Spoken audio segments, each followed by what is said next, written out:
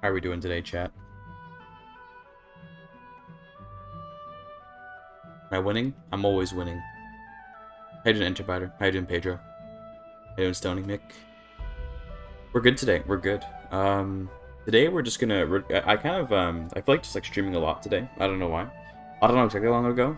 Because it is Ramadan after all. But I'd like to stream for a long time. I kind of want to just do like a relatively casual, just like CK3 playthrough, but using my mod because obviously trying to advertise it more.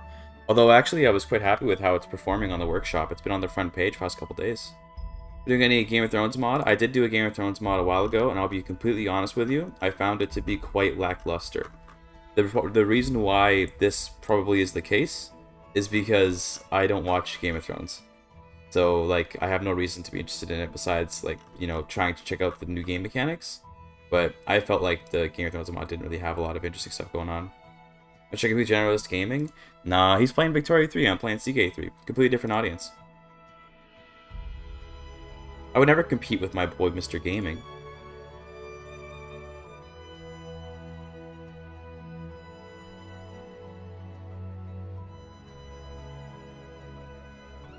Magic Piss though? No. What's your mod called? It's called Achemenid Legends. Here, I'm gonna put a link to it with the mod command. Hold on. Let me just do that. Oh, I already did. Okay, cool. It's already there. Yeah, exclamation point mod, and you can get a link like that.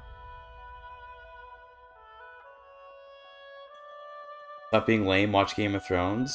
Game of Thrones ended so badly, though, from what I understand, that it's not worth getting invested in, if you ask me. But I try the Game of Thrones mod had the same issue. I don't know or care about the story, so no investment. Yeah, pretty much exactly what happened with me. It's just like, I don't, I don't play it, so it's hard to be like, oh yeah, let me check out this mod, where the whole selling point is that it has characters you recognize, and the rest of the mod is mostly barren. It's like, okay, well, I'm good. I did try to watch Game of Thrones. One of my friends is like a huge Game of Thrones fan, so I did watch it like briefly, and I just found it to be kind of boring. I don't know. It's hard for me to get invested in these like super grand fantasy world things, because I don't know, they're not that interesting to me. No, Dude series, haven't watched it, but from what I understand, it's pretty cool. Timothy Chalamet. Sorry, I can't say hard names. Timothy Chalamet is a good actor. I haven't read or watched it though. Take a piss and then build a watch. Let's go, dude. Fellow piss enjoyers in chat. I'm gonna go to the main screen here. We got about 13 seconds. Boom. What's up, y'all? Very sunny today. Very sunny. So you know, bright face and all. But we'll have to just live with that. I got a dip, man. Love what you're doing. Keep doing it. See ya. See you later, Ghost Tech. I don't know if it's because of the Game of Thrones opinions, but see you later, bro. Dune's a cool concept in the sense that it's like sci-fi with medieval combat. How was Ergo today? What is Ergo? I can't wait to Game of Thrones mod despite I watched Game of Thrones and also lacks mechanics from vanilla like struggles. Yeah, that's what I'm saying, yeah. What is Haston up to today? I don't know if we're playing Haston. I don't know what we're gonna play. I just would like to, I don't know, play something. I don't know, we'll just drop in a new game. I think 1066 though. I'm getting kind of tired of the 867 starts. Because they're always so... Well, actually, am I, though? It takes forever to get the tech going in 867. That's the problem. I much prefer the 1066 stuff. How is... Oh, the ergonomics? Ergonomics is much better because I got this chair. You see, like, I got this chair. It's not a computer chair, but compared to the couch, it's significantly improved. Yeah, I'm definitely much better. You almost RPAD to go Achemenid instead? That'd be pretty funny. Hungarians into Achemenids? We can do that. It's actually, that's kind of interesting. I like it. Let's do it. Although I dislike playing 867 these days. We'll do it. Random backwater Russian country? Nah. Shit. Ugh. Prove the Hungarian Achemenid connection. Okay, I wish my goal has been updated. It's a very nice piss. I'm glad to hear it. A good piss is worth its weight in gold. Which, you know, to be fair, isn't that much gold, but it's something. I'm gonna keep the legend cost on low, because, I don't know. It's good. Alright, let's call this Hungarian Achemenids. Cool. And let me unmute the sound for the game so now you can hear the game. Good. Alright, so obviously In terms of what we want to do this run, we've obviously got our modded legends here. I think we'll probably try. We're not gonna just like bum rush the legends, but you know, I'll make my way over into Greece so they can maybe do this legend or something. I'm thinking about so one thing I'm thinking about, by the way, chat, is the patch I'm planning for this one. I'm gonna add like random events and stuff, right? I'm not sure. Also, wait, we need a timer. Hold on, I almost forgot the timer. How could I? I'm not sure what exactly sort of events I want to add, but I'd like to add some kind of events and some more stuff like what would you call it? Artifacts and all that. You know, that'd be nice to have, but we'll see. We'll see. U4 music incoming. Let's go. Poggers.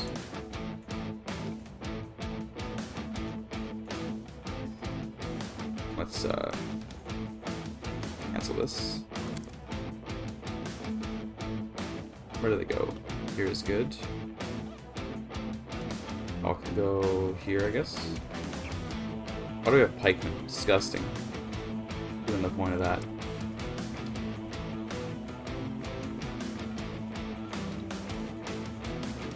Okay. And let's get going over to Bulgaria. Okay, there's the port. I can remember, I forget where the port was. There you go. Sorry if I'm a little scatterbrained, by the way. It is Ramadan. I do be fasting. I'm going to try to keep my focus, but definitely, sometimes fasting can have a bit of a negative effect. I'm actually going to go... I kind of want to go with the activity, so we could go some of these, but I think I'm good. Do I want to get the legitimacy line? This one's actually not bad, but I think we just go here. Eating for me? Thanks. Send the calories over. Much appreciated.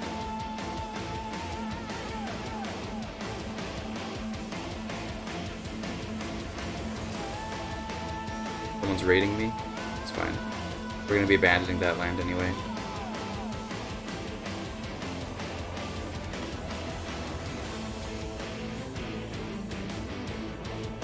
Just keep an eye out for the Bulgarian army, see where they are. So they might come over here. Try to siege them without me knowing.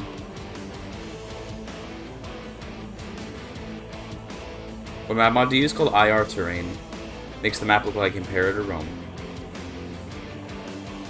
Get up there and fight the French. Easy clap. Damn. Imagine rushing to watch the stream. Kind of weird. Why in a rush, bro? You gotta chill, bro. I don't care. I'll be fine. It's fine. Copium.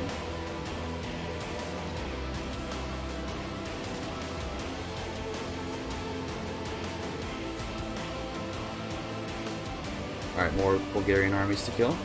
Go. Pretty good. Easiest clap of my life, and let's end the war. Excellent. Did we get a legend for that, by the way? No. Okay. Alright, what's this disease we have here? Invaded into camp fever. You hate to see that. What's up, Sinker? Who we got? Magyar. Basically, we own the entire country. Okay, cool. That's good. Are all the duchies made? Yeah, they are. Alright, great. Where do we want to actually station our holdings here? What duchies do we want to work out of? I mean, to be fair, I'll probably just go move into Thrace something later, so let's actually not worry about it. Let's just give stuff away.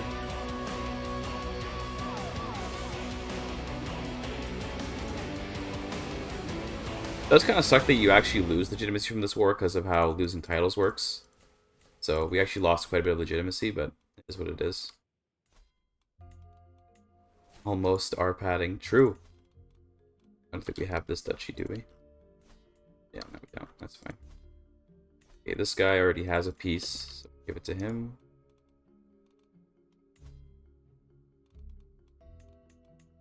Nice. I have 9 of 5 holdings.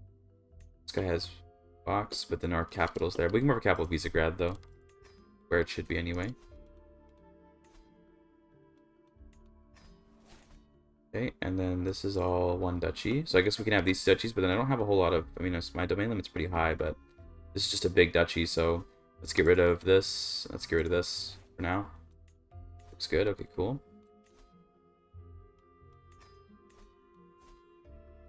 Illness kind of sucks. Hopefully we don't die.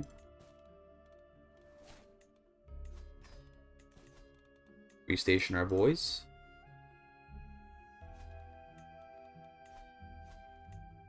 guy's here. The pikeman down here. In the disease. In the miasma. And let's let's actually escape this plague, or is it already ending? Okay, it's already ending. It's escape it by going raiding. That's one way you can escape a plague, is to go raiding. But yeah, the Minsk movies could have served Hitler. I mean, that's implied by the movie, isn't it? Isn't that like one of the implications? I'd like to go and raid someone that would like try to fight back. So let's actually just raise. We got max horse archers. Can I put a building here that would make them do better? Yeah, like horse herds. That'd be great. One of those here too. Light horsemen. Cool. Let those reinforce.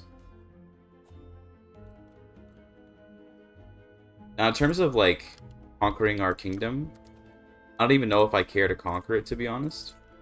I'm trying to think about if I just want to like bum rush into Greece or something like that.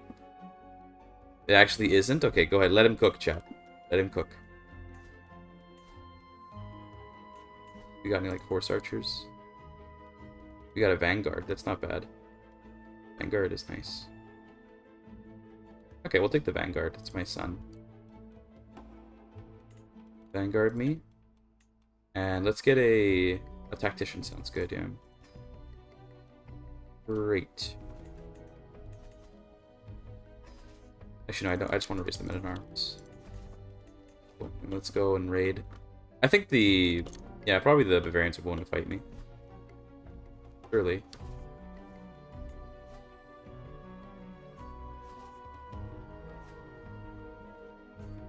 Maybe not. Maybe, are they already fighting someone? Are they? They might be already fighting.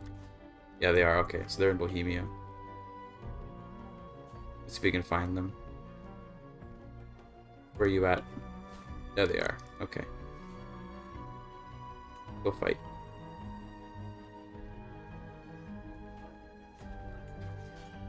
I'm losing. No. And then did they kill my son? Oh my god. Of course they killed my son. That's not a good start. The new heir. I mean, at least I guess we can educate this kid, maybe make him better. Although that other son was pretty good. This guy's not bad, so that sucks. But he's learning. Let's make him stewardship. Yeah. Good. Rip. Variant's too strong for me.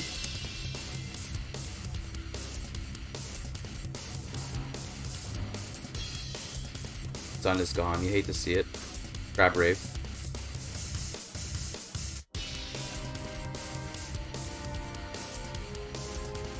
Are there any good legends I could do right now? Not really. I'd like to get one of the adventuring legends so we can adventure for a kingdom. That'd be kind of fun. You know what I mean?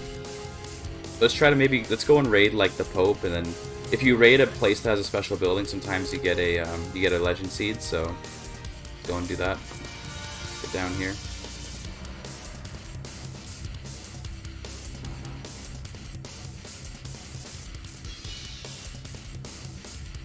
In the movie Minions, they are last seen during Napoleon's invasion of Russia, after which they flee to sanctuary and emerged in the 1960s.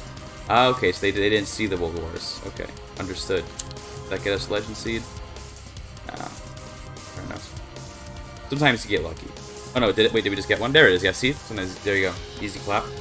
So let's go ahead and start this one. Oh, Attila. Let's go. Treacherous and lewd. Chaste or faithful? Sure, let's go with that.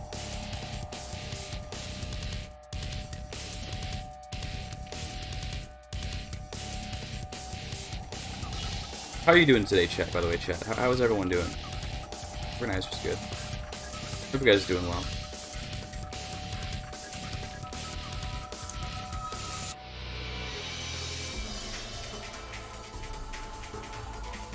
The affable, okay. Honest is good. Oh, we got Boris to spread it, that's good.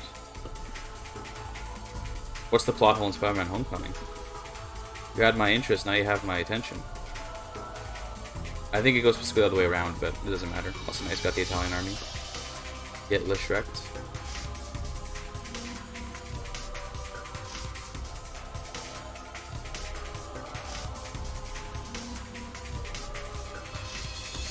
Okay, next let's go to... How many... Can I siege this? Oh, okay. We'll have to wait for some reinforcements to do that. Which I think we can get. Let's get some heavy footmen.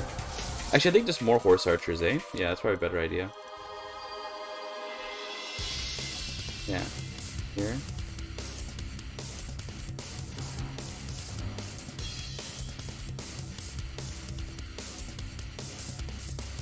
I think I'd rather have the war camp here than the longhouse. Let's do that.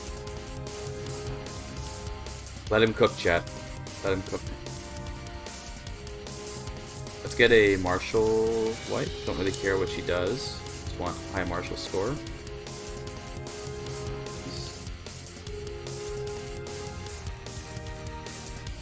I'll rip. I married a lowborn. That was probably a mistake, but oh well. Too late now.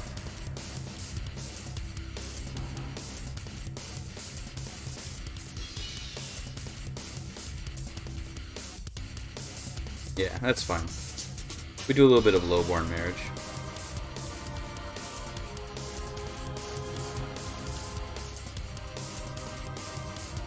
This is Virgil's theme, yes, from Devil May Cry 3, a classic. Probably one of my favorite games ever, to be honest. It's a very good game. I'm not even...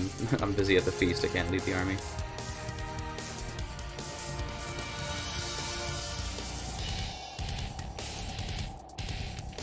Rip my prestige, by the way, holy shit. I was hoping to gain prestige from this, but I forgot that beasts are a fickle beast sometimes.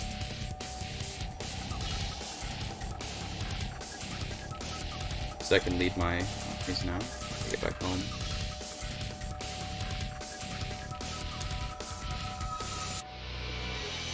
Alright, I think we can defeat these guys. Let's go for, I mean, if I can get aggressive attacker, that'd be nice. Yeah, we got it. That's good. Go. Bro is cooking, dude. Let him cook. Oh, they made it so I couldn't raid Constantinople. Damn. Sucks. Oh well.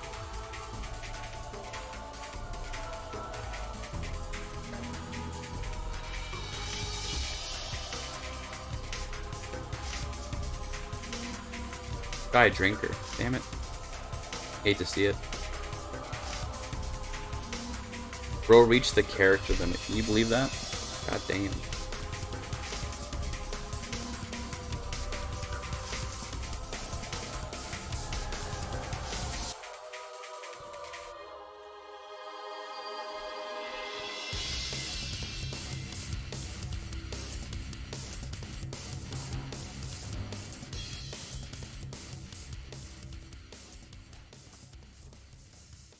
Bloody flux. That's not good. I'd rather not die right now, so we can stop that.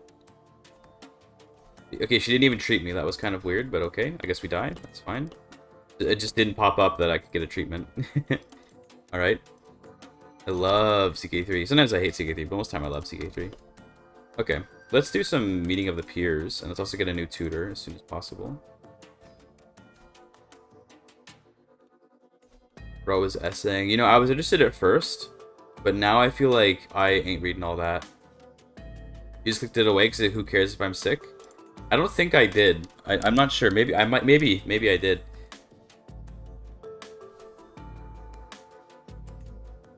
I don't think so though. I'm pretty sure it just didn't pop up. But to be fair, it might be right. Oh, these are so bad. Why? Ugh. Okay, between these three, the fun pick is Paranoid, but that's a bad pick. The worst pick is Craven. This is like so bad. And then Shy is pretty bad. Foreign character, you can read that? Nah, not while I'm streaming. Shy. Ugh. I'm just gonna go with Paranoid.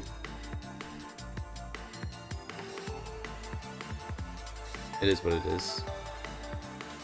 Paranoid sucks, but fine.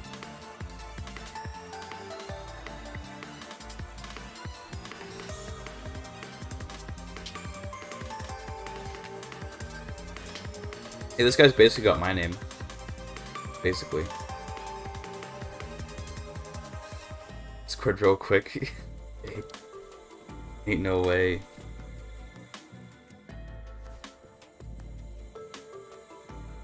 Do I want a friend? Sure, let's just pile on the stress, bro. Do it. Give me the stress.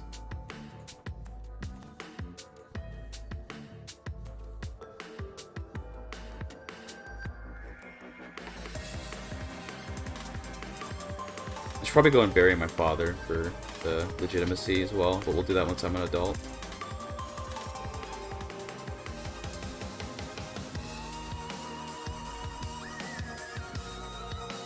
We gain a little bit of stress. Just max me out, bro. Just give me all the stress. Lunatic, good. What I wanted. How's fasting going? I'm pretty hungry.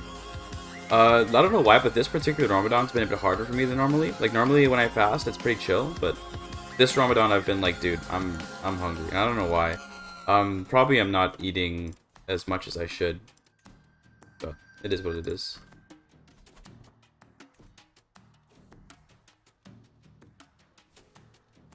Let's take that one, Marshall. Hungry, nice pun. Thank you. It's totally intentional. We're almost an adult now. Let's go.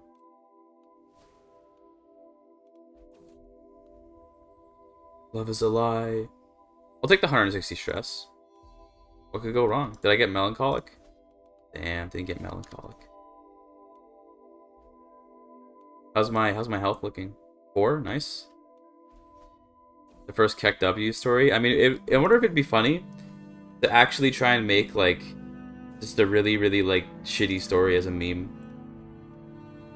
I could do like a micro Chad story. That's a good idea. That's a really good idea. The old micro Chad story.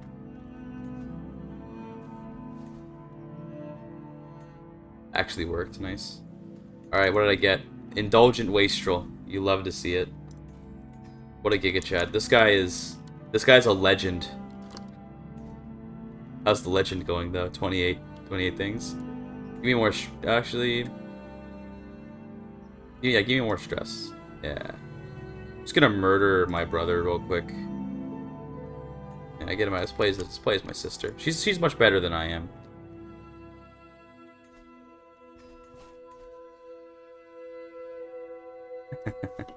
How's her brother turning out? Yeah. He turned out. But partner doesn't fast. No, partner's not Muslim. So it's just me.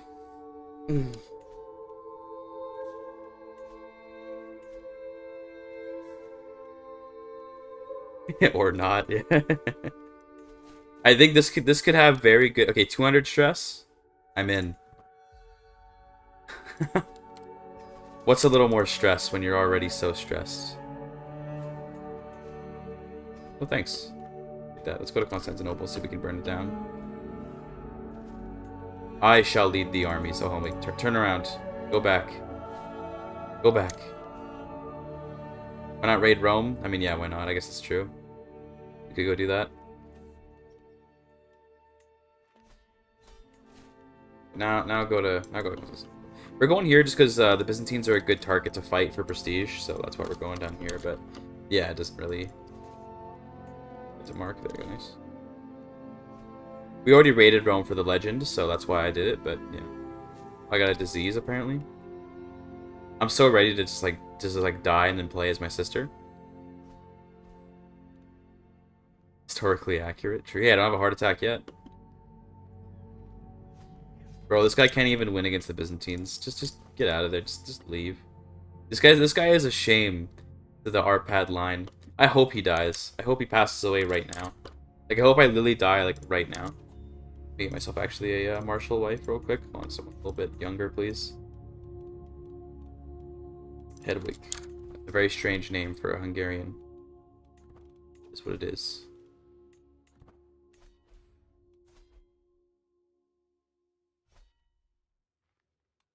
I think leaning into the memes is a good idea, personally. I think leaning into the memes is good. This guy's gonna be a micro Chad.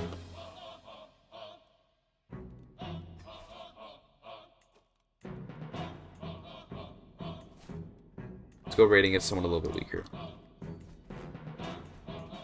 Bavaria probably would fight me. I think we can take Bavaria.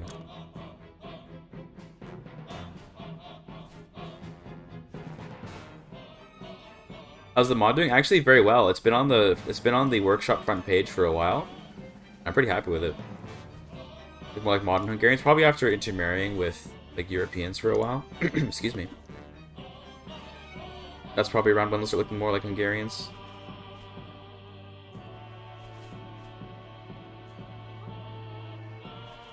Oh yeah, what's the exploit, Fulcata? Thanks, Ezio. Yeah, it's been pretty nice.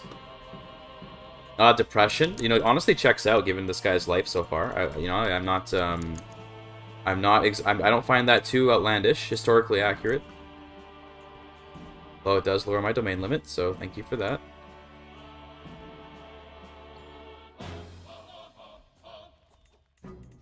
I get some artifacts. Yeah, sure.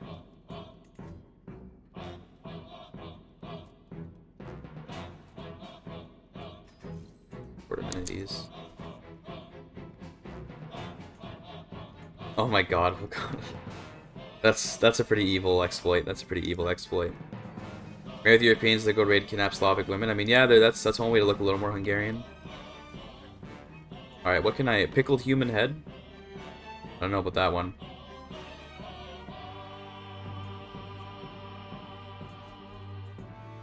I seem to be quite hated amongst the masses.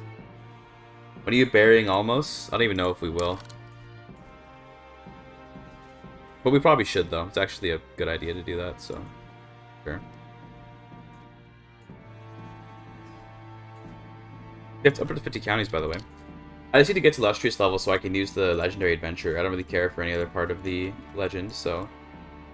let's go bury... Oh, I can't even bury him, he's gone. I can bury my brother, though, so we'll do that. The brother who I murdered. Imagine organizing the burial of the guy that you killed. Look at that. Was murdered by you, and we're gonna bury him. No collection of pickled human heads? Yeah, it's not my thing.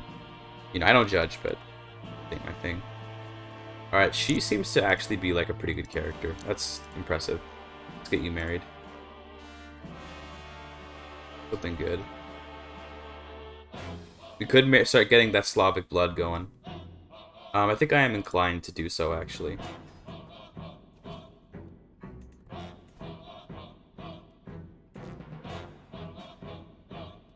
Give me legitimacy. We got it, nice, let's go. Actually losing stress. Gaining it back. Losing it again. Nice.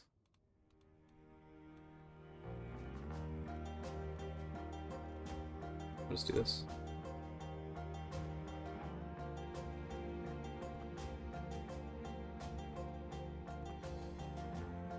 Just Imperator? Yeah, Ides of March are here, right? Imperator saw some pretty good numbers recently. Pretty cool. Okay, this guy wants to dismantle the... Oh my god, these guys all want to dismantle the country.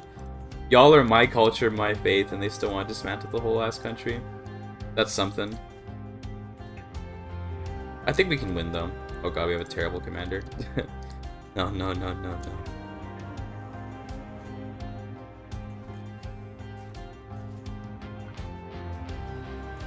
Let's get me leading. I'm a little better. Go fight this smaller army before they can unite with the other one. Nice. Hell yeah. Okay, 50%. That's pretty good. So we can wipe peace now if we need to.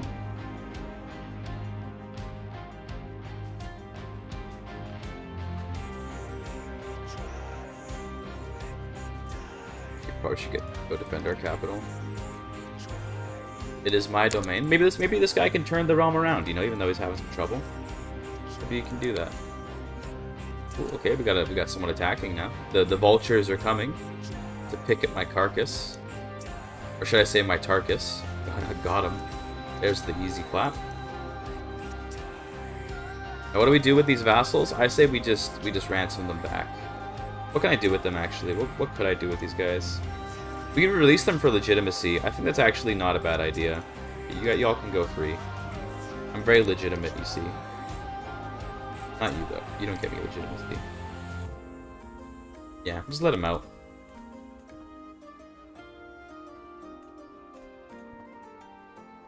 Easiest clap of my life right there.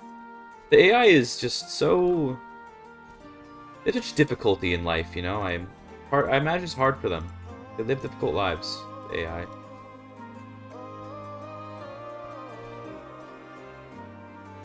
How's our legend doing? 61 counties? That's not bad at all. What's it giving? Men at arms damage? That's not bad.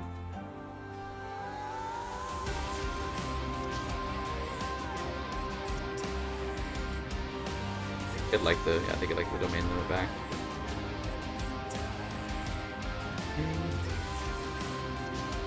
Let's go to Vanish.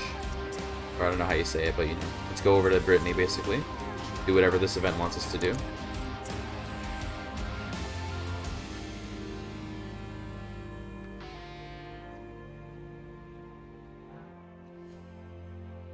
Sure.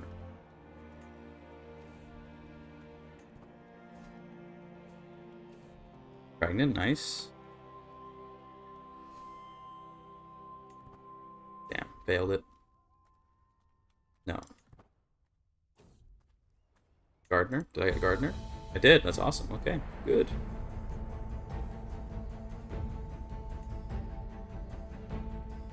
Well, these events, dude, chill. Get him. What's my prowess? Probably like 0. It's 9, okay, that's not too bad.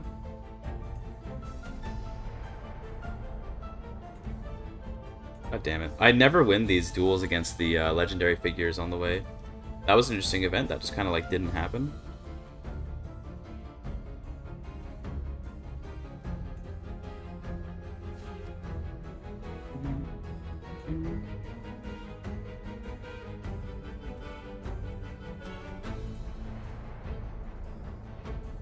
I've arrived.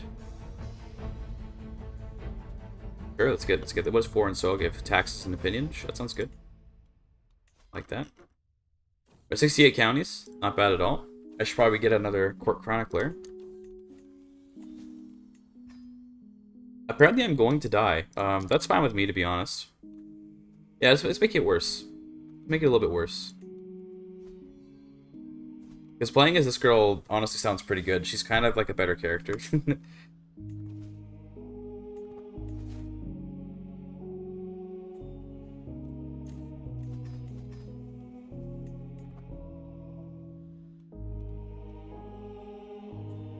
$69 baronies. Oh, and I died. Good timing.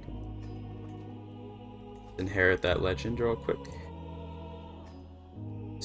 Okay.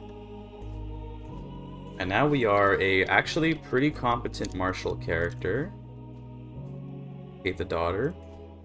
Thus begins the female lineage of the Hungarian Khanate. I don't know. Are we a Khanate? Probably check that, shouldn't I? What are we? Are we just a kingdom? Grand Principality. The Grand Princess. Okay. Gotcha.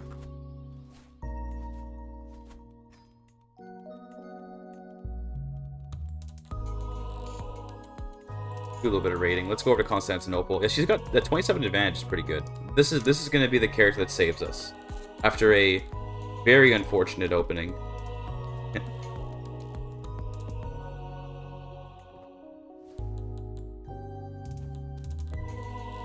Who am I trying to murder? What?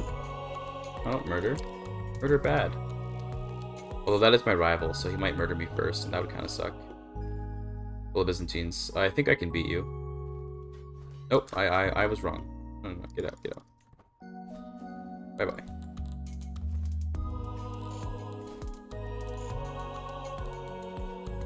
Can I build more of... What do I need for these? Barracks. You need barracks to build those? Work on that then. I would quite like that. Okay. How are we doing here? 76? Not bad. Let's go over to maybe would Paris be a good option? Yeah, I think we can take the French army. So let's go to Paris.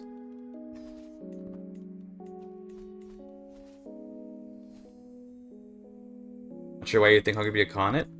Because I don't know, like they're steppe nomads. I don't know, dude. I don't know anything about medieval Hungarian, like not even Hungarian, but Magyar history.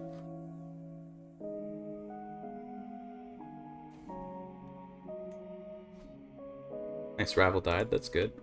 Go right into the disease. Yeah, this is, but can we just maneuver around that? That'd be just wonderful. Yeah, good. Oh, there, France. See that you're coming for me, but I think I'll win this. Okay, now we're being subjugated, so we're gonna go back home. And it's invalidated. Okay. But it also isn't. Oh, no, it's a different war. Okay. Cool. That was a nice chunk of prestige. Get back home, I guess. Another daughter just dropped.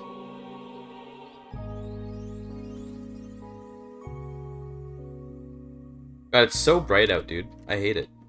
I mean, I'm glad because the winter was, you know, winter is a little bit saddening, but also, damn, it's bright out.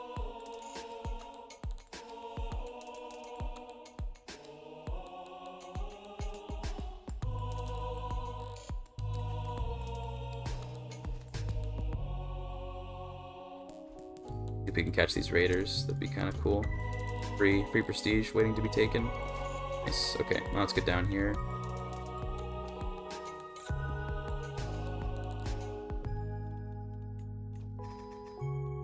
Upgrade these.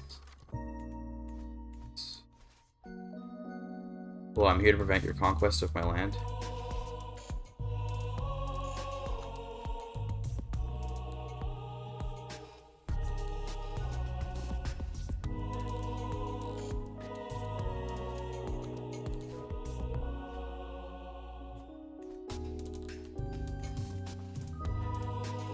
Bossy, that's good. Bossy's a good one. Let's go Marshall still. Let's keep going, going. Hopefully we'll just have a son instead of having to play as a woman, but it is what it is.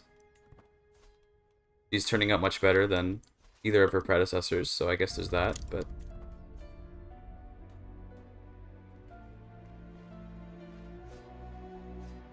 Easy clap.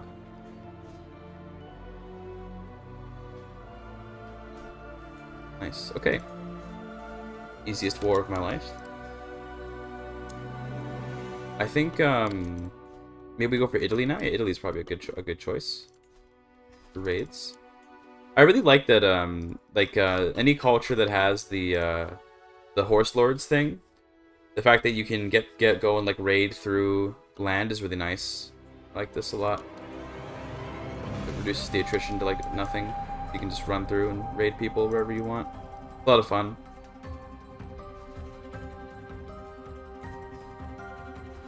Some wheat bix for brekkie. Jesus. Enjoy.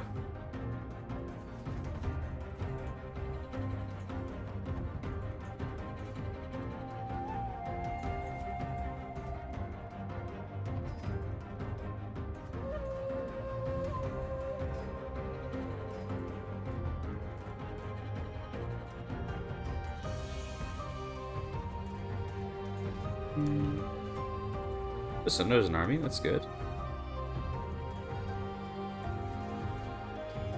This cock blocked his siege so hard, get wrecked, dude. That guy's probably pissed. Damn. How's our legend? 85 baronies, not bad at all. Breakfast? I just had dinner, bro. It's noon. Y'all gotta get in better time zones. It's 12:40 right now in the Pacific Northwest. Don't get me incestuous. Thank God.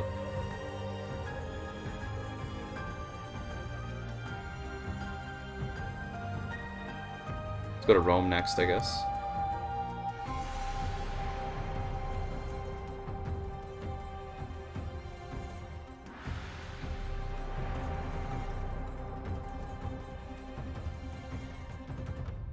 $7:41. Jesus.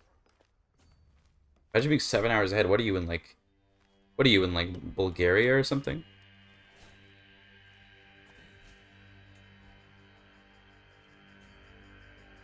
Let's go back home.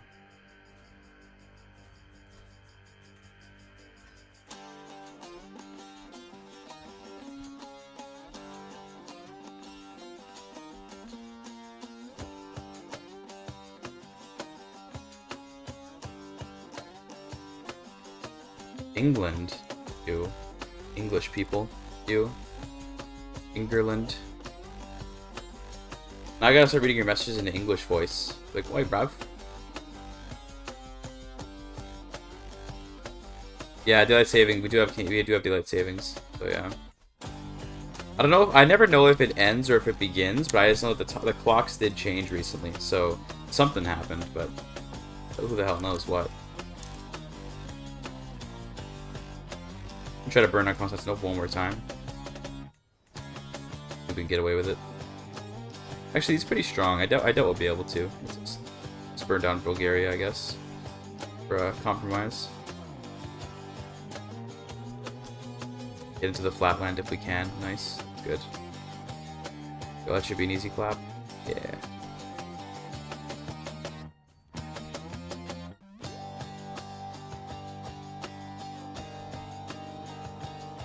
What's your go-to breakfast for fasting? Oh, jeez. I mean, my go-to breakfast would be, like, I'd have, like, some meat and stuff. I could have, like, some meat and rice. Usually I actually tend to focus on, like, foods that fill my stomach a little bit more, because it can be not painful. It can kind of sometimes it can be more important than you might realize to just kind of have like carbs to get you through the day. But I like to have like protein of some kind, whatever it might be, along with some kind of grain so that I can have like a reasonably full stomach. I try to eat a lot of eggs too because the nutrients, right? Kind of one thing to go for as well as eggs. Good pick.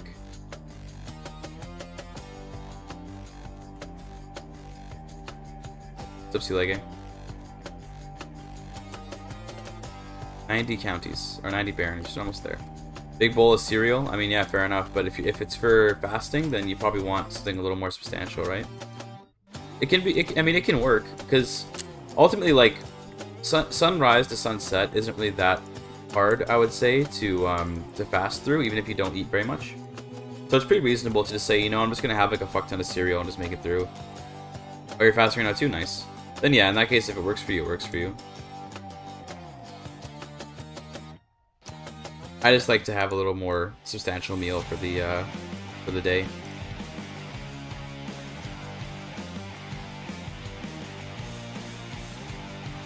Ooh, this is one of the good modifiers. Battleborn is nice, yeah, good.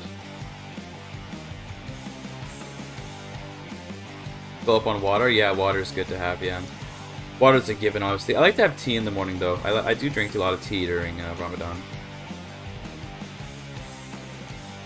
Yeah, sure, why not? That sounds fun. I doubt it'll work, but...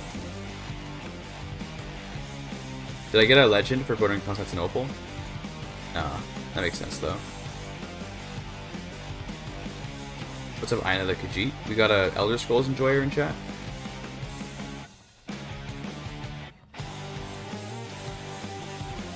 Although it is a Khajiit though, so, you know, I guess Khajiit has wares.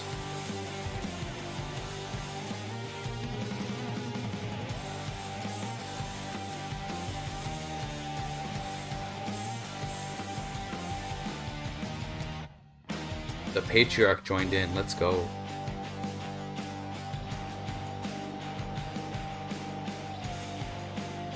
I should drop by Blockia's capital before we go. There we go.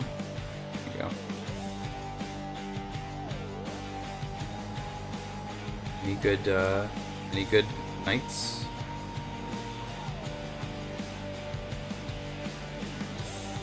$12 is not bad, but he's kind of old though, so I don't really care. Yeah, it's fine.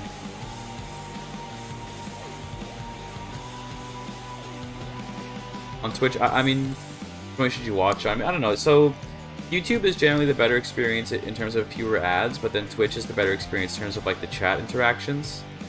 So, I mean, up to you, I guess, but I think I tend to be more in favor of Twitch personally. I'm gonna get the rest of GIGACHAD because it's my main duchy here, so do that. Damn, all of it's owned by individual accounts. Hate to see that.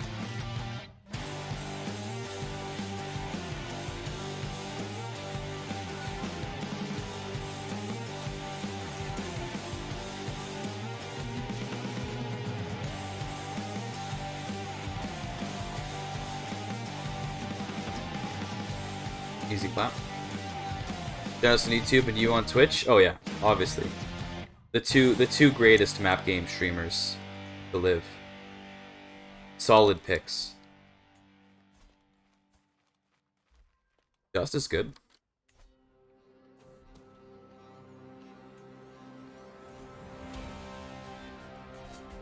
Why is such a low chance? I guess it's been discovered, that's why. Yeah, okay. Could have actually been a pretty high chance. I lose legitimacy for that? Oh my god, you lose legitimacy for getting discovered in plots? Jeez, plotting is like now no longer good, unless you know you can get away with it. That's hilarious.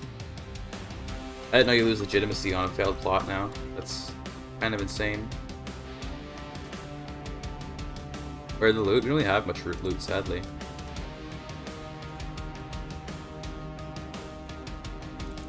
We got legendary, great. So now, I don't know if I'm not even gonna bother going to Mythic, because what does Mythic even give? It would just let me demand local submission. Yeah, I'm good. I'm gonna end that legend. We're gonna go on a legendary adventure somewhere.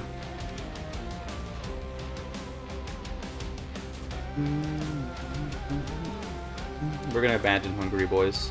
Okay. Where do we want to go? Where would I go? I guess I want to go towards this direction because you know that way we can get into the Persia content for my mod. All this is so divided. I hate when this happens because it's hard to pick an adventure target when this happens. Go to Mozambique. It's a little too far south. We go to Egypt. It's not a bad idea. Just build up our land in Egypt and then use that to get into Arabia, or into Persia, I should say. I'd like to get into the Intermezzo though. We could go to, you know, Tabriz is not a bad, like this duchy. What is this one? It's Azerbaijan? Yeah, it is. Azerbaijan's not bad. What's the C mod called? It's called the IR terrain. Go back through the steppe. Yeah, should I just go invade Khazaria for my adventure? That'd be kind of funny. First, let's end the legend, I guess. So let's do that real quick. Yeah. Cool. Did I get the legendary building? I did. I don't think I did, but that's fine. Doesn't matter. Leaving this place anyway. Let's do legendary adventure. Where are we going? Reach Nishapur? I mean, yeah, I think so, but only one county, right? Like, I don't want to take just one county legendary adventure. This is not bad. We can go into Merv. Not bad. No, this is okay, but we're doing a whole kingdom, right? So it was kind of bad, man. I think we go with Tabriz. This is not bad. No prestige, though. Beast real quick before we go, then.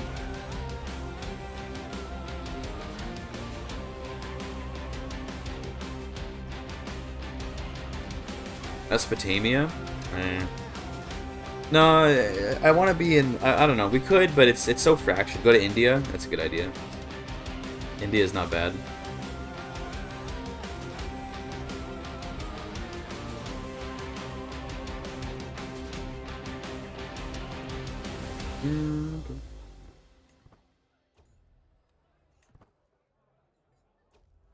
Okay, great. Okay. Eager. Good one. Yeah, we could do Jerusalem. Jerusalem is an acceptable option. Transoxiana, work your way down. I want like a place with good like opportunity to make money though. Can I reach here? No, I didn't think so, but what if we just go into Khazaria? That'd be so funny. Just be like, hey, I'll take this random spot in the middle of Khazaria. That'd be funny. We could go for something like Pontus. Like if I went with like, I just think that it does. If I do this, it highlights the whole thing. That's really, hold on. If I do, it doesn't work like this, does it? If I go like this and then it doesn't highlight the whole thing. How does that work? Is that because he has the King of Bulgaria? Like does king? Maybe because the King of Bulgaria exists. Mali and Magyars. But I want to use my mod content though. I think. Yeah, we can just go with Jerusalem. Or can we actually defeat the Caliph though? He's pretty poor to beat him. Armenia? No, I don't want Armenia. Not good money. Like I think in terms of like optimal play, yeah, the back music from Celeste, yeah. This would be a good play. Like Egypt would be a good play for, you know, actually playing well, but I think we can go with Jerusalem. I don't know, that'd be kind of funny.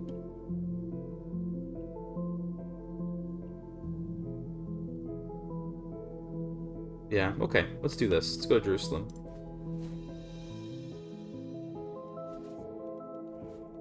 We'll take what will you take? We'll take Jerusalem.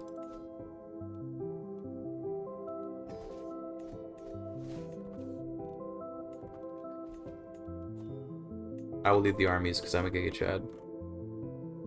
Yeah, any Abraham faith can build the temple, and that's, you know, it's true. It's a pretty good spot.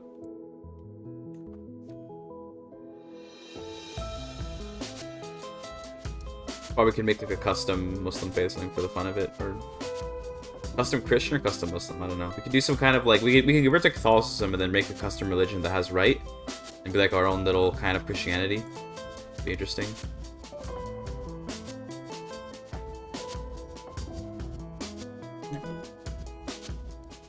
It's basically around. He's already out of money. Yes, that's good. This shouldn't be too tough. We do in fact be horse crusading. Convert to Yazidi. Yeah, that could be funny. Yazidi has like no content though, so it feels kind of pointless. Fortunately. Someone's trying to murder me. That's not good at all.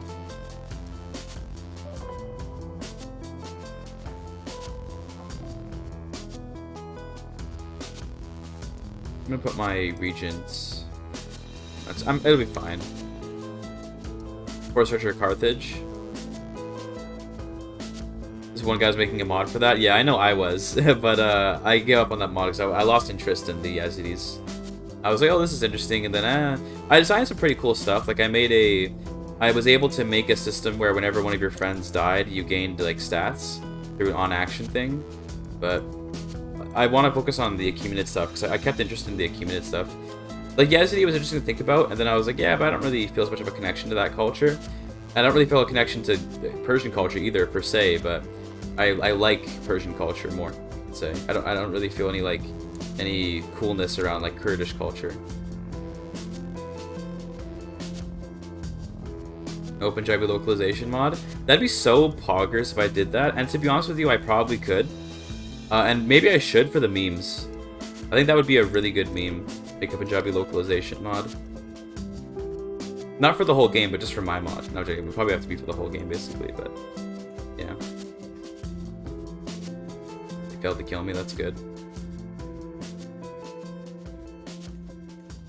I'm getting so much power, though, bro. The holy site, I'm good. That's racist, damn. You hate to see it. Hello, sir, thanks for the free prestige. What's racist? Anything can be racist if you think about it.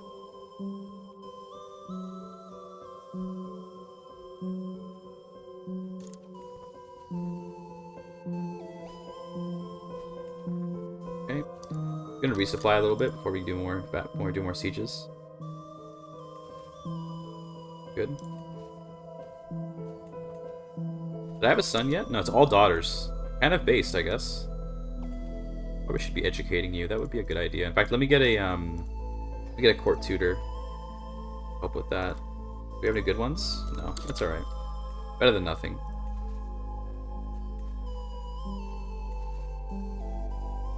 This is not Risk of Rain music. This is Celeste music, but I do have Risk of Rain music in the playlist.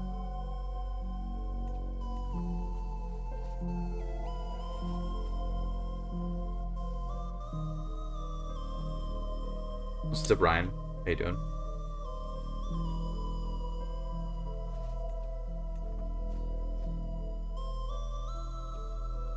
Another daughter. Bro, there are no sons allowed. Only daughters.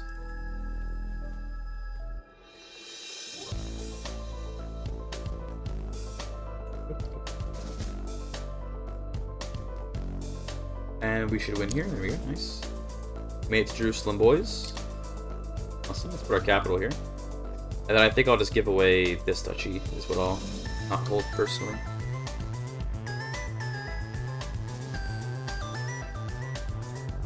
Alright, nice. Okay, so what ended up, okay, just Hungary is over here, and it's ruled by this person, whoever this is. Makes sense. You want to dominate Hungarian Achaemenid Empire? It's in the cards. It's in the cards. We still, so now we only have the Achaemenid stuff. Good. Oh, those claims. God damn. Bro, those claims to everything. Nice. Alright, cool. So we made it. The episodes are quite weak now. In terms of, I still need a little more domain limit, but I think we can.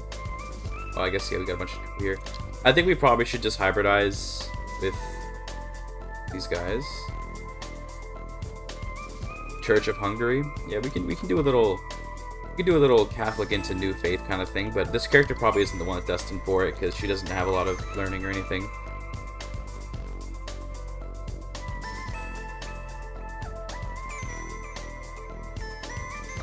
Yeah, the Magyar Church. Yeah, we didn't actually go Hungarian. It's true. It's because Hungarian culture just kind of sucks compared to Magyar culture, in terms of the game anyway. Not necessarily making a statement about, you know, reality, but...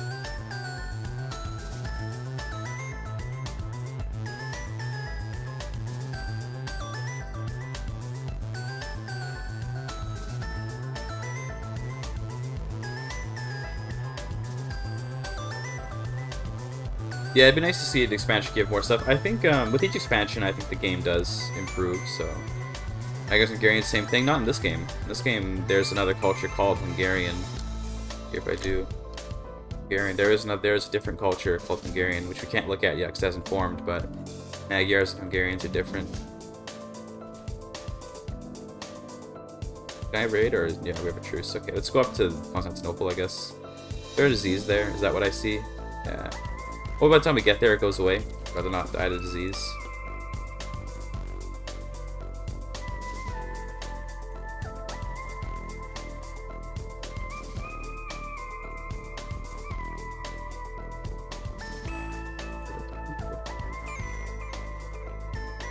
Yeah, looks like it's gone. That's good.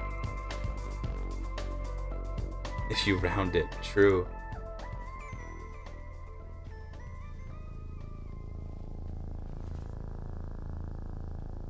Sucks that there was no good target to actually go into Persia with, but, well. Did I get a legend with that? I should have gone hybridized with Vikings so I get long ships to raid overseas, but it is what it is. Oh, I got your crown. Oh, got the crown of Justinian. That's kind of crazy. You love to see that. Alright. That's +1 domain limit. Easy. Ah. X that out. What's up, NPC? Ramadan Kareem. Hell yeah, dude. Appreciate it. How you doing, NPC? Streamer luck, yeah, honestly, streamer luck. Honestly true.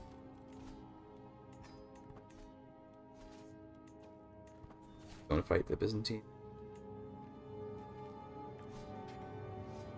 A lot of Byzantines, and we're in bad terrain, but oh well. Are they coming to help? They can't even help, they're just gonna stand there, nice. Love that. And now I think I lose this battle. Yeah, that's fair. Oh, no, wait. Do I? Ooh. Ooh. Yeah, I do. Okay. I don't know why the UI is so buggy, but...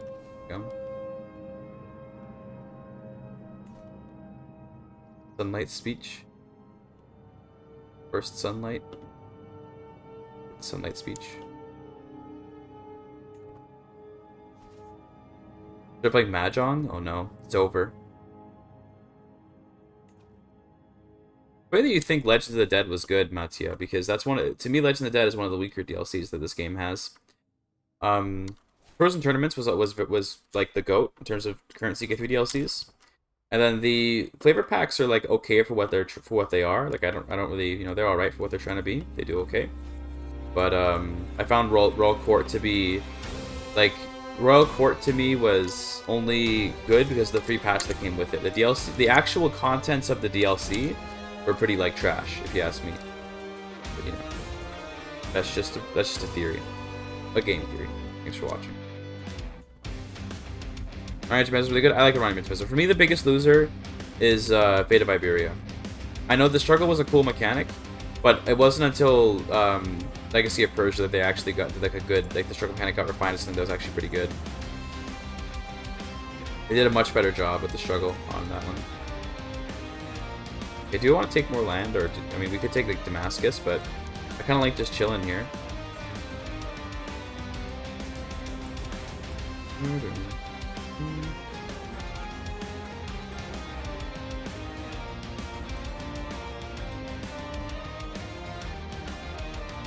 Some stuff.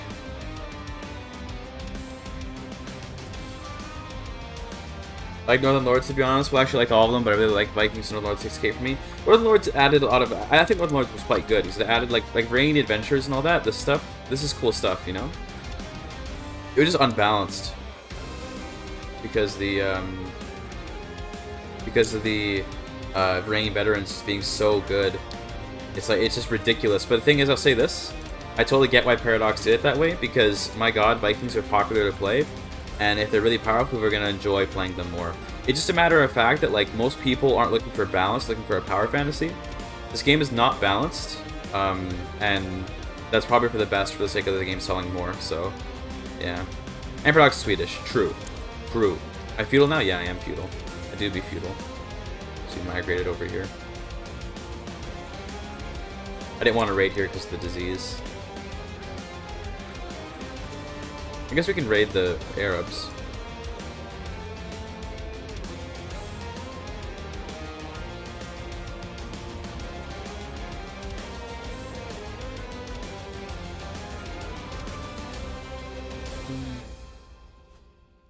I'd like to conquer Honorius so that I can do the Amestris legend. That'd be kind of good, so let's get working on that. Conquer this county. I think because I'm pagan, I can just conquer it, or can I only conquer things I have a border with? No, I can just conquer. Okay, where's Honorius?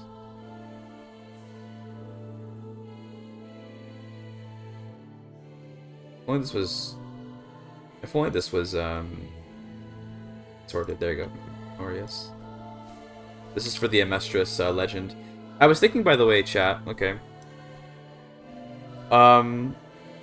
What do I want to do next for the mod? So obviously I want to update the Achaemenid Legend mod with more flavor, because right now it's as much as people seem to be enjoying the mod, I fully recognize that like it's lacking a lot of stuff right now, and I want to fix that. Obviously, yeah, interesting. Because I think I have his heir. Yeah, I have his heir still in prison. But I'd like to think about what I want to do next, and I had a couple ideas. I was thinking about like. Maybe like a mod that adds legend, like a legend type that corresponds to like certain culture traditions, where it'd be something like where, like it'll be called like a cultural legend or something. That's what I had in mind, just called cultural legend. Okay. But then like it would be somewhat procedurally generated, like sort of similar to how the current legends are, where like based on what culture tradition it is that inspired the legend, you get different like rewards and bonuses and stuff. But I'm not even sure how I would do that. I feel like the legend system, at least how it's coded, is actually so restrictive that you have to make every single legend be its own type if you want to do anything that's like distinct in any way, which is quite tragic to me because it's really annoying to have to make a different legend type for every single thing. But it is what it is. Can I get a seneschal, or are we just not doing that? No seneschal is allowed. Can I recruit some people from the prison maybe? Lily, whoever. Oh, I got a Dukas. Wait, is this one of this guy? Is that the current reigning family? No, it's not. It's Macedon. Dukas is one of the families, right? I don't know, but I think they are. Recruit. Just gonna recruit everyone. In hopes that we can get some good people for minor jobs. I think it's 6. I see. Okay. You're gonna go for Outremer? That'd be kind of funny. Outremer Achaemenid Empire. That'd be interesting. I got a seneschal now, please. Yeah, there we go.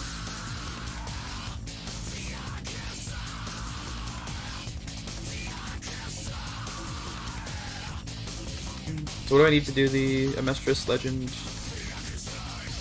I just need diplomacy, and then dread and tyranny. Well, it's only 4, so I have to get remarried. Actually, no, you have good diplomacy. We can just do it this way. Only 9? Are you kidding me? I need to get 1 diplomacy. I guess I can switch my focus. Yeah, let's get strategist first. Let's switch focuses. Getting tyranny is pretty easy because we can just arrest courtiers over and over again. And then dread we get from, I don't know, we can do some executions. Chaucer's with horse herds boost. Oh, GIGACHAD. Holy. The disease gone? It is gone. Okay, let's get some prisoners. Execute with some dread or something. Ooh, this is gonna be good. This will be a good battle. Hold on. Yeah. Be in there.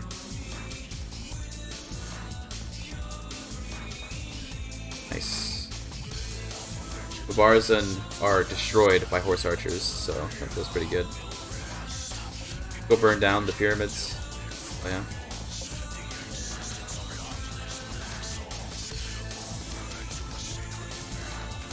Fight more. Let's go.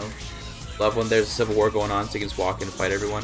Oh, we got another. Okay, we got another battle legend.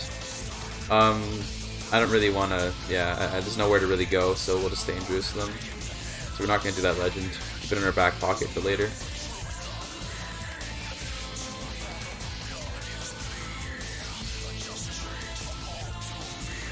Okay. Like burning them down. No, we'll find a way. Ooh, we can actually lose stress from Mexican people. Let's go.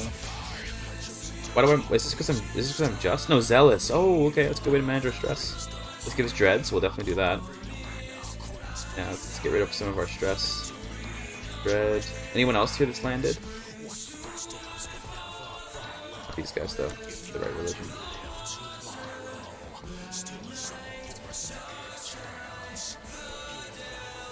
Okay, let's go over to a diplomacy focus. Wait, I want to get strategist first after Gore.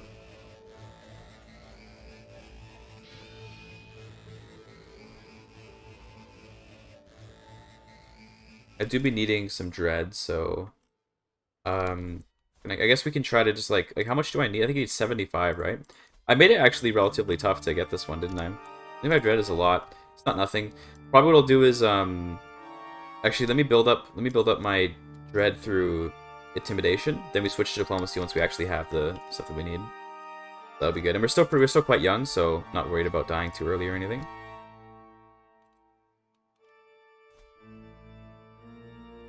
Remove his capital over here, eh? Okay. Anti-Zaidi. Okay, it's a Shia Arab Empire. That's a little bit strange. That has quite the implication. Also, Manichaean. Okay, this is a world that we're living in. This is a world that we're living in for sure. Yeah, this is and the levies too. Okay. Get some Hindus in Baluchistan. All right.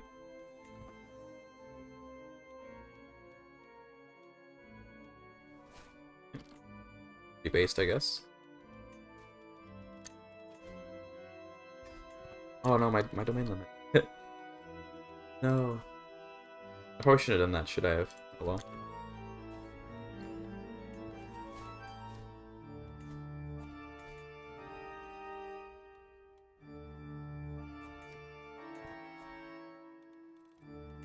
Yeah, it's fine. I'll just go over the domain limit. It doesn't really matter.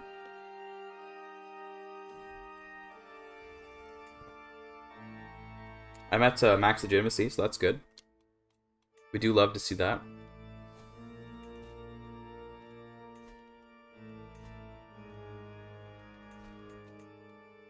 Get rid of this. Any horse archers? I should probably host a tournament so I can get maybe some horse archer leaders. Let's do that actually. Go to Nablus for that. Let's do archery, yeah. Can't participate, but it is what it is. It doesn't matter because we're not going to get the artifacts. So.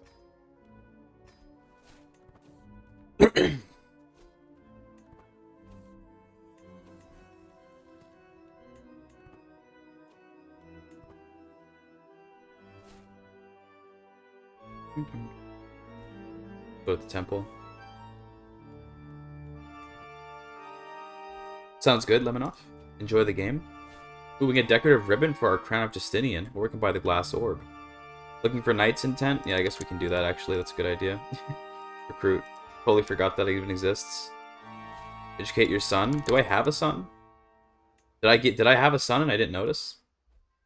Kind of based. He's 0. Yeah, I was gonna say he's probably not even educatable right now. I'll educate him once he's older. Just got one, nice.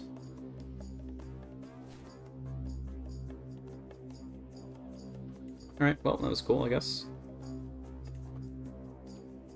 Let's see how, did we get anybody with enough archery skill to... Skirmishers, not so good. I don't think so. I think we've got an archer. That's, I mean, we can... I do like archer at least, so we can do that. And then instead of thug, let's get blade master. It's 56 though, it's such a waste. I guess we can at least seek in where the accolades tester. That's good. Light captain is dog shit. None of these are any good, yeah. Alright, let's not worry about it. Did have a son, okay. Well, we'll get him to educate him, I guess. That's fine. A sword? Oh, that's actually a pretty good sword. Horse Lord culture? I mean, we are a Horse Lord culture. So we can get it. It just, I believe what we need is someone with, like...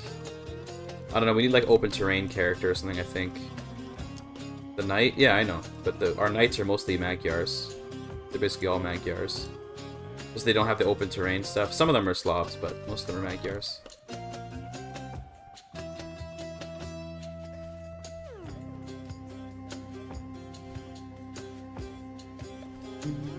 I kind of want to go and raid Constantinople again, so I'm just going to go do that. Expo leader or the bow has to leader. Okay, well, we'll keep doing archery then and see if we can get it.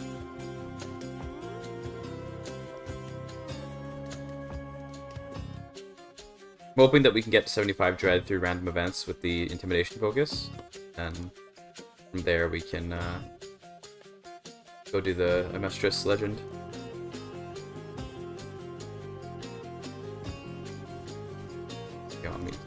Okay, this guy, what are you doing? He's taking Kirch, okay. Casually just burning down, Constantinople, GIGACHAD. I think we're gonna lose troops before we can burn this down, unfortunately. Yeah. Unfortunate. Wait, why did it stop? They gained more garrison, okay, I see. Fortunate for me.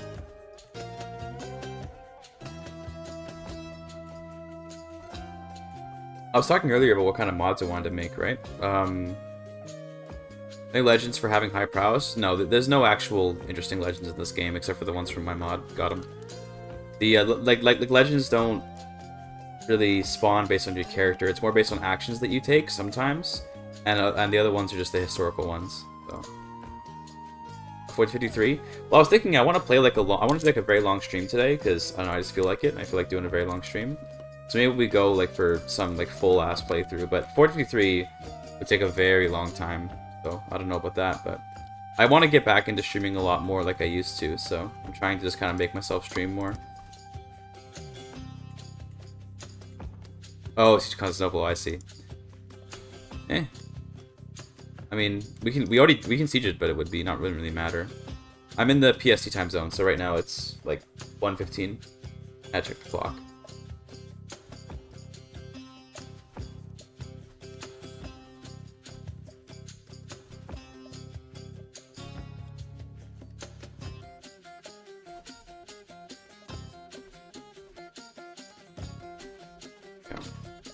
The game's kind of quiet. I'm turning the game up a little bit. I realized that I've kept the game at such a low volume for so long that I don't even hear it anymore.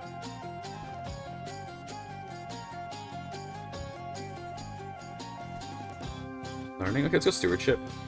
That's good. Archivist is still alone a little bit. UTC -7? I don't know what the UTC is, dude. I don't know what universal coordinated time is. Okay? Only relevant time to me is just, you know, is my time. No other time matters.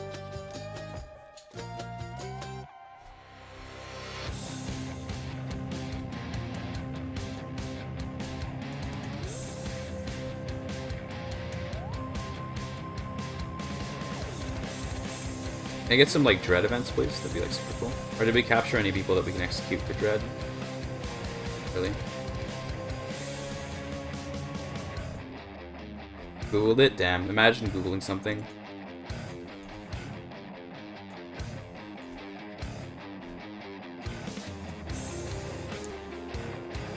GMT, the British one. I hate the British.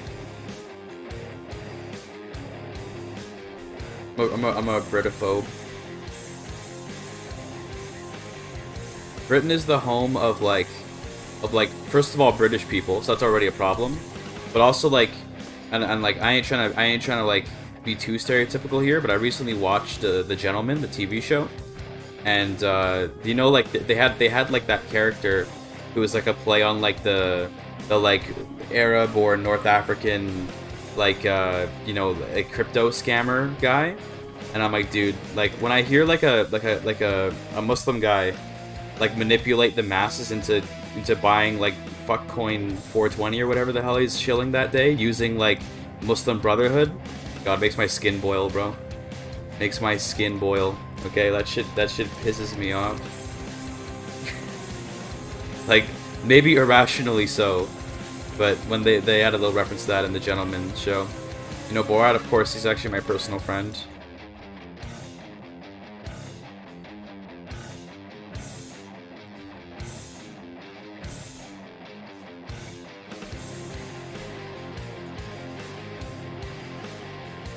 Add Borat to CK3. No, I don't want to make meme mods. I don't want to be meme. Used to be British? No. I'm well, I guess I do have an American half, so I guess my American half used to be British, but they're not anymore.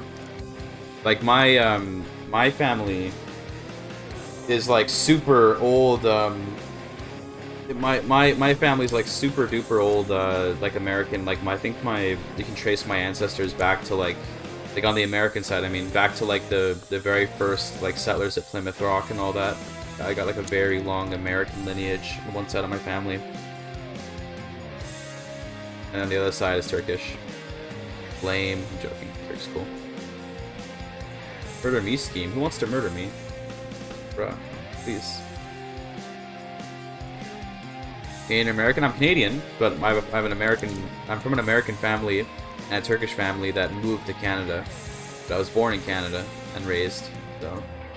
But ethnically, I guess you could say I'm American. In BC, it's just kind of how it is. A lot of Americans here. Came in 1619, the rest came in the 1700s. Damn. Based.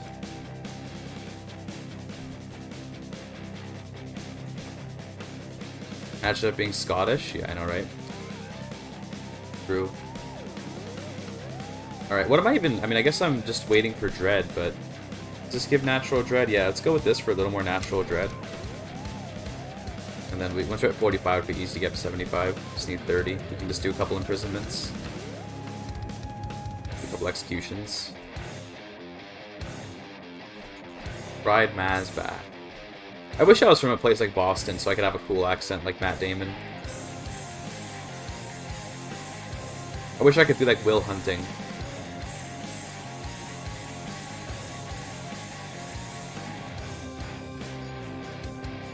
Is it good? I haven't had a fried Mars bar. I don't know.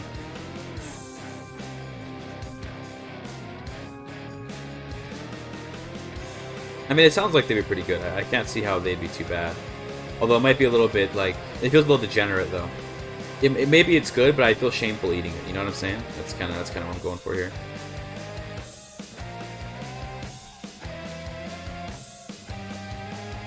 Fried chocolate, yeah. I bet it is good, but there's a certain level of shame that goes into a food like that.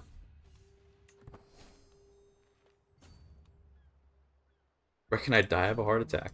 Yeah, well, maybe. So we had another son. It's unfortunate. That complicates succession a little bit. Not you. I don't care. Daughters no longer matter to me. We are now all about the sons.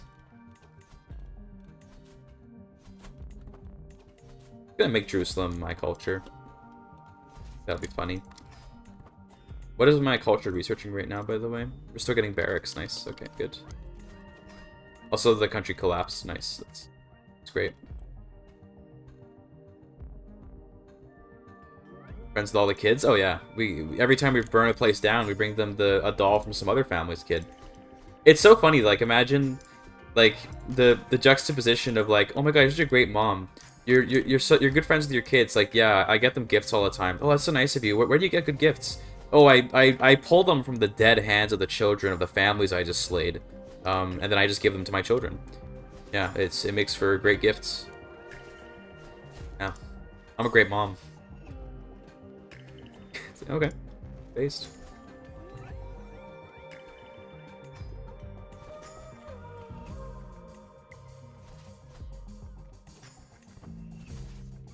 Wholesome, very, very.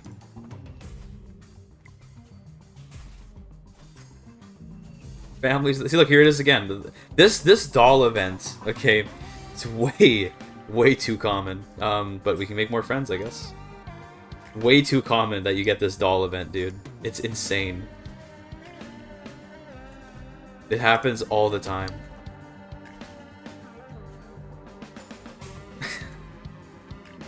Another friend made. Another one.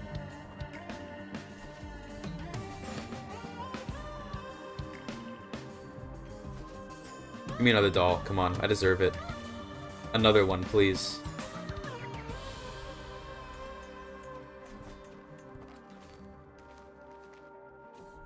Please, give me another doll. I want one more. Thank you. Thank you. Much appreciated. Another one.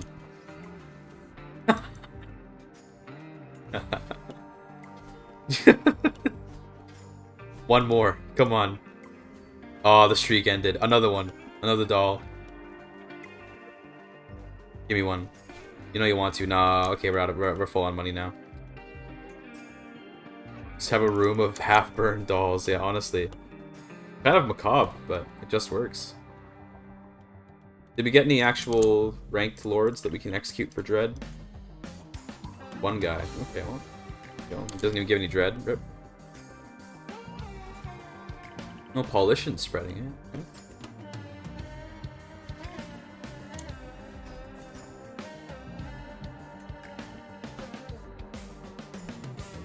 Oh, the Zaidis got removed from the Arabian Empire. Damn. Yeah, Speed 5 does slow down eventually, but the Black Death will help with that. Hopefully. There it is. Thank you. I needed more dolls. Wasn't, you know... I was running out. Needed a couple more.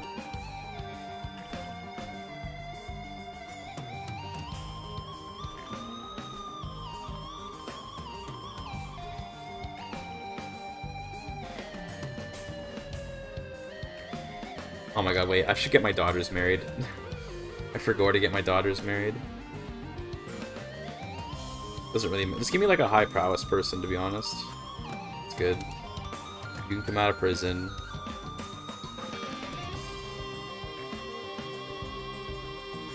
Get you married.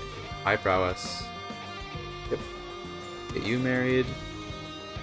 Just bring in some good knights, you know? Always a good idea. 346, and I put it to organic, so it'll happen like, pretty much randomly. It'll happen when it happens. So it's not historical.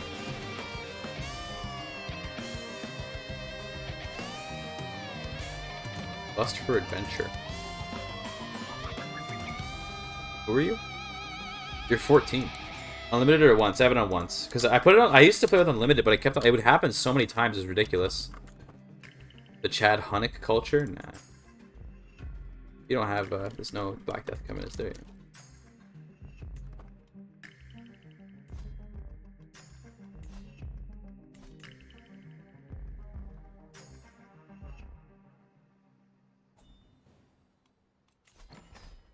Nice. I'm good. Don't want to make... The tapestries are never worth making, unfortunately. Okay. Generous is nice. Bad at all.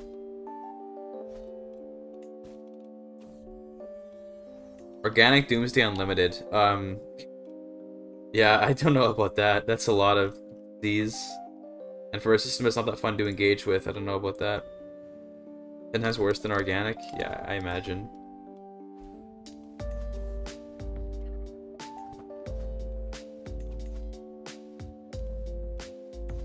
Can I do another tournament? though, yeah. Or archery.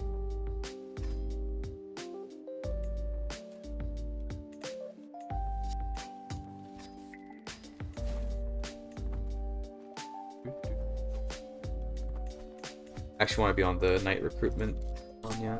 Good. Like those click 2 buttons, wait for 2 years? Exactly. Exactly. So it's just like whatever, who cares?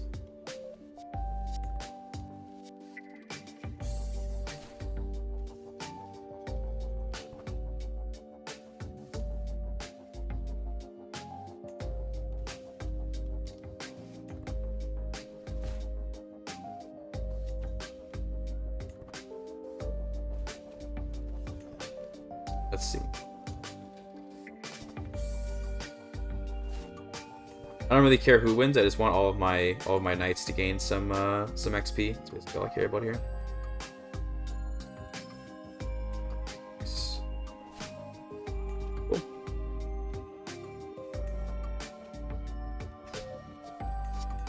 Maybe an opportunity for. Oh, first I'll put this person back in. Horse archer.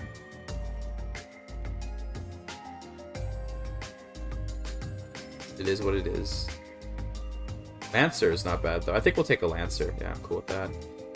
Let's go outright. Well, this doesn't give the retinue, but I do want that. There's good. Okay, we're gonna go Lancer Contender. Obviously, I don't have any heavy cavalry, but if I get this guy to level 3, then we can just get a retinue of them, which is really, really cool. So I just should make Jerusalem while being a pagan. Because I did a legendary adventure.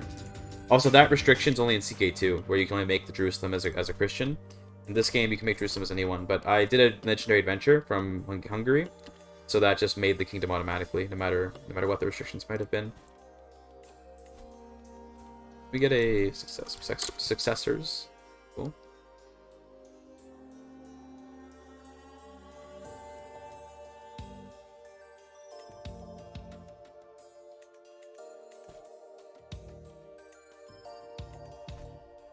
Can I do? I guess, I mean, the Grand Tour is kind of pointless. We don't have enough. I mean, at least 3 vassals for that. I guess we can pilgrimage. Sure, why not? You don't think so? I thought they could. I don't believe there's any restrictions. I might just be misremembering, but pretty sure that like anyone can make Jerusalem in this game. Sure though. We can test it later. Different name. Well, it should still be Jerusalem. I know in CK2 only Christians can make Jerusalem. I know that. Muslims can't? Okay, interesting. Very strange.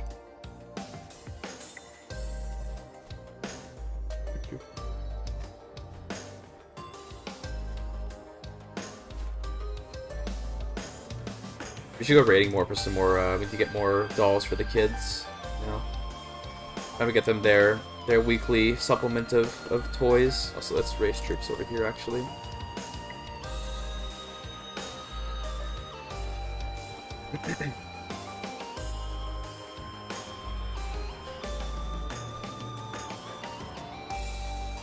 This was gonna give us a doll. Trust me, I know. This was gonna give a doll. No, okay, never mind. This one's gonna give a doll for sure.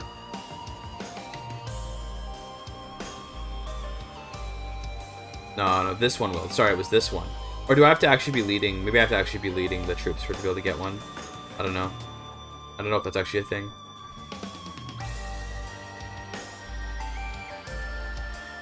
Maybe it is. That would make sense, to be fair. I just don't know. If we can raid Constantinople, so let's do it. We might lose troops to attrition before we can finish raiding it, but okay. Yeah, I think we're gonna lose troops to attrition before we can do it. It's Sag. Well, maybe we'll just barely make it. Ooh, one man. We have 1 man more than we need. Let's go. Please take it. Let's go. We did it. Okay, nice. Don't think we got any good prisoners, but pretty good.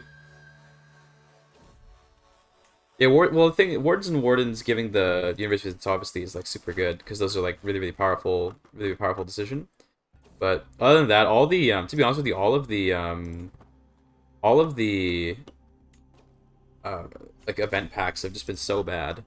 Like Words and Words wasn't as bad as Friends and Foes, which actively made the game a worse like video game. But you know, it still was pretty lackluster in terms of what I think could have been. I think that's a common theme with my critiques for CK3 is like what it could have been, right? It's always like that for me. It's like, oh, this could have been so much more than what it ended up being, and I feel like you know it's easy to always say that, and you know it is what it is. But yeah, you could always get something a little better than what you got.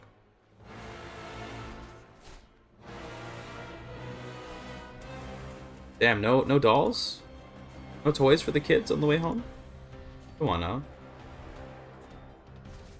There we go. The other two DLCs are probably coming out after September, is what I would guess. I would assume that the Wandering Noble, not Wandering Nobles, the Roads to Power is probably coming out like sometime in maybe August, and then Wandering Nobles in October or something. That'd be my guess. Yeah, the Tool of Fate, I believe, is from Wards and Wardens. Reverend's good.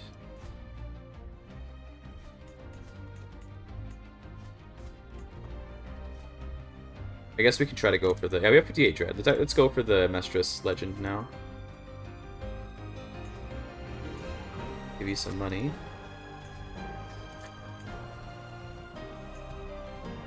He actually refused. Holy. GIGACHAD, 91% chance and he refused. Fine.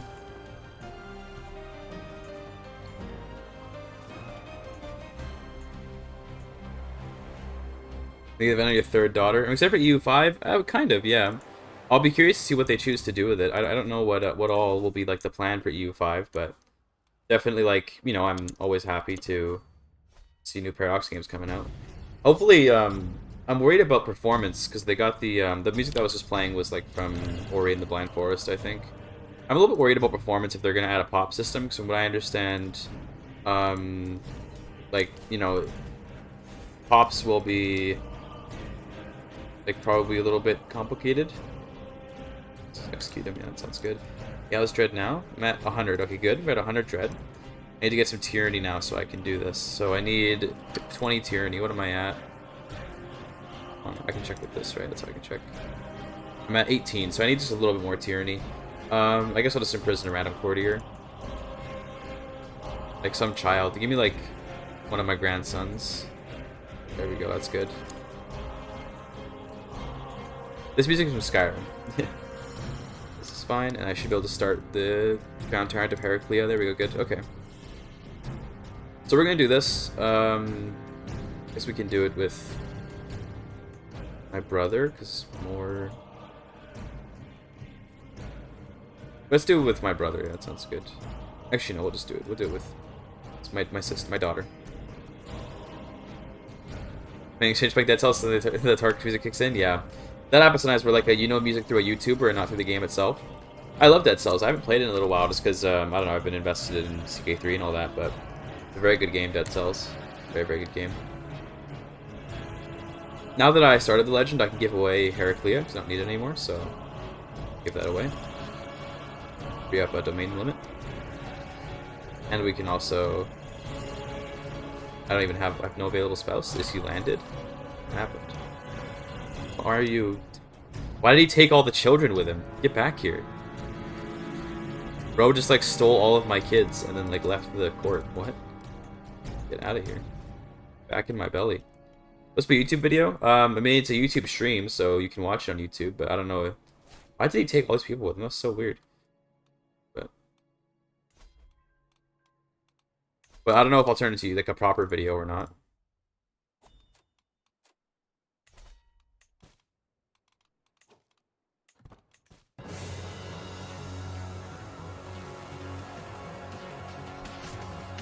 The Pious, that's based. So because our realm is quite small, it's going to be hard to spread this legend, which is unfortunate. But I think we can maybe improve that a little bit by maybe just doing a little invade kingdom, although I guess we can't, so never mind. If I become Catholic, then we can do a holy war for kingdom. I think I'm down for that. No one will convert, which is hilarious. That's stressing me out though. When is that Irish Anglo-Saxon Ruthenia video coming out? Because the DLC came out, I decided to abandon that. Because I had the footage recorded for that before the DLC came out. I don't want to upload a video that's like of a patch before the DLC, so that's just not going to come out. It's unfortunate, but that video did pretty well, and I wanted to make the sequel, but I was a little too slow on it, so it's my bad. But it was just bad timing.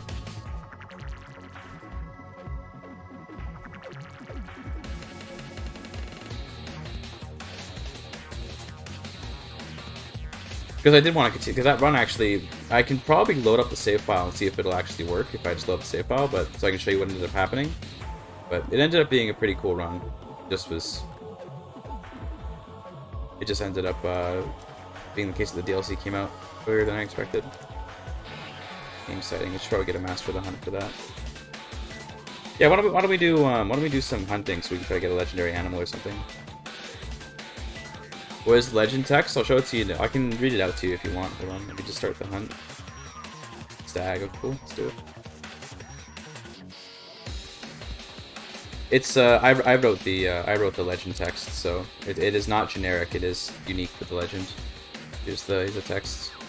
I don't really want to read it out. I don't know. I feel embarrassed to read my own writing. So if you really want to get a good look, then I don't know. Download the mod and read it if you really want to read the whole thing.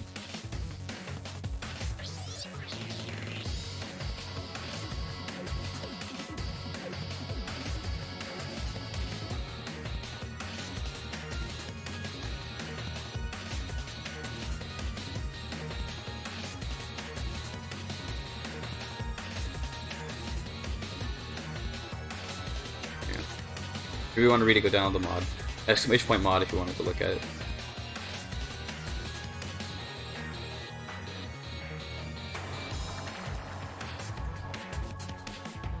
No problem, sir.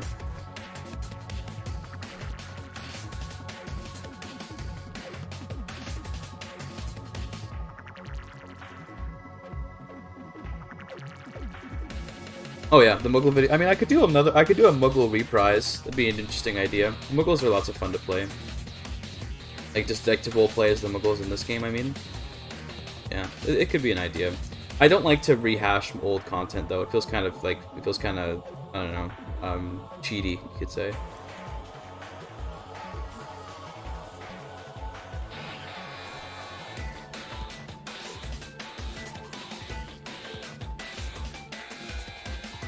We did it. Wild Stag Skull.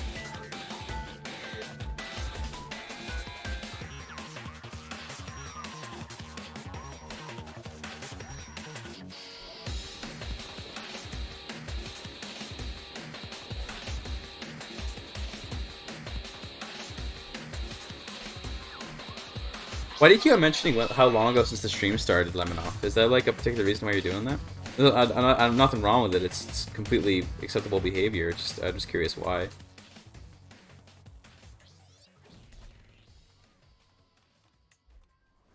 How's the development here in Jerusalem? 15 is not bad. We're almost done converting it to our culture, and then we can continue to gain acceptance, maybe. How about if we were to convert to Catholicism? What are we looking at? 0 of 8. No one wants to convert. I'm kind of down just to click this and then just revoke everything from everyone, though. Let's do it. Okay, we're Christians now, boys. Consecrate the bloodline. It's kind of funny. Actually, this is pretty based because then we could do the legitimizing seed, and then we can use that to get a claim on the entire Arabian Empire. So that's actually pretty based. I will go Paragon, and then let's revoke all this land. These evil people. We're just like allowed to do that.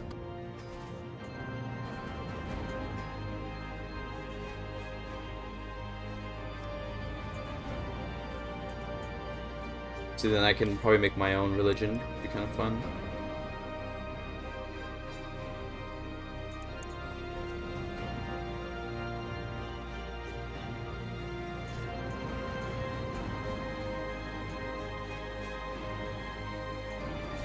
Oh, it's gonna have it. Okay, I mean, fair enough. Yeah, I don't have a problem with it because it's pretty chill behavior, but definitely I just was curious why.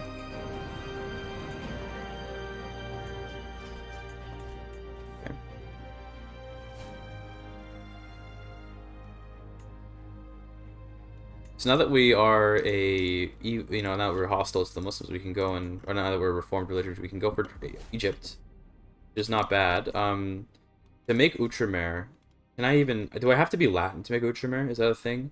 I don't know. I hope not, but I'm kind of curious. Let me just Google quickly. CK3 Outremer decision. I get that on the wiki. What's the requirements?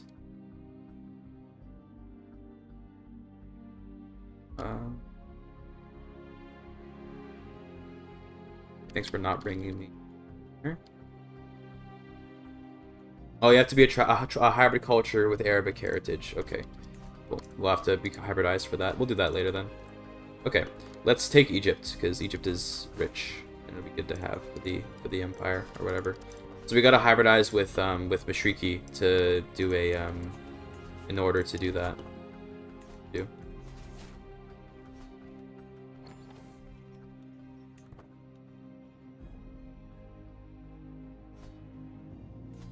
I kind of want to diverge my culture. Actually, that's a good idea. I should diverge, and then that way we can Jerusalemite. Perfect.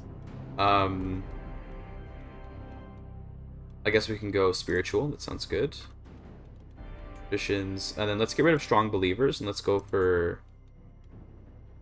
Yeah, this would be fun. I mean, I shouldn't actually have this. This actually is a bug.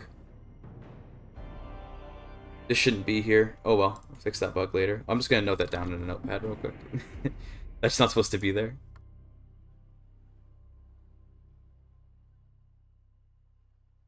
So I have like 9+ notification Discord. What's going on here? Oh, it's just my friend messaging. No problem. One of my friends been really into reading about the Hebrew Bible, so he's just been messaging me some stuff about it because he gets, for him it's fun, and I'm like, yeah, that's cool. Get religion blending, and then tribal unity probably can go. By the sword would be funny. I'm kind of down though. Let's do it. Okay. What do I call this? Okay, listen. I know this is a very strange alternate history. What would be a reasonable name for a Hungarian enclave in Jerusalem? What is the word for Jerusalem in Hungarian? Let's figure that out. What do they call it in Hungarian? Give me Google Translate. Scoobs? No. Okay. Hungarian. Jerusalem. Here we can just. And what about a Jerusalemite? Here we'll just go with we'll go with this. I just Google Translate. But we're just gonna keep it simple. This is just Jerusalemite in Hungarian. Divine people in Hungarian. I'm just gonna, I think this is good. It looks pretty cool. I'd be willing to live with this. Let's change the color up a little bit though. I want something that shows a little better. So let's go more for like a yellow. Religion blending by the sword, horse lords. Interesting combo, by the way. Religion blending plus by the sword. Very interesting combo. Not sure how exactly that's supposed to work, but it's fine. This guy converts. The rest of them don't matter. Cool. And then I don't know. We can focus on barracks. All right.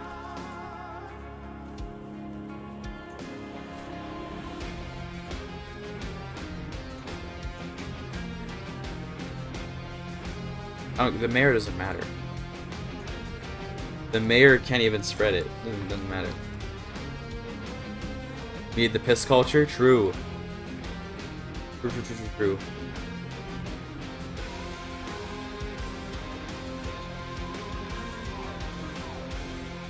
Measles? That's not good. Do we have a disease? Oh yeah, we're in measles land. Yeah, okay, well. Nice knowing you, chat. Let's reform one time before we die. Culture blending, yeah, that sounds good. Let's just completely blend in. Culture blending plus religion blending, but also by the sword.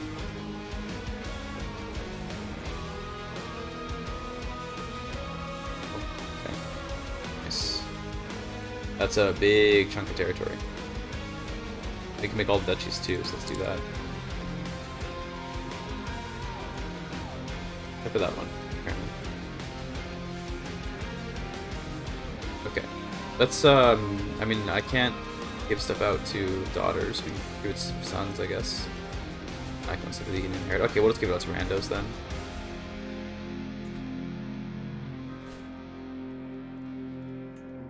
We get Cairo.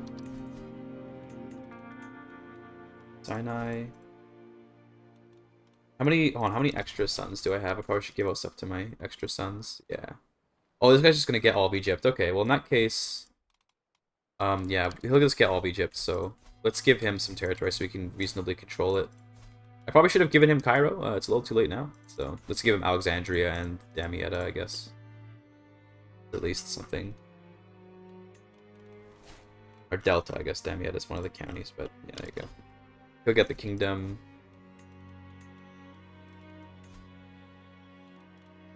This. This.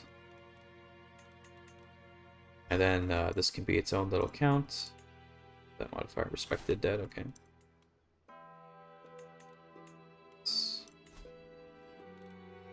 Okay, great.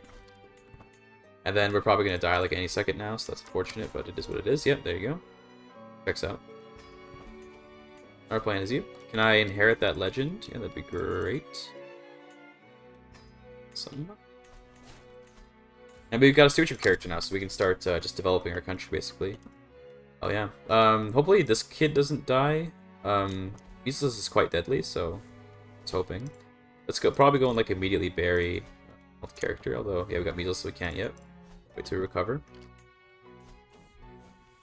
Yeah, it looks like we're gonna have problems with all these measles. Hopefully my brother dies and I can get Egypt back. That'd be kind of cool, actually. Yeah, he's probably gonna die because he's a child. Children are very, very vulnerable to measles, so... No, he survived. Okay, good for him. I'm cool with that too. Either outcome was fine with me. It just would have been cool, but either one is fine. Just because we want somewhere to spread our legend to. I probably could convince him to spread it though, to be fair. So let's do that. Oh, he's actually surprisingly unwilling. Okay, let's get an alliance then. I can help him put down any rebellions that might pop up.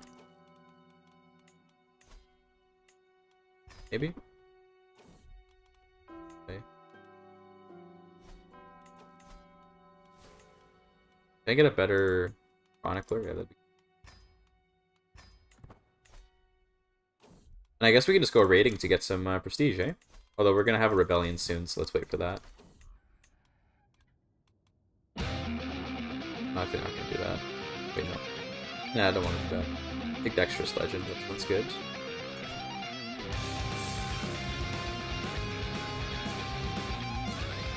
Shall rebuild, and then let's, Oh, wait, I can't raid anymore.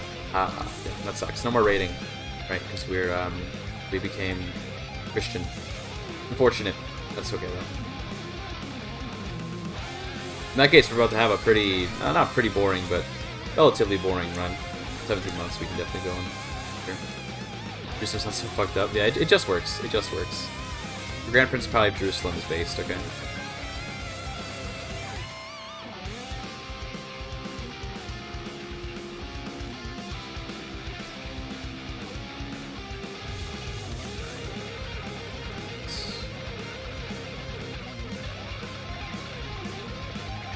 Don't help. I want to get the prestige for myself. Don't help. Let's go. Let's go. Let's go. Always good when they don't help, because you get the prestige that they don't help.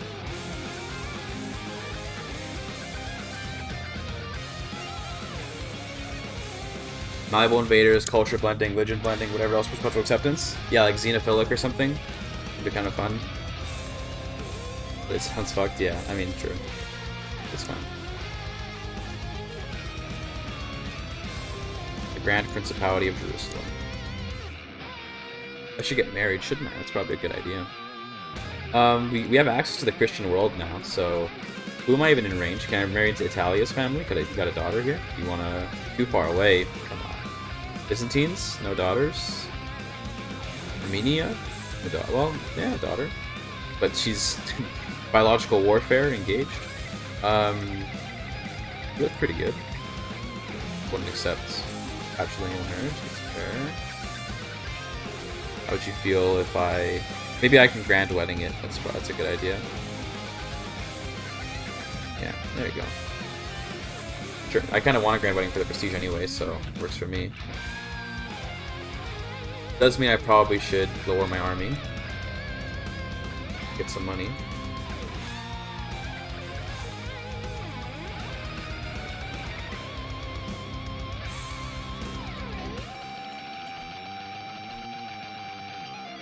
Avar Cyprus or Magyar Jerusalem? Probably Avar Cyprus. That does sound really strange. This is surprising. Oh, it's because I have the 50% off, yeah. This is surprisingly cheap, I was going to say. 50% off from that legacy that I took. Give it a little bit to get the money.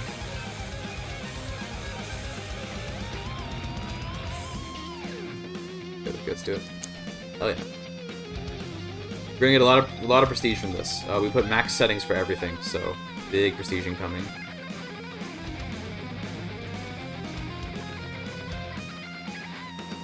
Put you on that. That gets me to support it. If we can get the Arabian Emperor or Egypt to support, then we should be good. Once you form Outremer, you should go Orthodox is way closer to Constantinople than Rome. Yeah, I don't know. Well, I'm planning to probably do my own Christian faith as like a good meme, but we'll see what I do. I don't know exactly what we'll do yet. Now we're just enjoying the fun of ruling in Jerusalem, the Dome of the Rock, and all of its tax benefits. Although we should probably become, it'd be nice to control Nablus though, so we probably should become some kind of lay clergy faith at some point.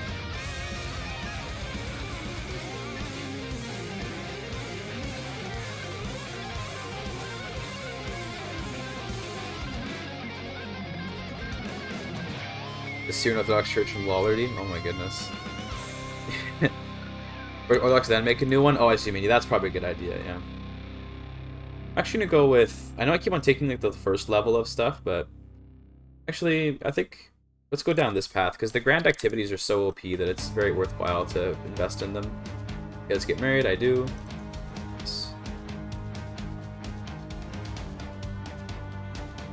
Friends? I love friends.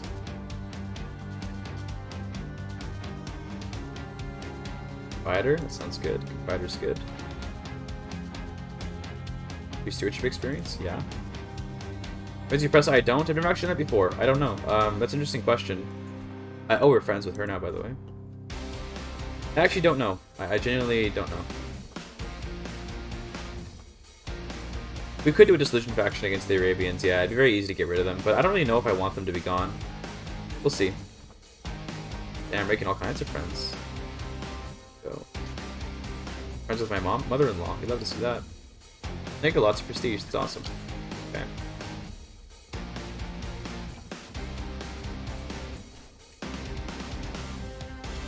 We could very easily just dismantle the Arabian Empire, but there's not really much reason to. It's like we could and then whatever, but it'd almost be better actually. Also, what is this?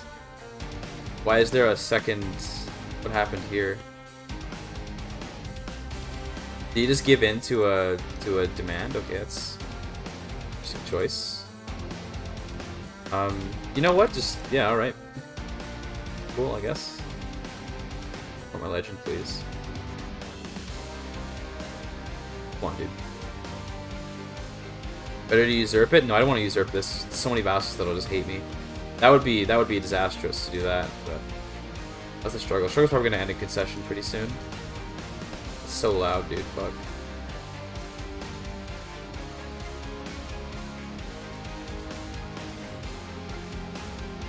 Trojan Descendant. Let's go. Hey, Nemenon. It's going well. Ooh, we get the Malik al-Mulatan to do it? Damn, we didn't do it. EU4 music do be bussin'. It's true. Do be bussin'. God, bro. So if we want to, we could just not even worry about this semestrus. Like, to be honest with you, with the rewards that it gives, we don't necessarily have to go through all the rewards. But it would be nice to, just to show off all the rewards. So we'll go for a mythical one, but we don't necessarily have to do it.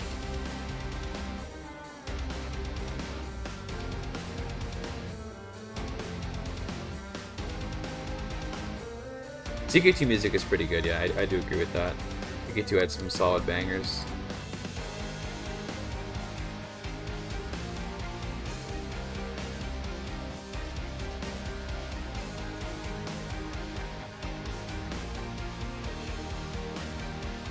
I do hate that the AI is so willing to let land go whenever the peasants demand it. Yeah, CK3 music is pretty lame to me. That's why I don't really play with CK3 music usually. It's just because it's not very... It's good atmospheric sound, but it's not like... doesn't feel as interesting to listen to. Anything I particularly want to do, I mean... Like, we're married into Nubia's family, so I could just go and dethrone my friend over here once she dies. 'Cause actually, who's the... If I just murder this lady, then we can just get our wife on the throne, so that sounds pretty good, actually. Do that. Don't care that I'm paranoid. What's a little bit of stress, eh? Historianism. That'd be based, but I think I will just take reclusive. Get you to help with the plot.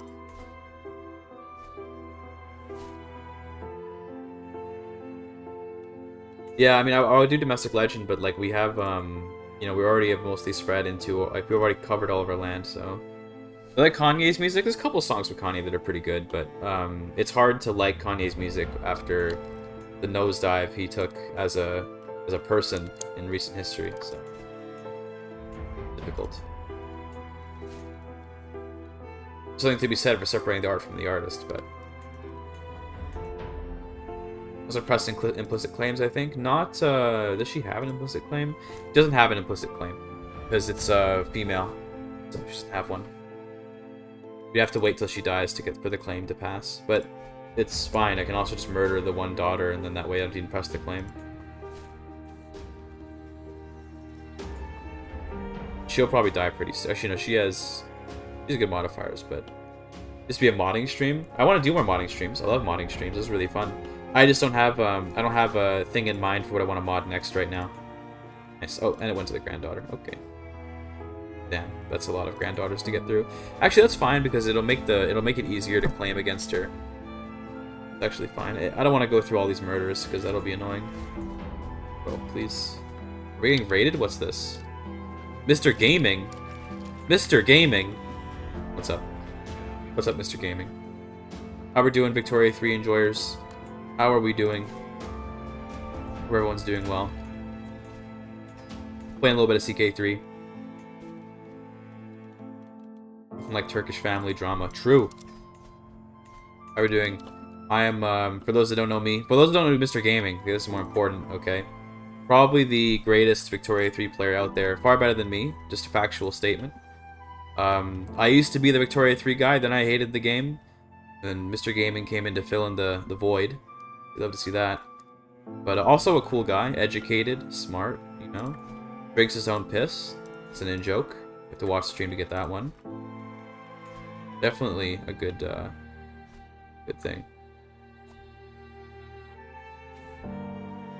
Damn, the loud cars here. I'm lucky enough that I don't live in a place where a lot of loud cars pass by. Very lucky for me. Do a complete overhaul? No, I don't want to do a complete overhaul. That's pretty bruh.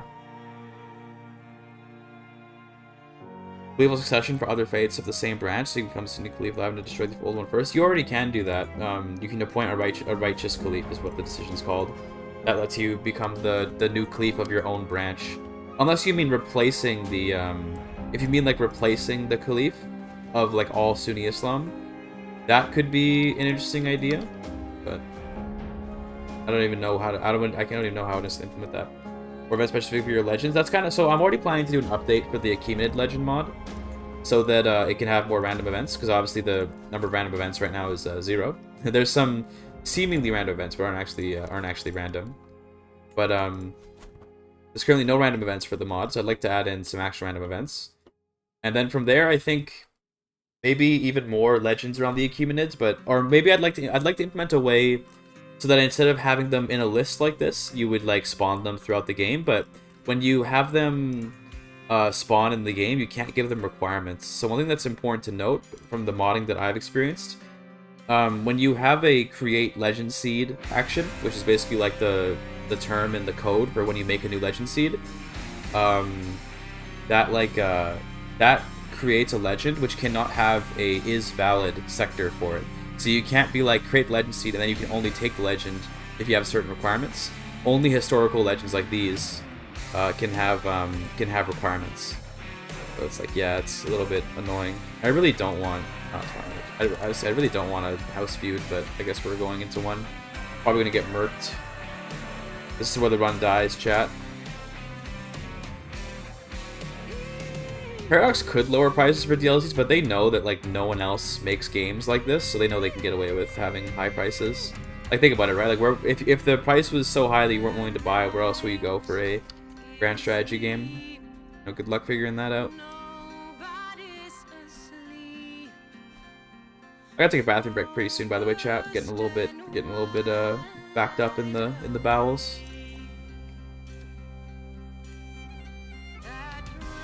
Let's fight.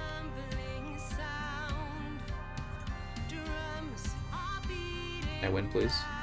Fuck. Damn, hate to see it. What cat? I like cats.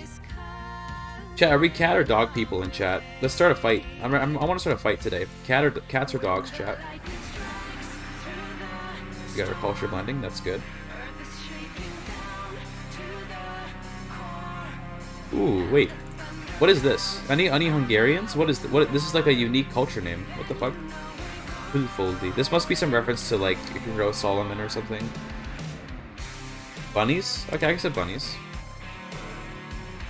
I'm more of a dog person myself. I like cats. To be clear, I like both animals. But I do like dogs.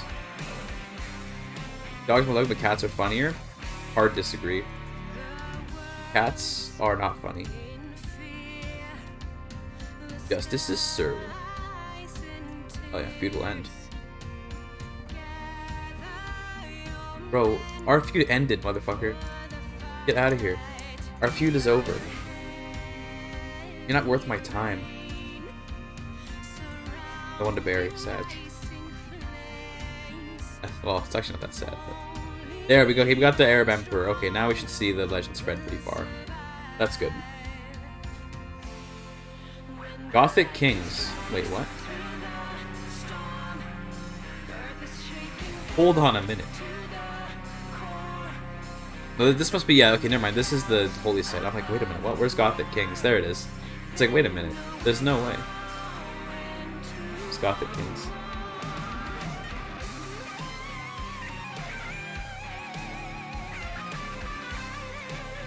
Kind of a Chad legend. Oh yeah, well she was killed by her own children. So yeah, I still didn't get it. I cannot convince my own brother to spread our family's legend. My guy, it's our legend. It's our thing.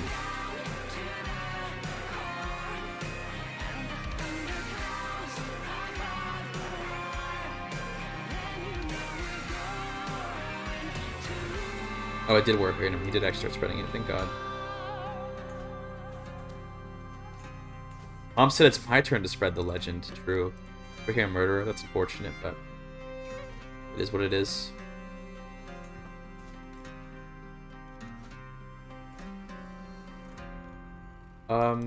We could start holy warring for stuff, and I would like to take Syria, I think, so let's do that. Because larger the realm, the better. So, Jerusalem Horse Archers, you know it. Yeah, Imperator takes some time to learn. I'll give you a hint. Okay, trade is really important. Trade is very important in Imperator, so trade. Get a lot of gold. In general, like, the way that you make money, because this is the part that people also have a lot of trouble with, the way that you make money is conquer regions, or not regions, whatever, states, I don't know what they're, provinces, I don't know what they're called. Areas, let's say, that's the most general term, which have valuable trade goods, like gold and glass and gemstones and whatever, and then try to get slaves in those regions so you produce more of those goods and then export those goods, or rather let someone else trade them to you, because you can't choose to export, someone has to get it off you, and then that way you'll make a bunch of money. That's kind of how you make good money. If you want to get stronger, if you want to make your country more powerful, build grand theaters and grand temples to change religion and culture. The size of your army is directly correlated to the culture of the pops that you have, so, you know, be sure to, you know, like, get your culture spread around a lot. Assimilate, you know? Kenshi, I've always enjoyed watching, but I think I think if I put the time into it, I could learn it and then have fun with it. But I ain't want to do that. I don't really feel like learning a whole ass, like, you know, autism game. So I haven't done it. But, you know, get some money from the Pope for this war, by the way. Very in character.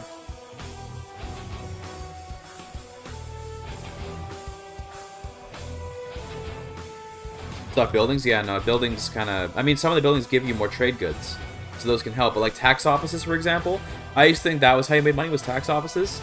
They don't make you like any money. I don't even understand the purpose of tax offices, okay? Well, half of Lath's tutorials in Imperator. Yeah, he probably... I don't know. I haven't watched them, so I can't say like that I know they're good. But Lath makes good content, so I assume that I assume he did a good job. I know Snowlit, the guy that runs the Imperator, like the lead designer or whatever, I don't know what the term is, but one of the leaders of the Imperator mod making team, he has tutorials on his YouTube channel about how to play the game, so. As an autism? Yes, it is. Many people theorize that I am autistic, including my autistic partner, but I refuse to give in. I'll not admit to my autism. I'd rather live in denial.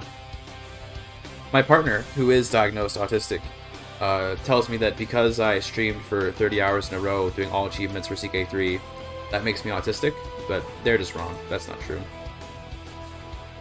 Imperator tutorial is terrible. Welcome to the Paradox Games. That's how it is. That just makes you based? I guess so. Honestly true, though.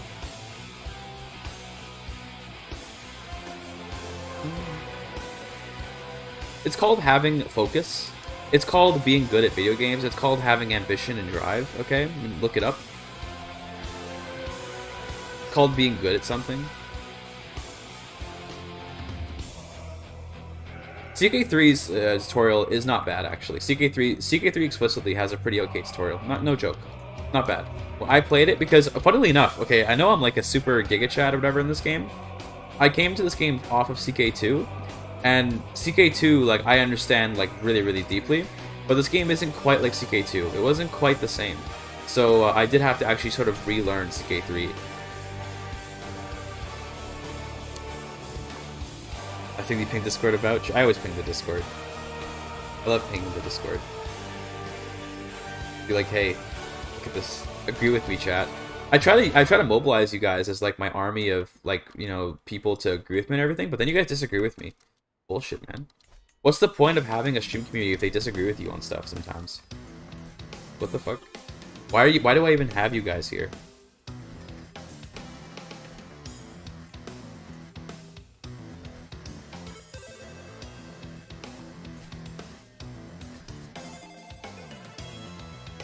CK2 is a money scam, gotta pay for everything. Well, you can also they did add the monthly subscription, which I think was actually quite a good thing, to be honest.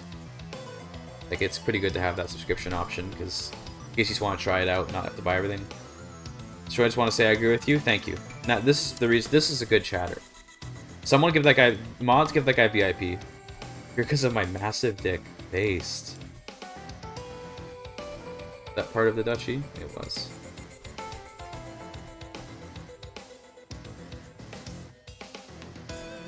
Or I should be giving these out to Mashrikis, shouldn't I? So I get some acceptance, but it is what it is. Too late now. Conquer this little guy just because, you know, it's here. We can't actually, damn. Okay, well, no claim. Sucks not being tribal, not gonna lie. Whatever you were saying was correct, Mods. Mods, give that guy VIP. Everyone who agrees with me gets VIP. So do you have claims to all of Hispania now? Wait, did he immediately lose his claims? What the fuck?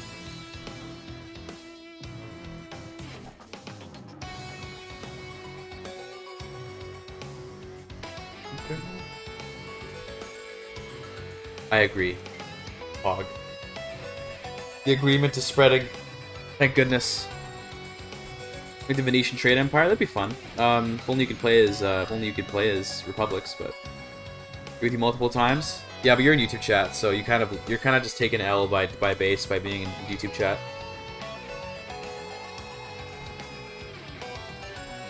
We can do another Holdover Kingdom. I'm kind of down just to go and take all of Arabia once our truce is up. In the meantime, can I reach Yemen? No.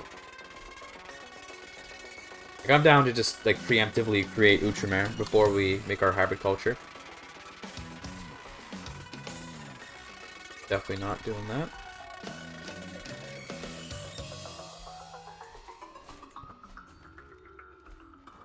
Yeah, the Doge's palace, right? To me, that implies that at one point they thought they would do republics, then just gave up on it because they wouldn't have bothered making a special building if only the AI can use it.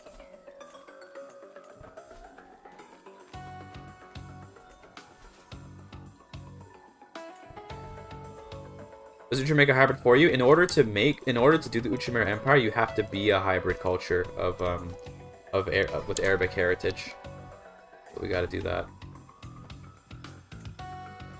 It's pretty good. Inherited this duchy. Okay. Get rid of that.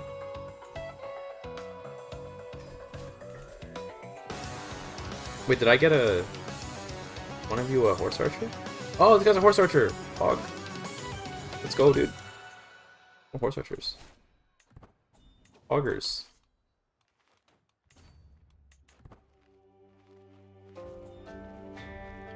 I think adding republics would be interesting, but I don't know if it should be like as much of a priority as people act like it should be. Like, I think you get a lot of people who talk about like, we need republics. It's like, we don't need it. Okay, like it'd be a cool thing to add, but it's like, dog, it's not that important that we get republics. Okay, calm down. All these days, hit these days and their reasonable demands. I swear.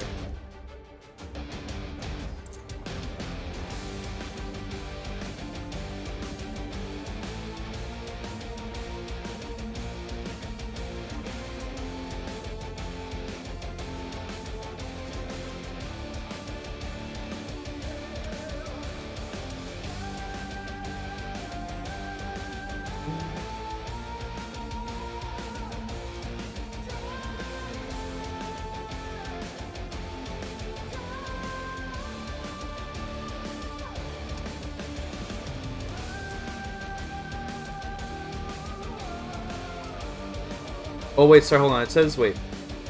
Hold on a minute. I'm sorry, I fucked up. Wait, no, it is top level liege's culture was hybridized from a culture of Arabic heritage. You have to do that. Lose the provinces? Where? Why'd you post it again?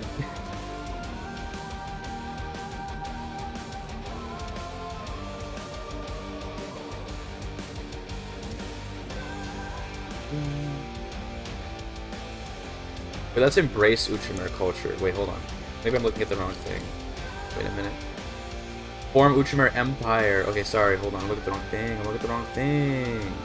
Sorry, so sorry. Okay. Sorry, my bad. I was looking at the wrong thing. My bad, my bad, my bad. That's okay. We got a 6? Oh, wait, what happened?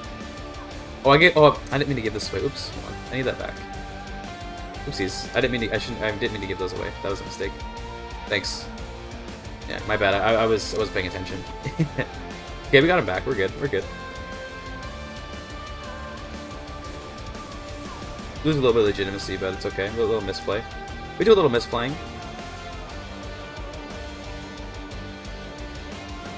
Wait, so why isn't the Uchimer Empire in here? Uchimer Achaemenid is kind of funny, I'm not gonna lie. Because we can start expanding into here. I mean, there's no reason not to be, like, in theory, expanding more. We can take all of Arabia, which I'm down for. Let's do this. And we'll go and grab Yemen and stuff after. Well, we don't actually need Yemen, to be fair. That's what we call a gamer move. True. I was like, oh, I gave you that land. Sorry, I'm going to need that back. Needs to be available. Okay, well, they'll become available eventually. Give it time. They eventually become available, even if no holy sites get threatened. Although this might cause a crusade right here, if they can get Kent.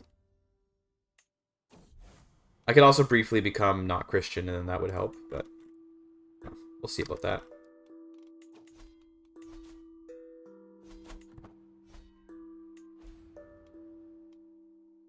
Okay, they're up there. So.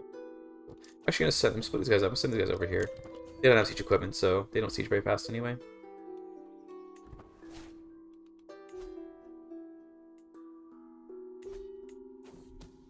Don't try to kill me. Okay. Not very nice. A little better. What's the, what do I get from this legend, by the way? Dread per tyranny, right? Yeah. Pretty good. The effects on this legend are actually pretty good. Maybe I should tune that down. I think they're fine, actually. They're specific, so okay.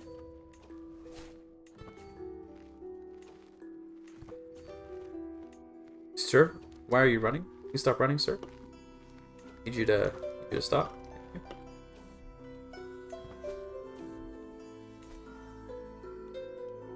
I don't know. It's hard for me to judge Hoi 4. I haven't really played it much. I have played it, but just not very much. It's hard for me to say like, oh yeah, like I agree or I disagree. No idea, to be honest.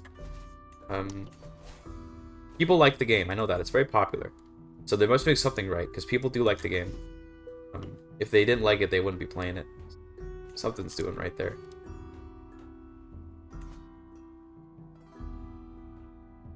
But CK3 and Imperator. I've played CK3, CK2, EU4, Victoria 3, and a little bit of Hoi 4, but I didn't like Hoi 4. I was like, yeah, I'm good. So this guy's trying to kill me. Why are you trying to kill me? I guess because you're arbitrary. Choice, sir.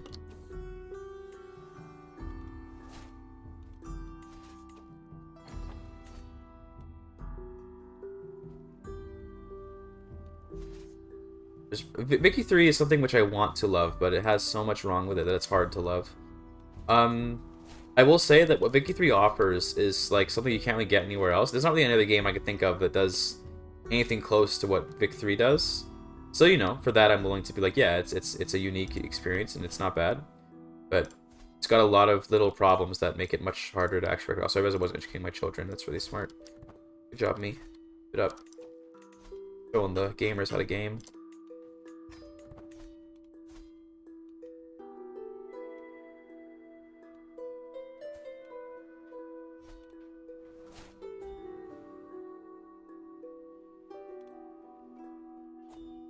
It's done here. We're gonna take Mecha and all that. It's gonna be pretty cool. Extra domain limit's nice. It's the new experience is not bad, but it's kind of bad. Well, think like this, right? Okay. So I think our brains have been poisoned by Paradox games in the sense that, for me, it's like, oh, if I don't play like literally 2,000 hours of the game, then that's a ripoff, right? Okay. Victoria 3 gets boring after a couple playthroughs. That I completely like believe that, right? Like you're not gonna see me deny that. Okay. But that one playthrough is like a pretty long experience that is not bad. Not bad, you know? Like it's not like it's an awful experience, just that it's not nearly as, I don't know, it's not, could have been so much more than what it ended up being, right? But it's not like the first playthrough was actually a bad experience. Like I did have fun with Victoria 3. It's just that it very quickly becomes not fun after like the same things happen over and over again, right? It's another gamer move, honestly true.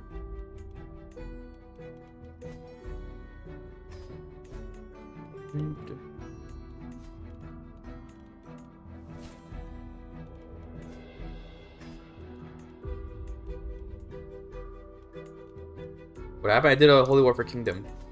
I have By the Sword, so you just kind of be conquering. Oh, that's part of this. Oh well, let's put it up by accident.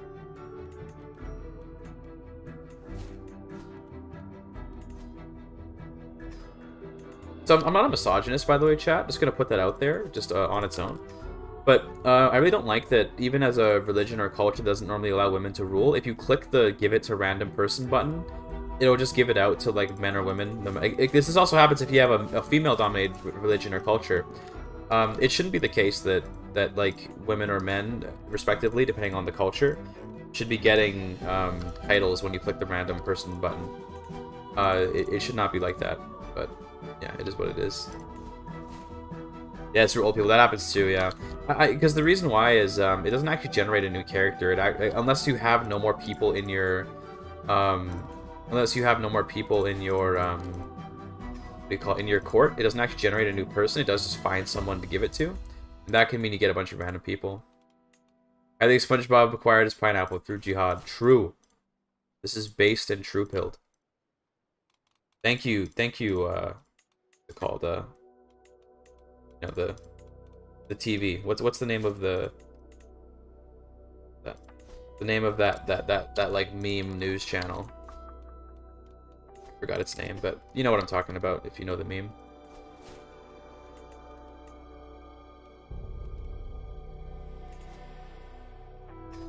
No, not Fox. It's the meme that the SpongeBob pineapple thing comes from. Fuck. Hold on. Muslim TV show meme. Memory TV, that's what it's called. Memory. M-E-M-R-I. Memory TV. That's what I was thinking of. We can get Mesopotamia next, but we got no piety, so we're gonna chill for a minute. Also, my income is not very good. The bigger the empire gets, the more expensive it is, so...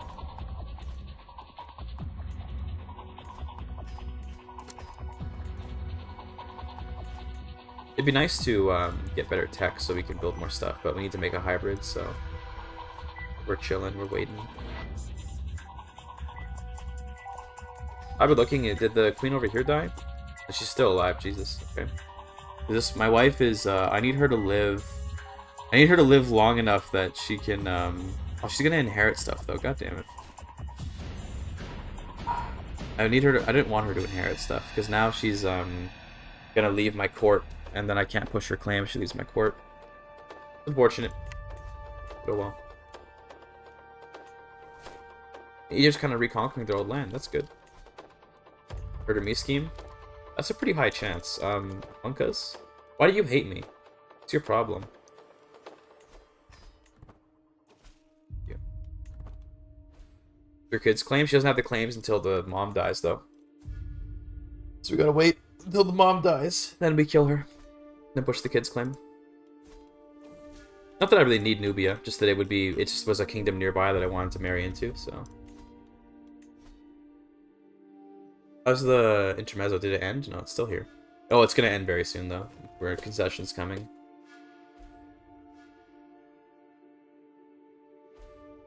Cool. Here come the Mashriki Ashari populists, which makes sense. You know, we got a lot of Mashrikis and Muslims that we gotta convert away.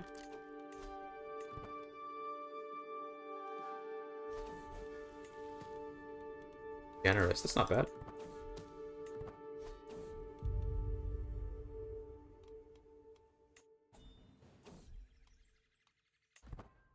How's our legend? It's going pretty slowly, unfortunately. We probably should be on this, so get it throughout our realm.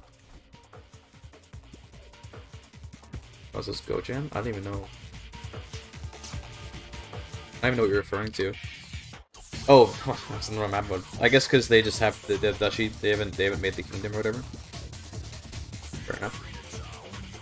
Doing their thing.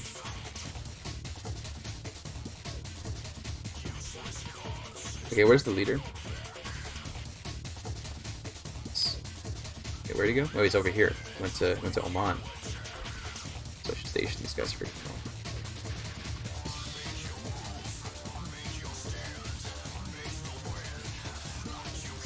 These should be stationed as well. Got to station those. Okay, let's get the waypoint over here to Oman.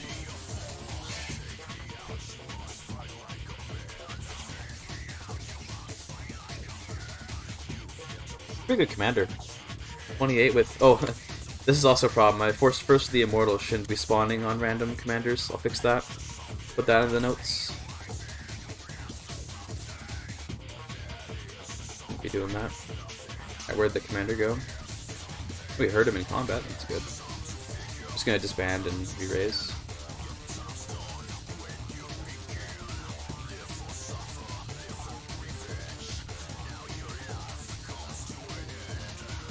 He's not leading anywhere? Damn, he's not leading anything. Also, she's shrewd.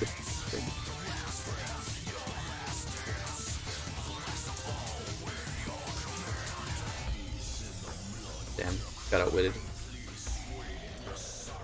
It's fine though, I'm not occupy that, no problem. Architect. Go.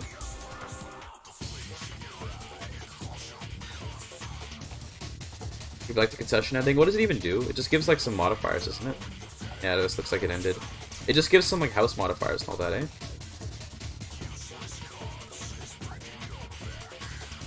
I kind of like that the struggle naturally comes to an end, by the way. That's something that I will say I appreciate about the Legacy of Persia. It does end abruptly, yeah. It does end abruptly. It can feel that way. But I like that the struggle isn't this like perma thing in the game. You know, I don't know. I like that they added that as an option a lot, actually. Oh, I think about the okay, that just died. Then my wife down there. Okay, well, once she dies, I guess the kids get the claims.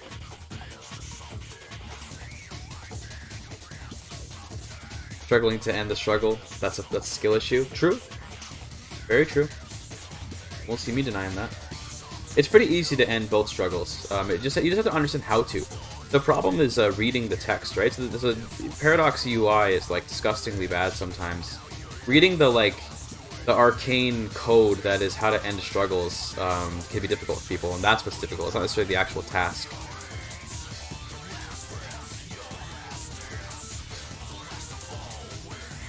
Can you people help me and not just run away from the battle? Look at these people. They're like, oh, I don't want to take all the casualties. Blah. Blast stack. Yeah, it is very cool.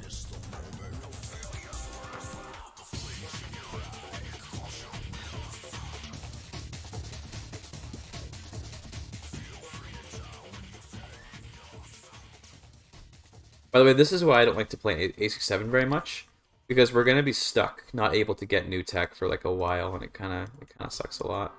It is what it is. Once we hybridize to the Mashrikis, we'll get a lot of tech, so that'll help out a lot. So I'd like to kill my wife, by the way. Oh my god, I just put you down. I hate when this happens, by the way. This happens a lot.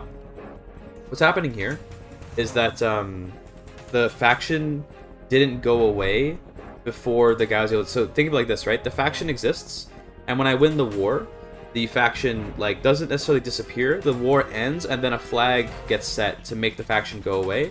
But sometimes the faction sticks around for long enough, because the flag takes a little minute to kick in, that they are able to push their demands again. So now I gotta fight them again, which is really annoying, but it is what it is. Where's the leader? Maybe we can capture the leader in Oman this time. Don't know why he's in Oman, but what it is.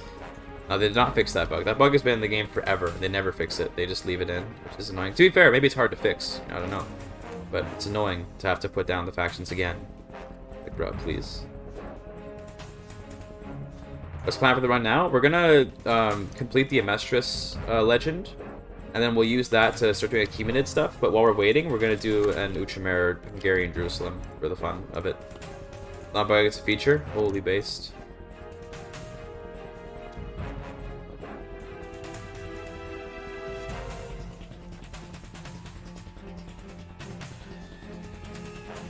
What operations issue in the base programming? I don't know. I haven't looked at it. It's basically supposed to end the the faction, but then it takes a minute. Like it takes like a couple ticks. I don't know why it does, but it just does. And because of that, you end up with, you know, the faction that's being around long enough that they can fire again, which is annoying. It is what it is.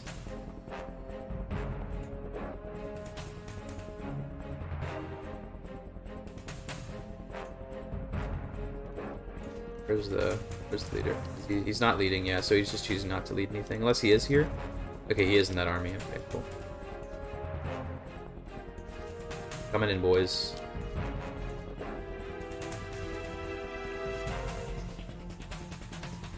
Please capture him. That'd be so nice. I'd love you forever. No, of course not. Okay. What's this ban again, then? No reason to waste money wandering around.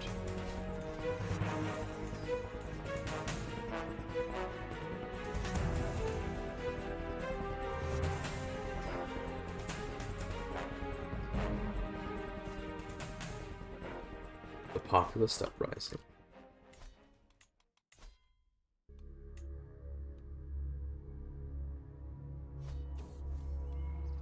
Do it. If you want to make a catapult, I completely encourage you to create a weapon of war.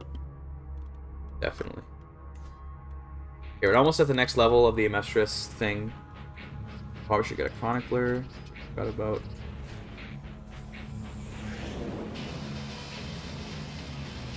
What do you think you are? Bro. What? Also, why do we have Lollards here? Excuse me? Sir?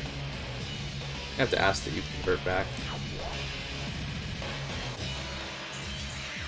We will not become a Lollard Ultramare Empire, okay? It's not gonna happen. There's not an option. Base Lollards, true.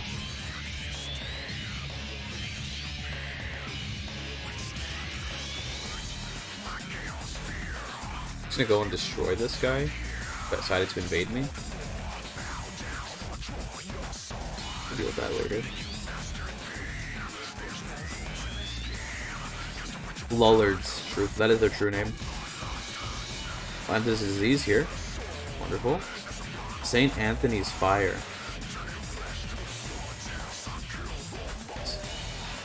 It's over here. Okay. Looks like it's already dying out, so that's pretty apocalyptic, I guess.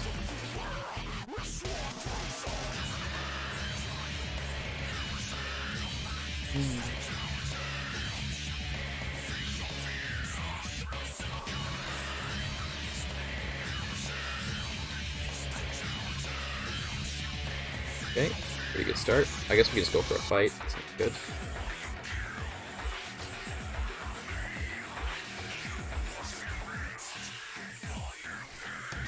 I'm here, sir. Easy clap. Good war. Really appreciate that one. Thanks for the free money. And I guess let's disband again, because I really don't want to like have an army wandering around when it's going to cost so much money.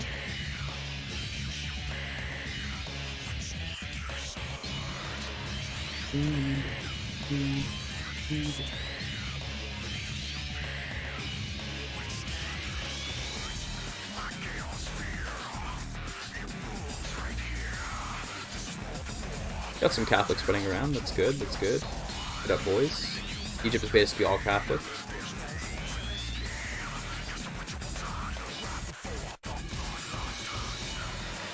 I'm thinking of how we can, if we can make the Crusades trigger faster. I mean, if we wait long enough, they'll trigger, but we probably can make it a little faster if we were to just become Muslim for a brief moment.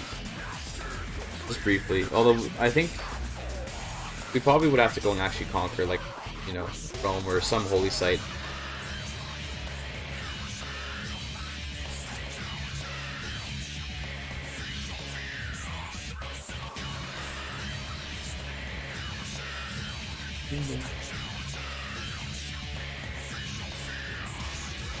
Okay, well, I guess get these away.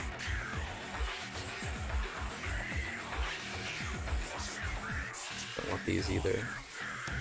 But we'll hold on to it. Actually, no, I was gonna use it too. We'll do it. Keep an Aureus, it's fine. Remember I canceled the Crusade? Well, there's no Crusader. I mean, we could trigger the era of Crusades, is what I mean.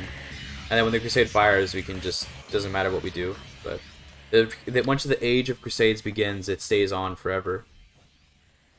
And yeah, Egypt is, I conquered it a while ago, and then we let the partition happen, so got partition. Raise my other son. This guy turned out pretty good. Get him married. What's a good option? Let's take a look around. I mean, like, we still can't reach Italy. The Byzantines, they got any daughters? They do have a daughter, but that's like his primary heir, so I doubt he'll marry her off. With a hook, we could pull it off. I don't know if we'll be able to. Okay, there's not really any good Christian kingdoms. Bulgaria, young. Yeah, there's not really any good options for that kid, which is unfortunate, but let's see. Why is this? Get out of here. Who is this army? Get out of here. Do that later. It's fine. Married to a cousin and steal Egypt. I mean, I can steal Egypt whenever I want. I still have a claim. You know, it was only like one generation ago that we had Egypt, so I have a claim right now, but we're not going to do that. God damn it, 65% chance and it failed. Bullshit, man.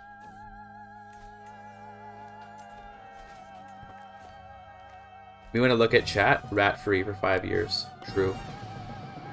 You marry a cousin anyway? That's also true.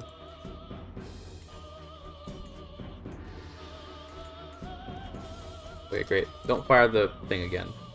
Looks like we're good this time, yeah. Ransoms.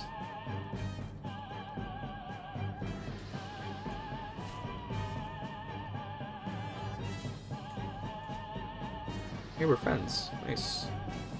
Isn't that nice, being friends with your brother? Rules the kingdom next to you. Isn't that just so cute? I do kind of want to go conquer Mesopotamia, to be honest. I'm ignoring my own mod. I don't know. I'm literally doing the mod content right now. We're doing the Drowned Tyrant of Heraclea. This is all we need to access all the mod content. And once we do this, I mean, we can complete it right now. We could do it, but once we complete this, and then we can access the rest of the mods content really easily. So yeah, it's all good. In theory, two of the legends actually require you to like truly be in Persia. One of them requires you to have a claim on Persian Empire, so you can do that with the accumulated lifestyle. And then the other one, the Zoroaster one, requires you to be the Saoshyant, which implicitly requires you to control all of Persia. And then the Immortals one requires you to control all of Persia. And then the Cyrus one requires you just to hold the title, so you can just have like, you know, you don't have to necessarily hold like all of this. You can just have like a small piece of the Persian Empire or whatever. Or you can have like the title, and then you can just rule it from a small area. But yeah. Even though you were doing a legend, yeah, I do have a legend. A unique Mistress legend.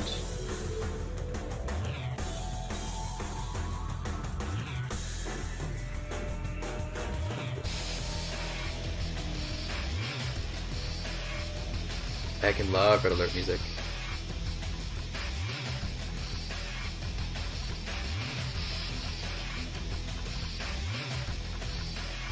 I guess we can call him my brother, but like, you don't even need him. We could, but I don't actually want to weaken him. He might get overthrown if he throws troops away on this war that we don't need him to. But we'll chill.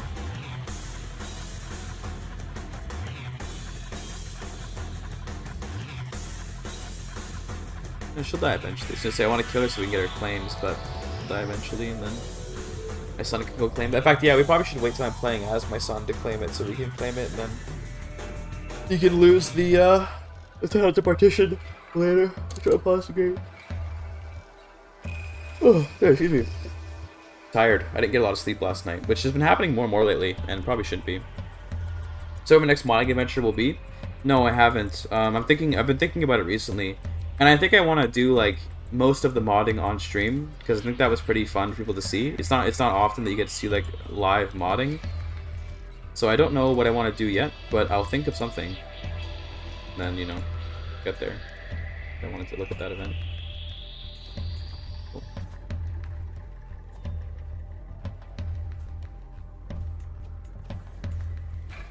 Fish is good. I'm trying to get paranoid out of my family.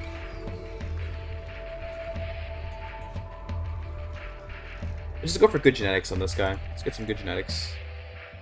Too old. Genius, but too old. This is good. Yeah, let's get someone pretty.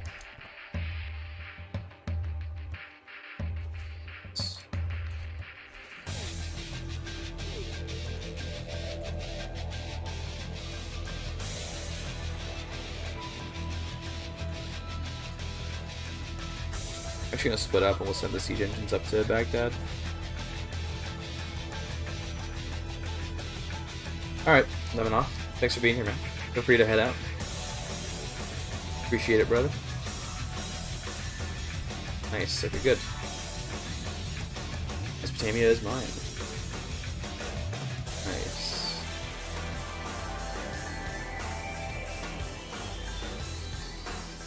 I'd like to give this to someone in my family if I could. I don't think I really have any like extended family to give it to though. Unless any of my sisters have sons. They do. Okay. But you're okay, that's a waste.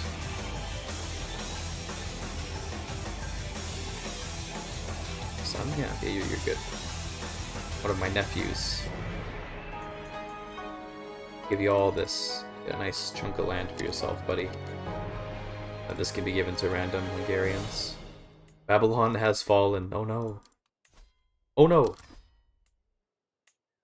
I give that to your son? I don't know. Why would I? Play this point. How about that? Help me answer that question, little bro. I like it to be someone who's not in my direct lineage, so that they go and make their own little cadet branch type thing. Although he's not Catholic, so let's just fix that real quick. But yeah, Good.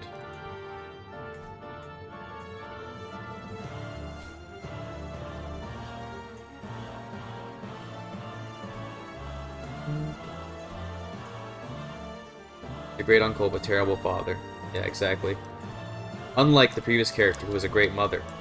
Stole all those, you know, those dolls from poor, innocent families.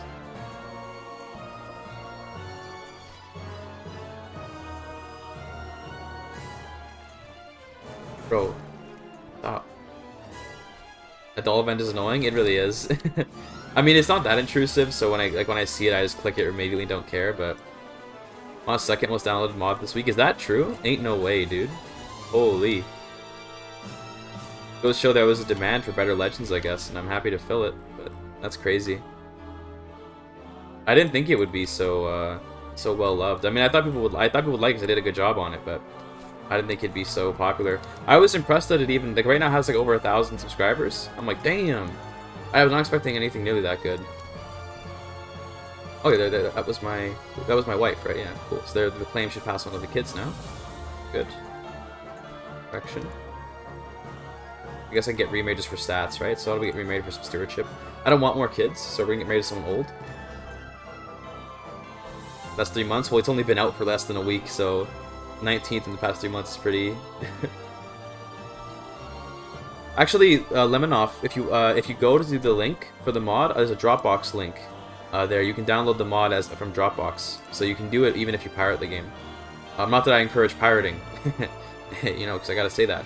But there's a Dropbox link on the workshop's description, so you can go and download the mod directly if you want to play it. I put that as an option for people that can't use Workshop for whatever reason.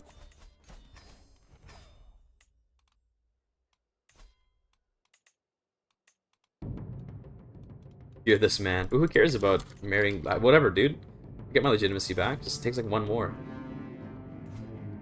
So I could go and claim. So Nubia's obviously gonna get like, you know, overthrown or whatever by, you know, something. It looks like, yeah, lots of stuff happening over there. But we can go and claim it for like my son, for example. But I don't want to do that because he'll probably just lose his throne. So we'll leave it for now. But we're gonna use. He's gonna use his claim later on once I play as him.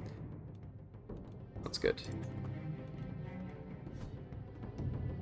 Flipped and shipped. True. You got me. You guys are all Mashriki, unfortunately, which means it's very frustrating to fight them.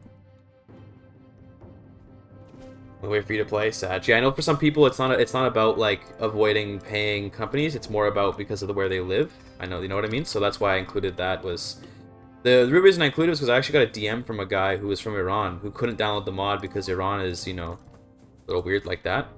And people also who are on GOG can't use Workshop, right? So there's lots of reasons why a Dropbox alternative would be a good idea. It's not just about pirates, it's also about people who want the mod but who can't necessarily access it through Steam. So go to the mod page and there's a Dropbox link if you want to download the mod. Also get wrecked, Shay. Get absolutely destroyed.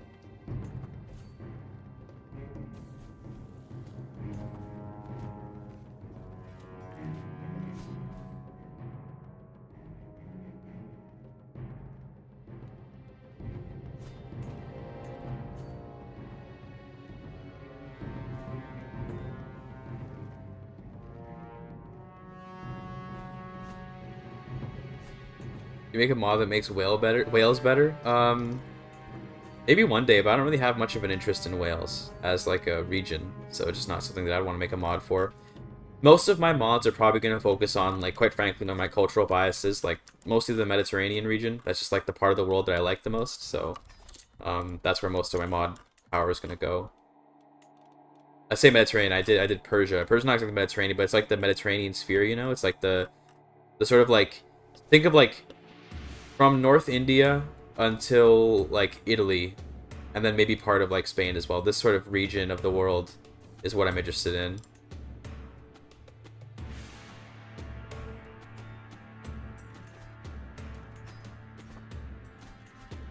I think actually it'd be pretty cool to do like a North India, maybe like a North India type mod or something. I don't know, something about North Indians. The Creole civilization, yeah, something like that. The Silk Road. But the Silk Road ends, like, doesn't it end, like, in Venice, I guess? I guess, yeah, that makes sense. Then kind of including some external stuff here. Yeah, that sort of whole region is where I like in terms of like history and stuff. Italy and the eastern Spain and even North Africa to some extent. Less interested in North Africa than Italy or Spain or Greece or the Middle East in general. This is kind of where I like to be. No whale support in Rice, damn. I should check out Rice for inspiration, to be honest, because like I very briefly looked at Rice for like for some ideas on how to make like on what to do for. See, this is gonna trigger another revolt. Look at this. This is okay there. I think we're good. But if that hadn't ticked down, we could have gotten a second revolt because this won't go away for a while. Let's see how long it takes to go away. By the way, it'll take a little while till it goes away. But what do you call it? I was looking at Rice because I was looking for I was looking for like inspiration for what to do for the Yazidi mod, and maybe we get this. Nice.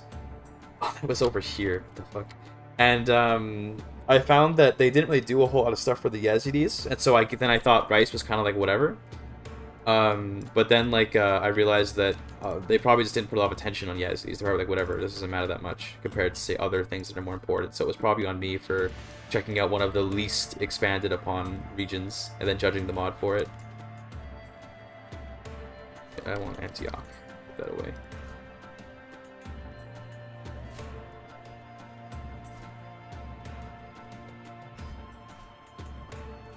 I don't want to make map type mods. I mentioned like making North Africa look less dry. Like I don't really care for something like that. It's like whatever. Not because I don't care about it in general, but it's like that's not my interest in modding. My interest in modding is like making cool mechanics and making interesting goals and adding more to the mid and the end game. Like I consider these legends, right? This set of 5 legends that I've made. The sort of intended last one you could say is either Zarathustra's or First Shahanshah. And these are things that, like, you have to do a lot of stuff to get these, you know? Like, these are meant to be, like, true endgame goals, right? That's kind of what I'm trying to work on, is, like, I want to make very fun endgame goals. Because that's kind of what the game's missing, if you ask me, is, like, it needs more stuff to do in the endgame. So, yeah. I'm going for. Game is too flat. Yeah, rip. Could be an interesting mod idea. I don't know. It wouldn't be for my interests. I would be uninterested in that, personally. Guys, Mashriki. I'm trying to avoid deploying more Mashrikis so I can hybridize. I'd like to hybridize faster because then I would then I'd be able to, you know, build up my tech faster. Uniting the steps. I mean, there's already Genghis Khan, and it could be. What would be an interesting mod is if someone. I don't know if I'll do this or if someone else should do this, but making a mod that adds in a nomadic government type for everyone here and gives them some flavor through the government type. That way, even people that aren't from here could engage in that content by changing the government type somehow. So, oh, Hunyadi. Cool. New culture. Warrior priests. That's fun.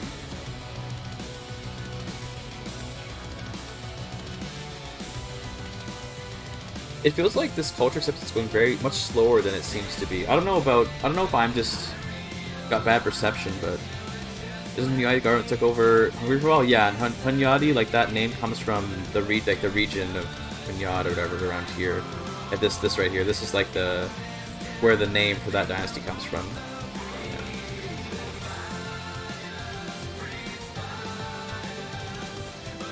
Yeah, Turkish Union, I agree. So I don't know what exactly it should look like, but there should be some unique sense of government for this region, because this whole region is not the same as, like, in terms of what tribalness is, right? Like, the steppes are not the same kind of tribal as the kind of tribal we might find here. Although I think by this point, are they feudal yet? No, so like tribals from here are not the same as tribals from here. These are a very different sense of what tribal is, you know? Fallen was nomadic government? Yeah, I bet it does. I should probably maybe if I do ever consider making some kind of mod about, like, you know, nomadic governments, I'll definitely take a look at stuff like Fallen Eagle to get inspiration. Government Plus, yeah, I'll definitely take a look at something for inspiration, but I wouldn't want to copy it directly. I'd want to make my own thing, obviously.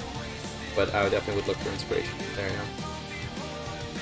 I think this lavender appendix is kind of just better.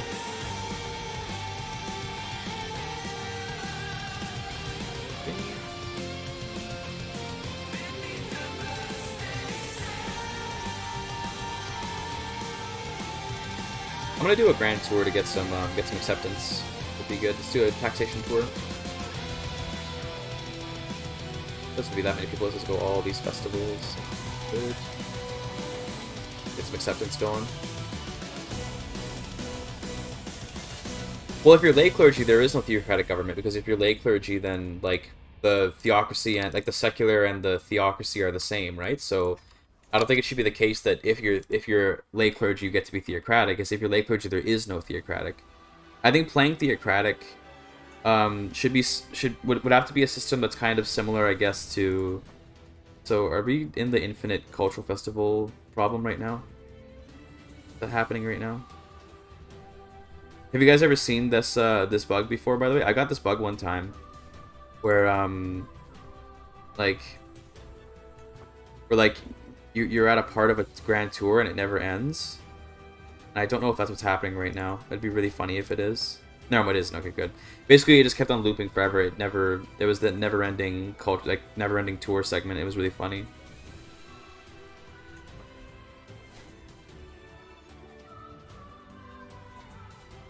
Got that once? Yeah, that was hilarious. I don't know what causes it, but it was really funny. I was like, damn, this is so funny. I ended up and declaring a war. So, or not declaring. It wasn't declaring a war. It was I waited for a peasant faction to happen so that I could then do the I need to go back home to deal with this kind of thing. But I didn't get any rewards at the end because of that. Because then you don't get the rewards, right? It's really annoying. Yeah, becoming theocratic should maybe make it like you could almost have it be like the in CK2. In CK2, like when you played in Nepal, or I think it was even all of Tibet, they had that different government type that was for like theocratic, kind of like theocratic feudalism. I forget what it was called, but it was a different government type that was very it was basically the same as feudalism, but it was for like Buddhists in Tibet. They could have something like that maybe, because that way you could have dynastic. Because the reason why theocratic's tough is because you need like a dynastic lineage, right? But theocracies tend to not really be dynastic in nature, depending on if you're a Borgia or not. So, yeah. It is what it is.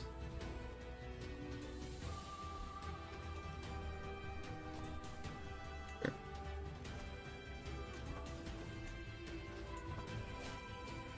I get my martial place thing. It's the Jerusalemite yurts. Go.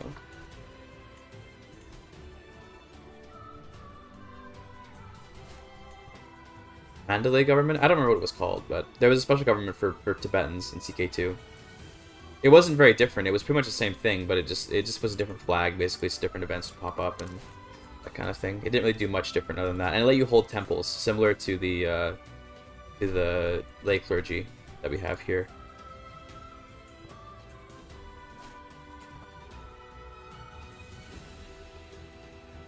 All this money, dude. It's crazy how good. Like, one barbarian said that I definitely do agree with him about is how absolutely broken, like how it's completely broken, the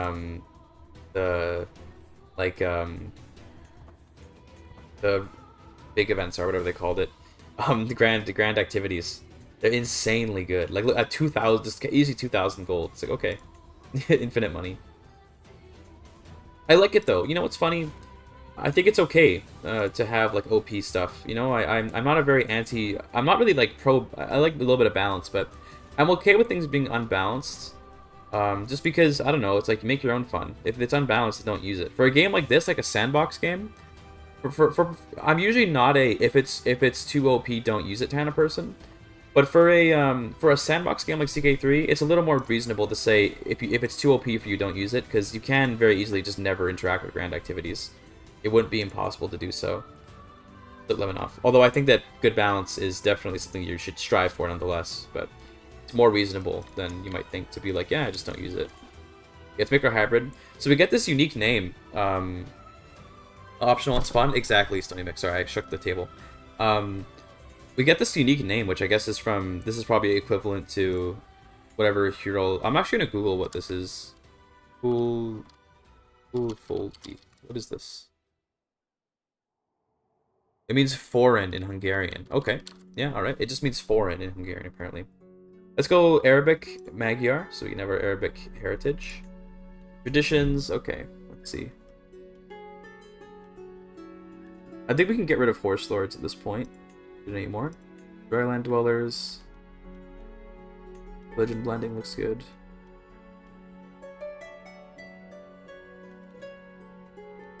I like this, yeah. So maybe we get rid of Buy the Sword. Actually, Buy the Sword is kind of cringe. Oh, I don't want to place anything though. For the color, I kind of want to go more like a blue. I don't know why blue is calling to me. A deeper blue. Yeah, good. Let's keep our Mongolian units because they look cool. Let's keep the Magyar stuff. Magyar stay a Grand Prince. I believe if I take Magyar names, we'll use Grand Prince. I'm not actually sure, but we'll see. Mongolian. I like how these are basically the same coat of arms. That's pretty funny. Everyone's joining. That's good. Let's do it. Oh, look at that. That's nice. So we should still be... Yeah, we're still... So because the naming convention determines it. So we're still a Grand Principality. Otherwise, Horse Lords, we don't need it anymore. We already have 2 sets... We already have 2 stacks of horses. So we're good. We don't need it. Cool. So now we can upgrade a bunch of stuff because we just gained like a bunch of tech. So first of all, for new tech, let's go for battlements right away. And then let's also reform the culture. What do we want to get? This. Mountain herding? Why can't I get this? It's a little bit weird. Okay. What's looking good? Oh yeah, it looks nice. I'll see you later, Mr. T. Thanks for watching. I really appreciate it. Peace out, little bro.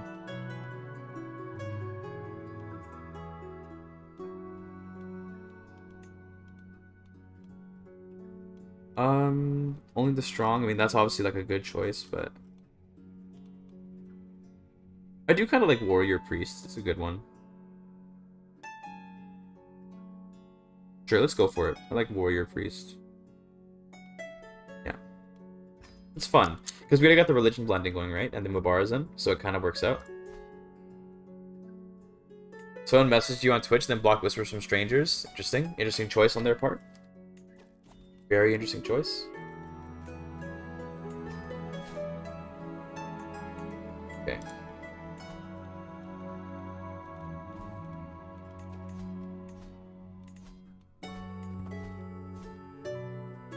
We just Xenophilic would be a good one. We already have culture blending. I don't think we need Xenophilic as well. Culture blending to me kind of already covers that aspect of the RP.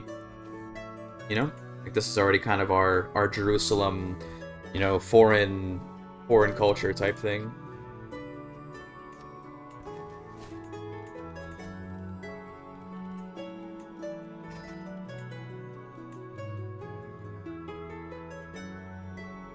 Get this guy back. I'm gonna get rid of these pikemen because I don't like them. We're gonna get some archers instead. I guess we could get armored horsemen. No, Mubarazan. Sorry, that's the one we should be getting. Sorry, that's the based one. Be a Nero with Grand Turns by default. Oh yeah, that's a good idea. Well, yeah, it's not a bad idea at all. Sure. Get some good artifacts for us. Posted in Nablus. Let's just do duels, and we'll do wrestling for the health bonus. Hope we don't get our neck broken.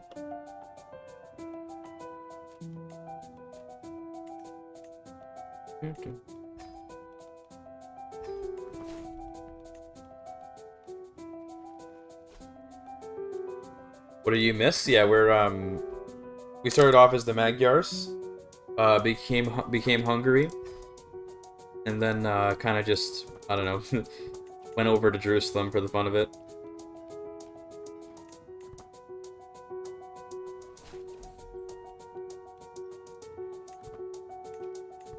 Became Hungary on Ramadan. True. Can I get like anything that'll increase my qualification? That'd be really cool. Thank you. I was like, I want to qualify, please.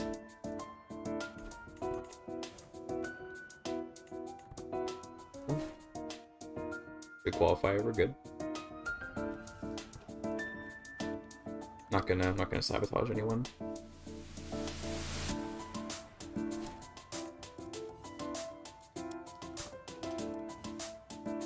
Let's go.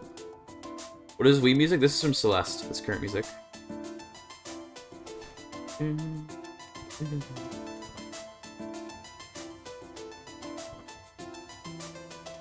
Roguish duelist. Nice, another W. Easiest W of my life. Think you pinged me with? Oh, the music from U4? Yeah, I haven't looked at it yet, but I will look at it soon. Don't worry, I'll take a look. Because usually the Gunshots and Steel music is pretty good, so... Nice. We didn't even need to use the Nero style to win. We just won. Like, actually legitimately defeated all of our enemies, so that's nice. Oh, yeah?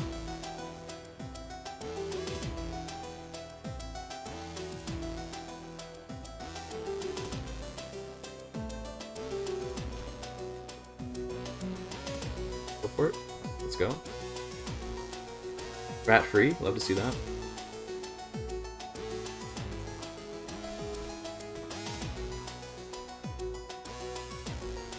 Let's go wrestling. Ah, come on. He cheated. He cheated. Here's where I got my neck broken, though. I'm so ready. Show me the neck break. Nah, he cheated. Get out of here. Of course he cheated. I can't lose. It's not possible.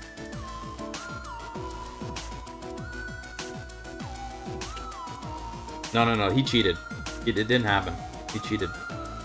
He obviously was using different oil when we were fighting. Obviously. Yeah. No, this guy cheated too. No. Mm-mm. Didn't lose. Cheated. Yeah. I can't believe I won. Look at that. I won. I actually won. Accomplished grappler. The greatest grappler. Yeah, that's how you win the tournaments, boys. A hammer and an urn. Alright, I'll take those. That's really good. Yeah, that's really, really good. Nice. And how about the urn? Sure, that's pretty bad, but whatever. The hammer alone was worth it. Don't really want the cat over to have these.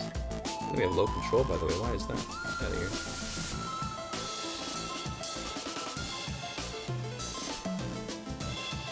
Got the farms and fields here. There we go. Nice. These are spreading, apparently. Make sure our culture covers our entire domain. Pretty good. It does give good health bonus, yes, it's nice. We're only 52, so I don't think we really needed it per se, but it is good to have, yeah, the health bonus. It gives a huge health bonus, apparently. Whatever amount that is. Yeah. Pretty good. So we got pretty good foot rank.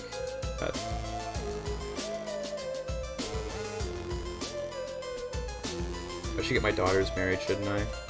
Good idea. No, so only some can you win by just telling everyone that they cheated. It's like duels, wrestling.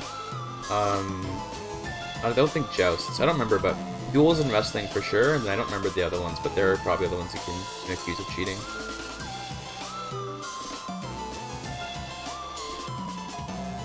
I'd like to educate these children. They're my potential heirs in the future. Press the dagger out of their hand? Yeah, exactly. True. But you ain't going nowhere. Then you wrestle the dagger out of his hand.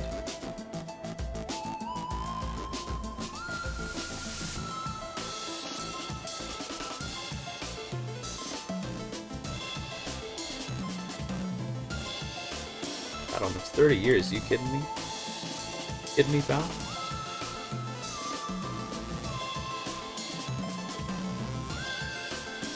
Man, mod has 71 positive ratings on Steam, then one negative rating. Hate to see it. One person was like, I don't like this mod. Fuck it. I don't like it. Think about the roleplay while you're playing? A little bit, yeah. I don't get too attached, but I think about it a little bit.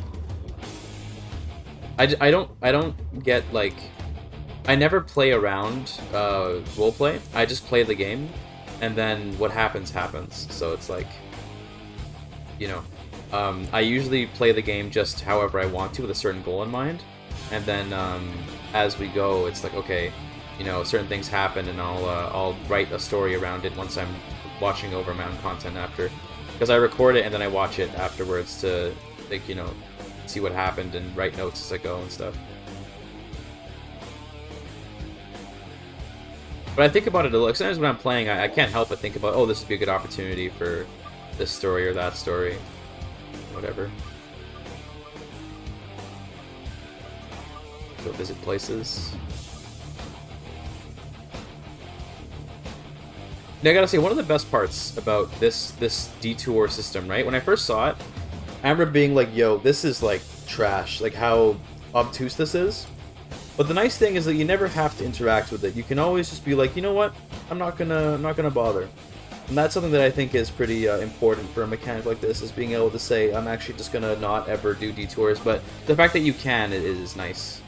It's a good addition to the game, even though it could be very obtuse. Because it is nice to be able to, like, you know, it gives you a good reason to visit places and stuff. I like that a lot. I think we're gonna want mountaineers instead of medical equipment, by the way. I don't know why I want to Aachen not even have a diplomatic education, but we don't want to pass by Canterbury yet. We want to go to a few more things. Get a bunch of, you know, whatever we can get. And then we'll go to Canterbury. I'm not going to visit all the dikes, because it's weird. It doesn't really give you many good bonuses. Let's get Mountaineers instead of medical equipment. That's probably going to be more useful. Yeah. And let's go. Out of here.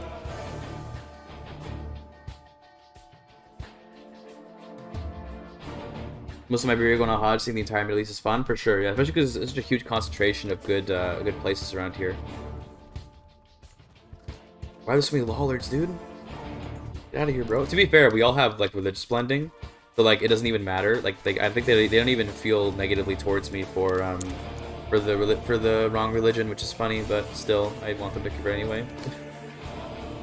Because literally, every like, this whole, all my vassals are religiously blended, so it's like, doesn't even matter what religion they are. It's all the same either way.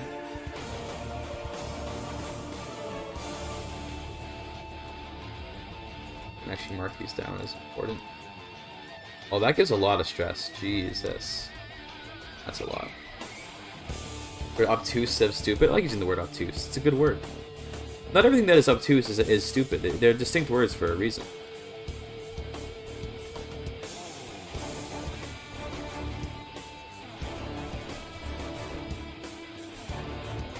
Let's do that, and then I'm gonna go over here and get medicine. Thanks for good help. Love to see that.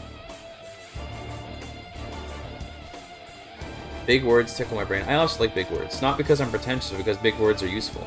Like, I am a firm believer... Oh god. 100% chance that I don't die. We're good. I'm a firm believer that every word that exists in the English language exists because it is genuinely a different word than any other word. I hate thesauruses. Well, I don't hate them. They have their usage, but I don't like the idea of a synonym, okay? Because no two words actually are the same. You know, no two words are genuinely the same word.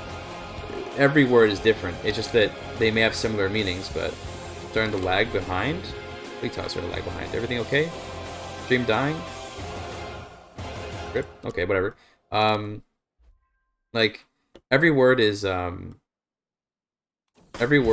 you know, genuinely unique. It is there's no true synonyms. It's just words that have similar meanings. Look at this character. He's a GIGACHAD, dude. Ooh, I want this. Give me Wise Man, please. Did I get it? No, I didn't get it. Doesn't remind me of my CAE exam. What's CAE exam? I don't even know what that is. I'm gonna go for, let's go for profit so I can make a new faith over here eventually. I do have to be Catholic, I'm pretty sure, in order to do Outremer, like directly Catholic, but...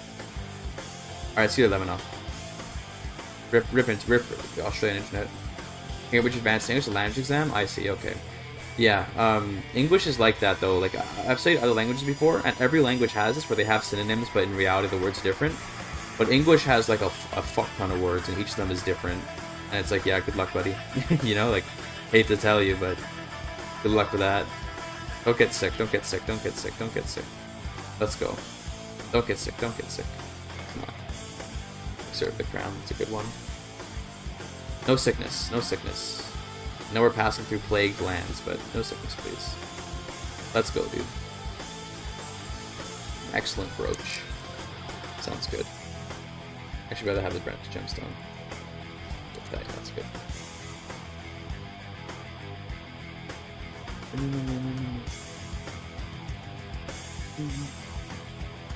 Get it? We got Gardner. Let's go, dude. How's the legend looking? 169? Nice. Just saying? Nice. Bearchild, Boarchild, the competing legends.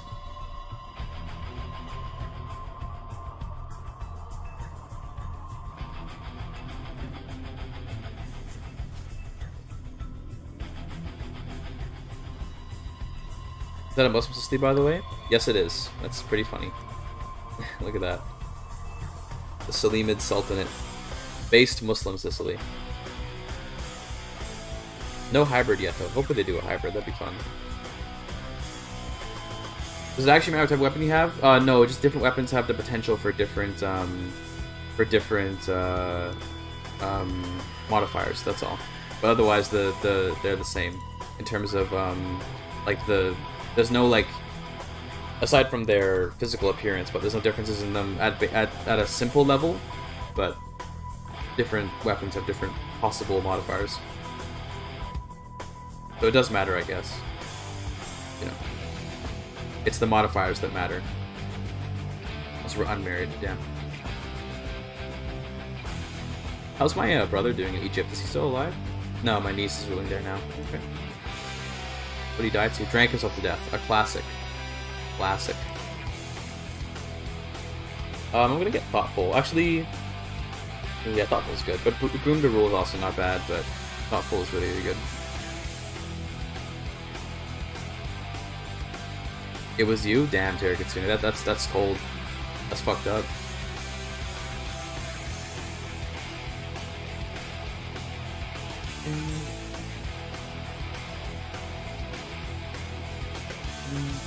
Become Adamite? The GIGACHADing time? Defeat her. Nice. Go spread religion. This modifier is insane. I don't know why this crazy modifier is here. I mean, it's so much piety. But yeah. Good shit. We made it. Made it to Canterbury. No, not the smallpox. Not the smallpox. Make the crown of Justinian give piety? Sure. Like that.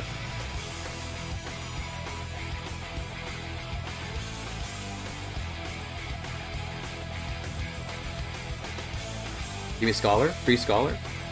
Nah, never lucky. I've gotten that here and there, but it's so rare. He's the oldest grandson? It is. I really don't want Paranoid to run in the family, but oh well, I guess it is.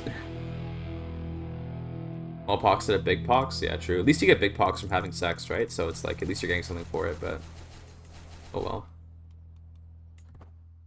It is what it is.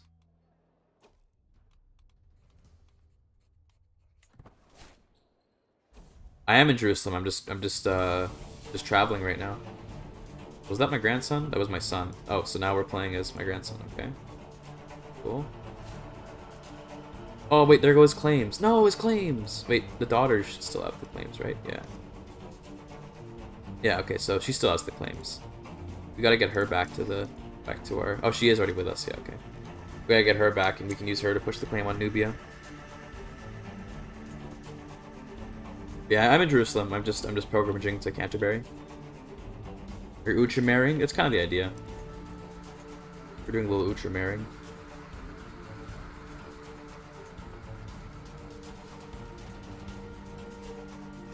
That gold, let's go. Did I get some stress loss? Gain weight, maybe. Oh my god, so much stress. Bro. Crusades have not popped yet, so we can't do it until the Crusades pop, but they will eventually. Give it time, though. They'll pop, you know. It'll happen. Pretty good. Gift some money. I am generous, you're right, actually. Yeah, that's not a bad idea. I always forget that it's pretty easy to get rid of stress. There you go. Stress gone. I wasn't that worried, though, to be fair. It's kind of a slight worry.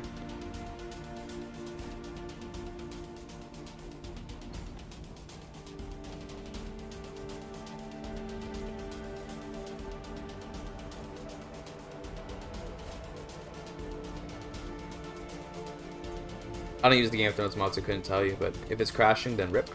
Hate to see it. I don't know if it's updated for the current patch, though. That's one thing I would check, is if it's updated for current patch. Educate heir? I already am. I already got him. Alright, let's get my, is it my sister or my daughter? We need to go and get her. We should claim on Nubia. You. Why can't you push through the kingdom? Nubia, what's wrong? Is it because there's a man on the throne? Okay, so if we kill you, then do it. He's kind of old, he'll probably die on his own, but we'll try to expedite the process. We can, although it's going to cause me stress, but I can give some money out to reduce my stress. Be okay. We do have lots of money, so. I'm going to give the money to my heir, so that way it stays in the family. Cool, okay. Let's make him stubborn. Stubborn is good. Well, that didn't actually lose me any stress. Probably because it was my son. That would make a lot of sense. In which case I just gave away a bunch of gold for no reason, but it's fine. Just, you know, giving out some gifts. Very generous king.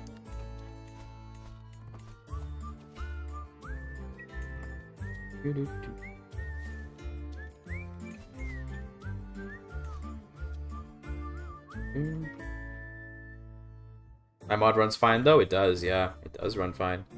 My mod doesn't have any problems, although I found two, not bugs, but two just unintended consequences.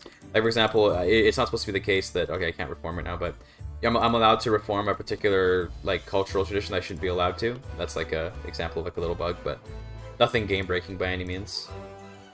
I'm using it right now, in fact, in case you couldn't tell. We're literally on my custom mod. It's cool.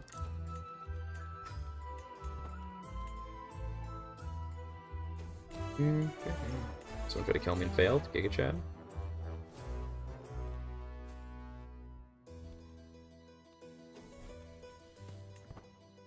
Let's make my boy. This is like an okay character. He's got good stats. That's what matters the most.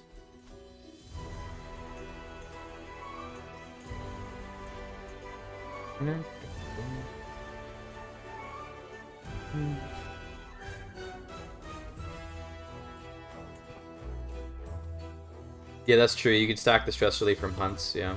For now, though, being generous means it's pretty easy to get rid of stress, but it's giving out some money. Are we looking for getting that next tech? Kill him. Nice. Okay, now we should be able to claim this for my daughter. Yeah, okay. Go.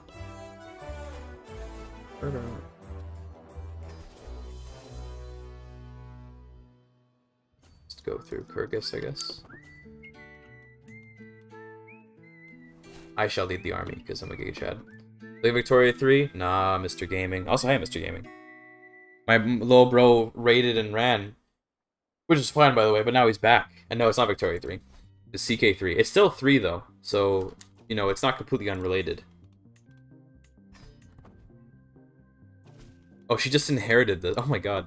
Thank god I declared that war, like, perfectly. I know you're Hungarian. It's okay. You're allowed to go whenever you want. I like how, just as we declared this war, she did leave our court, so... Oh, this is different. Wait, that's... Oh, I see, that's my first daughter. My second daughter is what I'm pushing the claim of. Okay, got it. We're good. Profit, okay. So we can make our own Catholic pretty soon, but I think we're not gonna do that. Because, I don't like that Lollards are kind of, like, around here, but I will say that, you know, we don't, you don't care much. So, fine. Live with it. Hear about alleged EU5? I have heard of it. I saw a generalist cover it. He's the only Paradox content creator that I watch anymore. But I don't know. I'm not really... I mean, when it comes, it comes. I'm not really that interested in, like, following all the pre-release stuff, though. I'm just kind of like, hey, cool that it's coming. You know, we'll wait till it comes out and hopefully be something good. Apostolic, dude. This is what happens when you get religious blending, is people just go whatever the hell they want to be. It's a Manichaeanism. Just hanging out here. Okay. We live in a society, don't we?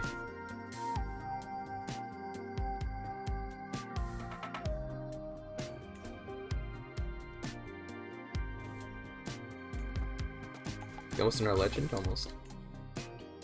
Should I collect them all or some shit? I mean, dude, I don't know. I'm just... Let's try to get every Christian heresy that we can around here. That'd be pretty funny. And then because we have religious blending, none of it even matters. No opinion negatives. Although I think they're still more likely to make factions if they're the wrong faith. In fact, do we have any factions? No. This king is very well loved, so nothing to worry. Or Grand Prince, rather. Sorry. He's not a king, he's a Grand Prince. Let's not forget. Although he's known as the Terrible. This is such a, like... Sometimes this game is so weird where it's like, if you look at our vassals, like, I'm loved. Okay, like, look at all the opinions. Okay, this guy doesn't count. Fix that. Okay, there you go. Everyone loves this guy, and yet he's known as the Terrible. Just works. Patient is good. This kid looks pretty good so far. Manichaeanism? Yeah, you're probably right. I just, like, I don't know. It's like... I was actually thinking that as I was saying it, I was like, oh, it should be Manichaean. But, I don't know. I just was like, screw it. I'm just gonna say it however I say it, and then whatever happens, happens. But now I got called out, I have to change it, of course. But you are a murderer? Okay. Okay, yeah, you kill one man and you're murdered for the rest of your life, but... You know, gift 1,000 gold to the realm, you're not a gold gifter. I don't know what you call it, but... Basque Icelandic pigeon, my favorite pigeon. Always read it as chi. Yeah, but I think it is supposed to be Manichaeism. I think that is what it's supposed to be. I just, you know, just lazy, that's all. Let's get some supplies before we head out.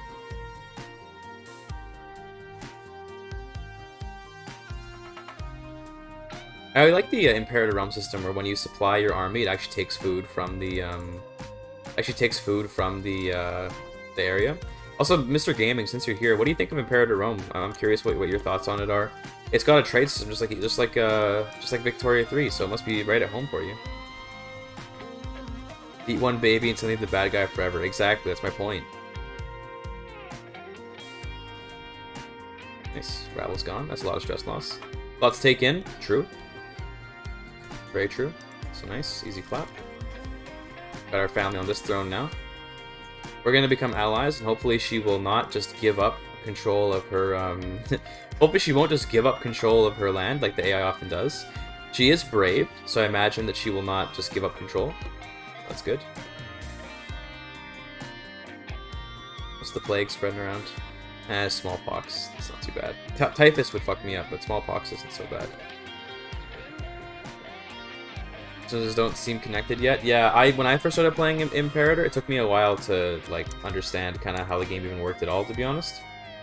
But yeah, it's a lot of times it feels like it's hard to like figure out how some of it works. So stuff like how republics work with like elections.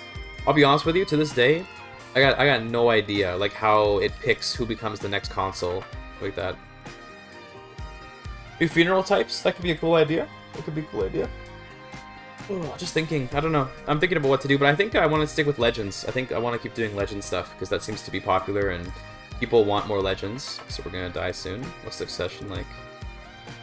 Okay, that was interesting. Yeah, it looks like we're good on Succession. It's all going to my grandson here. Check out those family names, by the way. Looks cool.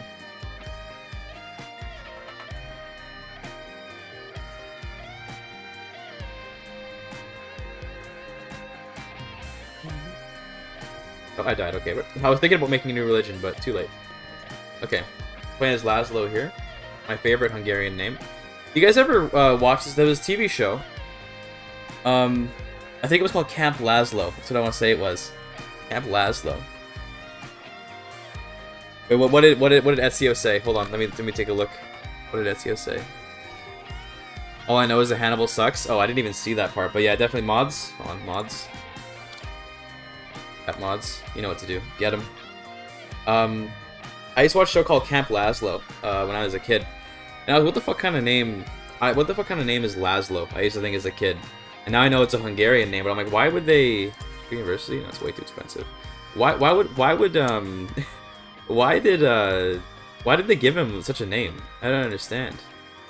What was the idea? Also, we should probably take up this legend before someone else takes it. Hold on. I don't want that to escape. Go.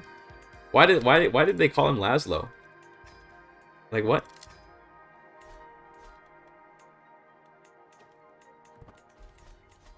It felt like so. I mean, I guess I guess it just works, but yeah, I loved Camp Lazlo as a kid. That was They haven't have mods. I don't have a single mod on my channel. there's no mods. Don't need them. Handle my own modding. I make mods and I do my own mods. What, I do my mods? I mean, what? Worry about it. I'd like to be allied with you so I can keep you safe from the people trying to overthrow you. So, although it looks like, oh, this is hilarious, man. Like, my aunt, who I put on the throne before, is fighting my other aunt for the throne. Just works. An elephant friend named Raj, but that checks out though, because elephants are Indian. Like that is an appropriate stereotype. You know what I'm saying? That checks out. Get in here.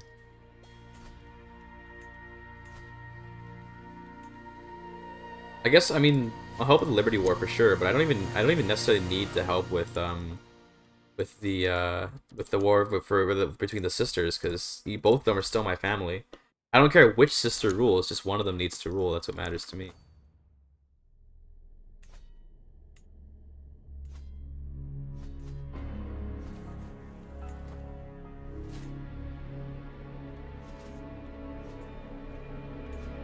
How do I have this?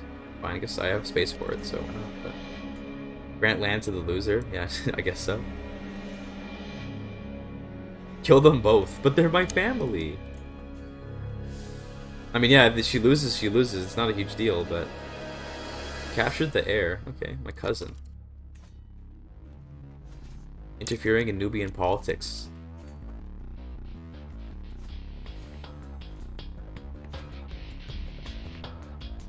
Nice, easy clap. Yeah, I'll let the sisters fight it out, but I will help against the Liberty War. We almost finished this legend. We're almost at 300 counties, then we can complete it finally. And we'll get some cool stuff for that. Although I want to wait till I have some children, because one of the rewards from the Amestris legend is rewards for your children. Let's try to have some kids first. Yes, I will help with this. What is this? Okay, this is for a foreign person. This is for you. I don't want you to have the throne, so that's going to be an important war to fight.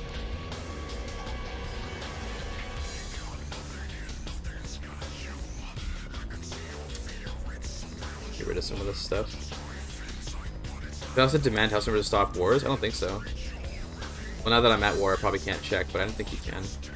Adequate bargainer's not too bad. You can live with it. I have perks when I went pilgrimaging, it looks like. Cool.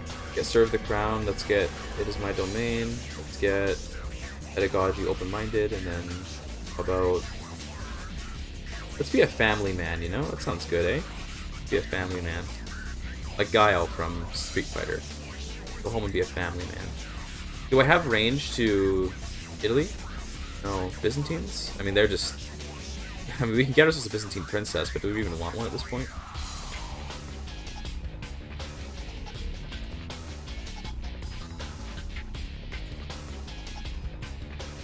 Going to give me this.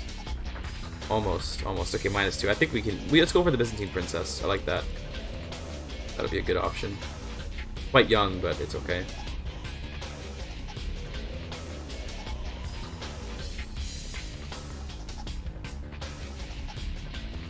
Good, that ends that war.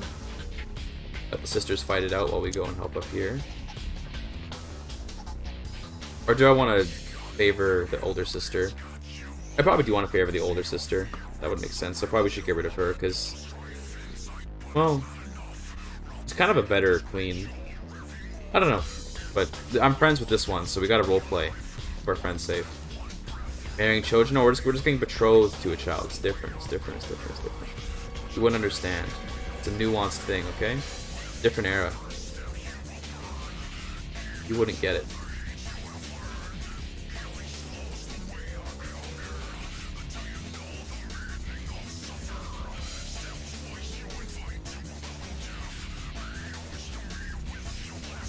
That. Good money. What's the faction? It's a Liberty faction. Have some cash. That should help. Give money out to everyone. Might help, might not. Nice.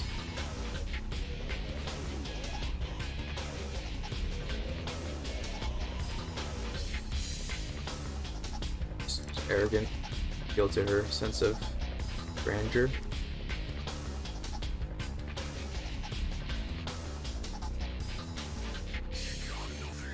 I gotta go stop those guys because they're foreign hands.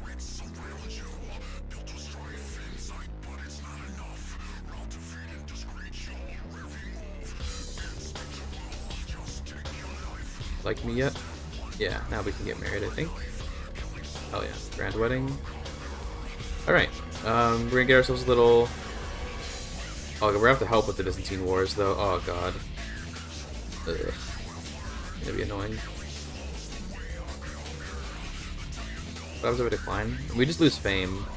But no, I'll help, I'll help. I'll be there. Yeah, I'll help. Will I actually help? No, but I'll help, you know what I mean? Oh my god. All these wars. Nice, there we go. That wins the war for my sister, my aunt. Good.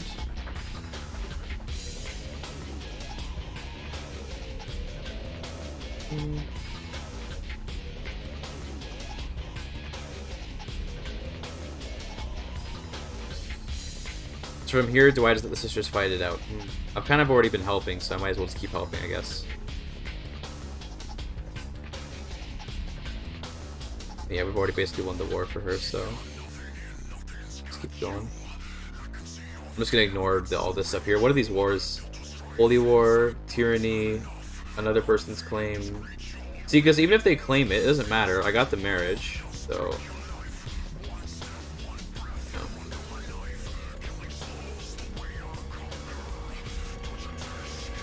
With that. Because ultimately, even if she loses to the throne, she'll have a pressed claim.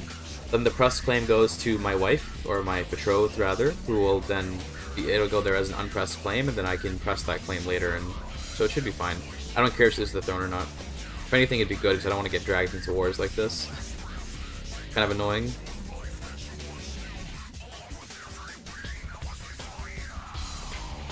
Ding. Okay, it's not quite... The war is not quite over yet. That's really annoying. Just letting my men die to starvation, by the way, because I just, you know, just savage. People always ask me, it's like, you know, why do you just like, let your army starve? It's like, I don't know, who cares? Does it matter if they starve? So there you go, good. Okay.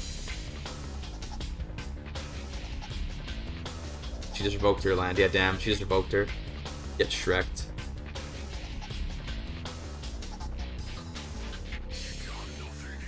We got our warrior priests, by the way. That's cool.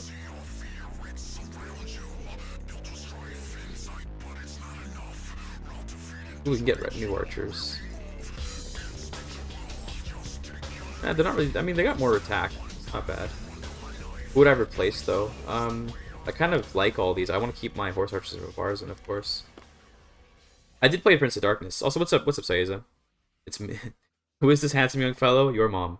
I did play Prince of Darkness one time. I even did a speedrun for it one time. But, you know, I don't really... I like vanilla CK3. I hate to be that guy, but like I just enjoy the base game. I don't like to play with mods. It's like the game feels like it's well suited to like what it is. So it's like I don't want to play anything else. I just want to keep playing the base game. The only mods I do, which for example I've made a mod here, another plug to my own mod. I've made the Accumulated Legend mod here. Relatively vanilla plus type mods, you know? That's what I'm into. Again, we're not going to, we're not going to complete this legend until it spreads a bit more, and also until we have children, so we can get the extra rewards for the kids. No reason to rush the legend, so... Although I guess it costs money, but I'm making a lot of money, so it's chill. Let's get more farms and fields, man. Let's go. Handsome and clever, you know it, little bro. Always. The cleverest.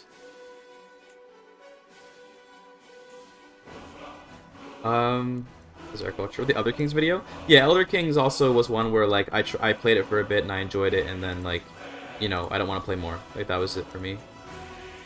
Down just to like play it and then have fun, and that's it. I mostly still just want to play base game.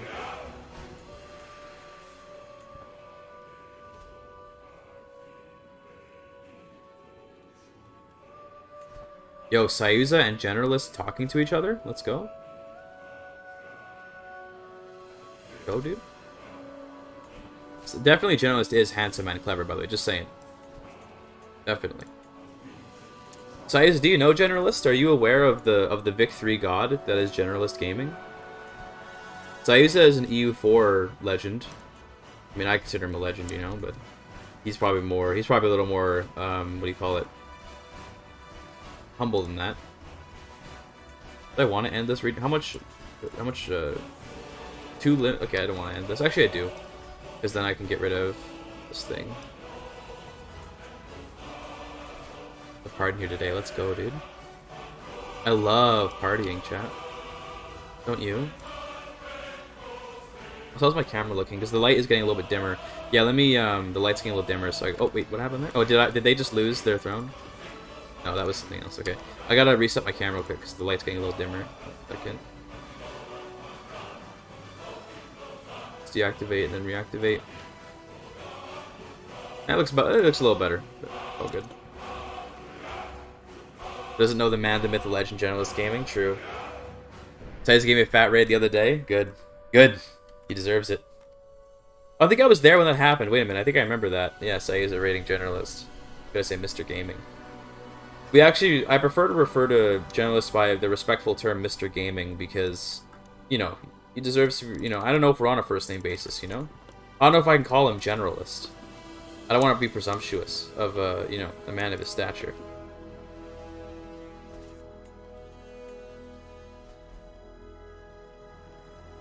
How's the wars going over here? Oh, that's horrible. No, nope, nope, nope. That's not okay. That's not okay. Ashari, Yemen. Yemeni Ashari, Cyprus that also owns the mainland. Yeah, I don't know about that, buddy. Mr. Gaming also is infinitely better than Mr. Generalist. I mean, true.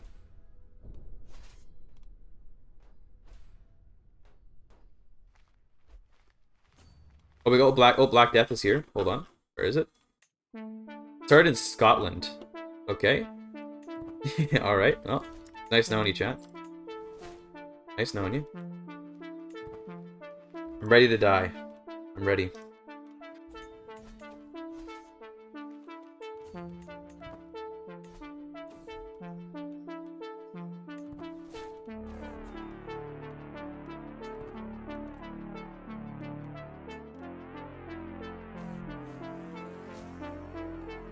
We don't need a court position.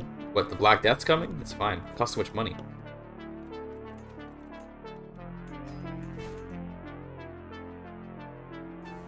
Are you ready, chat, for the Black Death? Here's where we get randomly selected as the place that gets to be immune to it for some reason. I'm so ready. Oh man, it's going. Chat, look at it go. It's coming. It's coming. Oh no, I gave him my stewardship. Look at that guy. Take this thing.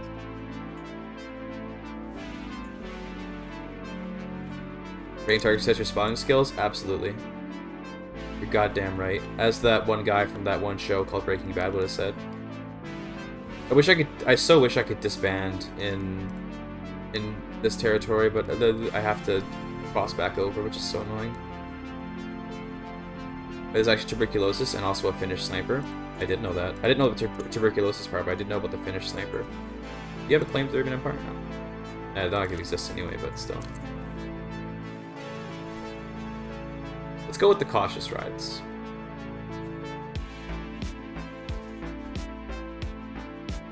Are we looking at the Black Death here? Is it coming? Oh, it's here. Oh yeah. Oh yeah, it's here. Okay, hold on. Oh, okay. Oh, we gotta isolate, seclude, and isolate.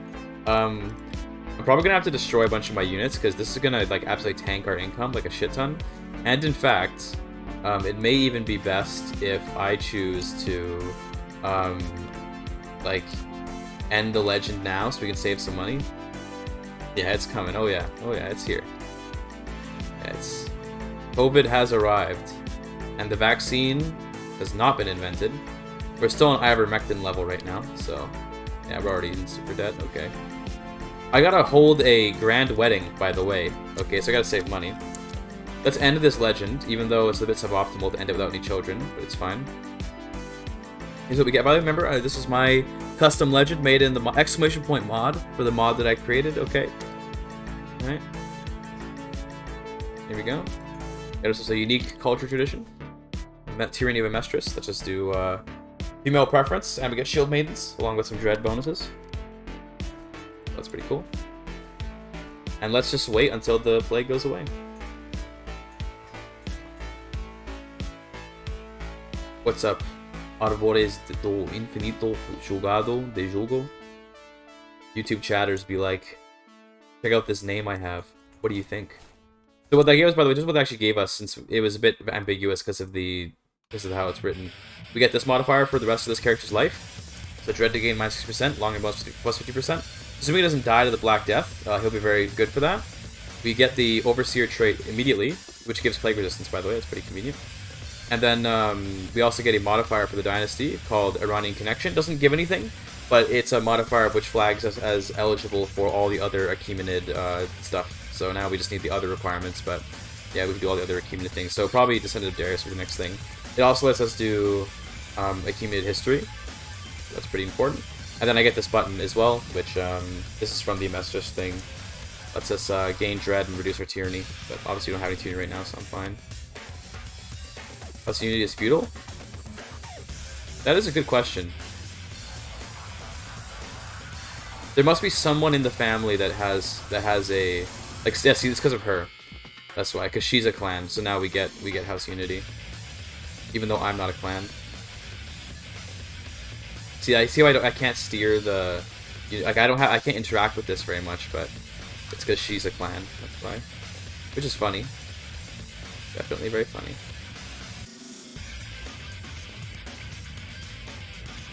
Yeah, let's try to keep our control up if we can. That'd be super cool. Can we get a Seneschal? Nice. Might help out with the control not going down as much. Here's why the Black Death absolutely kills your income, is that it kills your control, kills your development, and it just like, you know, and it also causes, I think, a negative to taxes. No, it just kills control and kills development, which is pretty scary.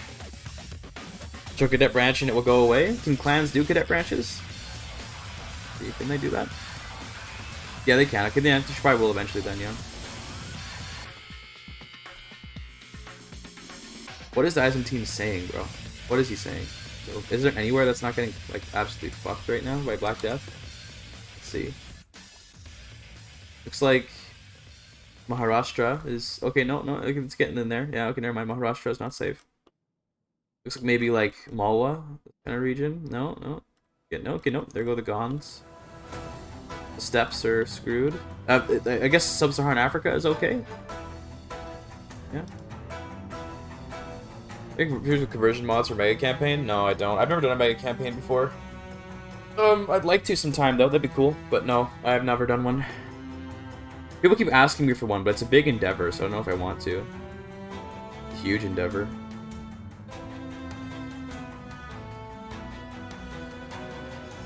Ding, ding.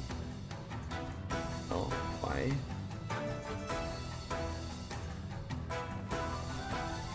Oh, playing a leg of the Mega Campaign? I mean, yeah, I could definitely...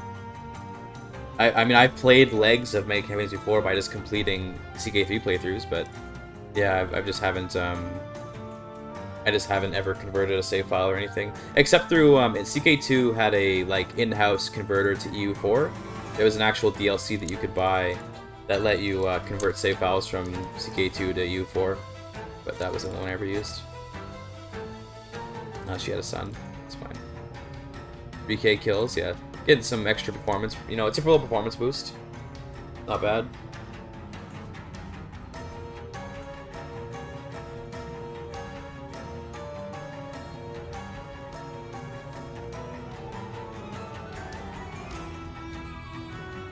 Just do this to help with the rebels. A little bit.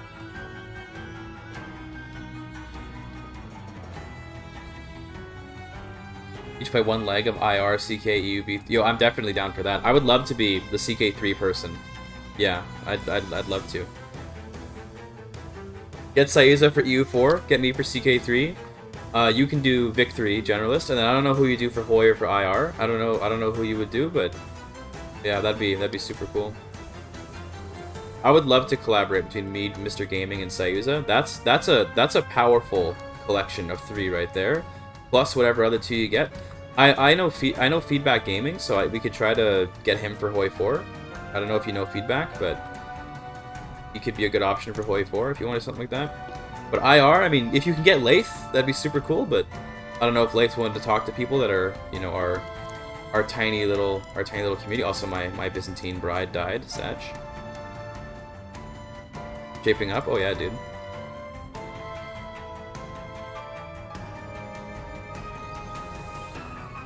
Who are we marrying? Let's maybe wait to get married until after the Black Death is gone. But yeah, I'd be super down.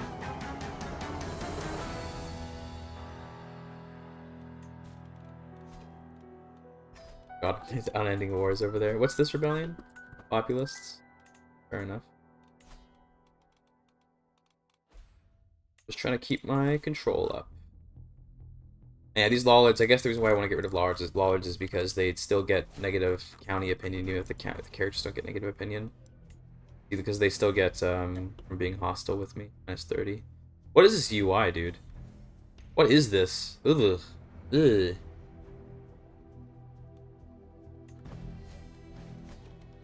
Don't worry, Saiza. Once you do your mega campaign, okay, just pass me your footage from this, or just make me an editor on your stream, and I'll go make the video for you, bro. Easy clap. I got you.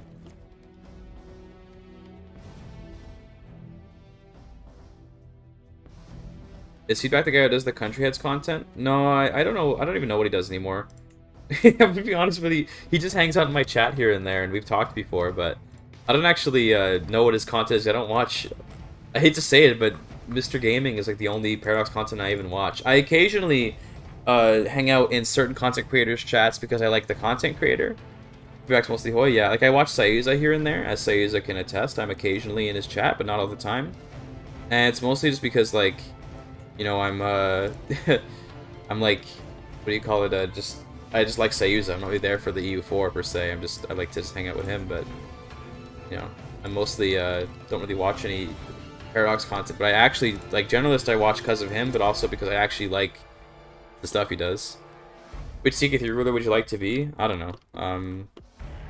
This guy, Vito the Second. He's got a cool name. You have some money. I probably should help my aunt, shouldn't I?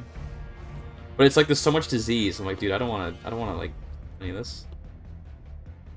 I watch Lambda on YouTube. Well, yeah, sure. I mean, yeah. When he puts a video out, I watch Lambda. Yeah.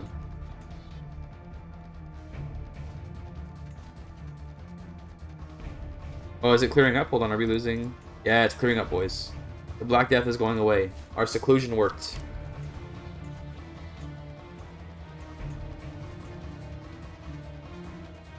This is such an aesthetic cultural border. I gotta say. You cover the accent and you tolerate the content. That's right. That's pretty much exactly correct. Isn't this like just like a perfect cultural border? Like, damn. Like, we're just like the Levant, you know? Except for like this little part, I guess, but we're like the Levantine Hungarian culture. Based. Okay, now that the plague is almost cleared up, I might go down here and actually help, but hoping my rebels don't fire. We just give you money and then you'll stop trying to rebel.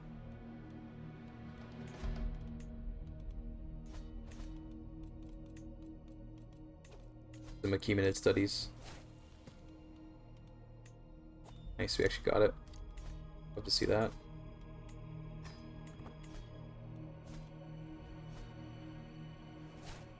They're passable converters? Yeah, there probably are. I assume they exist, but I don't know anything about them. I'm sorry. I'm not really able to help. I just don't know much about it.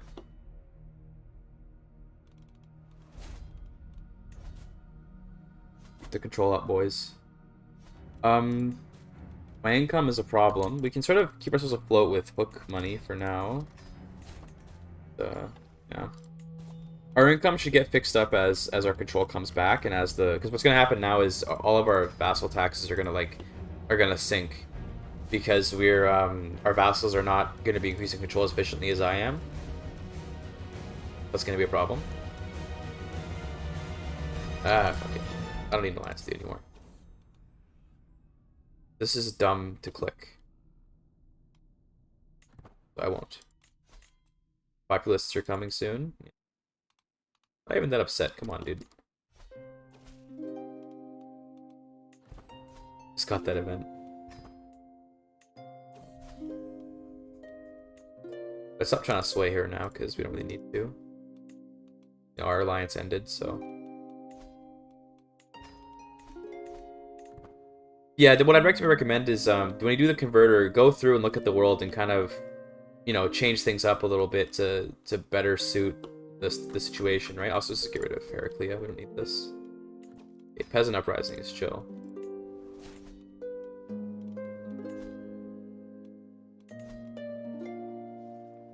Oh, it's at 10 years each. Yeah, I actually, I thought about something like that before, where it's like, you almost do it like, I was thinking where we play like some kind of presidential or parliamentary, probably a presidential republic, not a parliamentary one, where each YouTuber is like the president and they have like an agenda that they try to accomplish in their electoral term.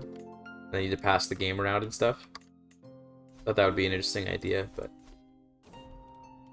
never got around to doing it because I stopped playing Vic 3, but thought it would be a cool thought. Vic 3 to Hoi is ever the one that concerns you the most? Yeah, I can see why. That would be a little bit difficult to do. After that, you gotta go to Solaris, by the way. After Hoi 4, you just skip right to Solaris. Basically, pass save to someone else when you die? Yeah, that's always an interesting idea. Also, okay, so we have this event.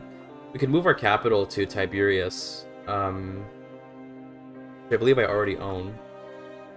And if we did that, Tiberius would develop a lot.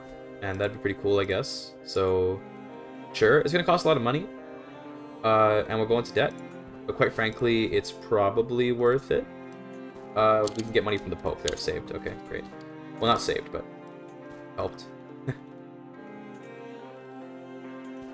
And then we move the capital back to Jerusalem, I think. Oh, we're at war, but yeah. Let's try to make some money. So let's sell artifacts if we can. So for example, I don't need this brooch. I don't need this pendant. Yeah, there we go. There's positives. Back from the Black Death. Yeah, he lost his nose, looked like, right? Yeah. He'll be fine. He's not gonna be fine. If he dies, it's good, because it means there'll be a new pope, might give me more money. Also, he had a daughter, that's kind of based. Oh, he died, okay. You want to give me more money, Mr. Pope? Yeah, nice. New pope, new money. Alright, see you later, Saiza. See you later. Thanks for popping in. I really appreciate it. I should get married now, by the way. We should definitely get married now.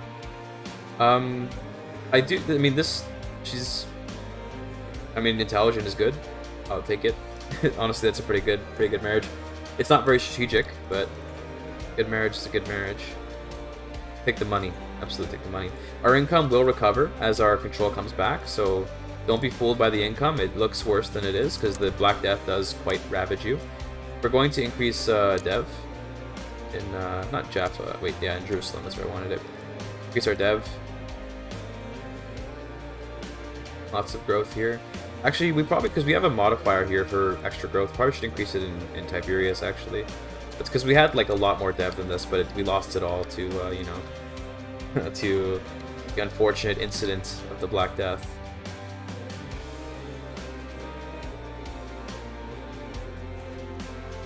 Libyan Coptic Uprising. Why are you having trouble with this? Just 2,000... Let's go and kill them. Easy.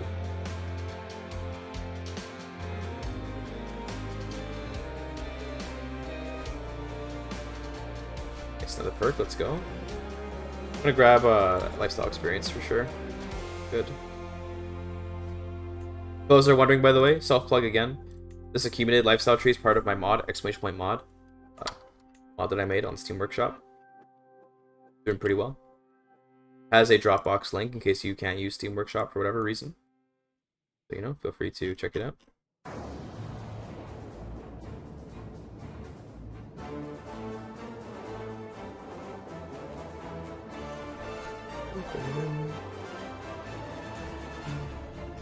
Laszlo of Jerusalem. Good old Camp Laszlo.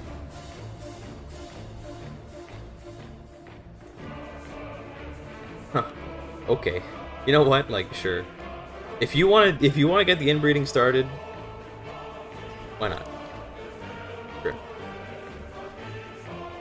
Oh, she lost. That's hilarious. How do you lose to peasants?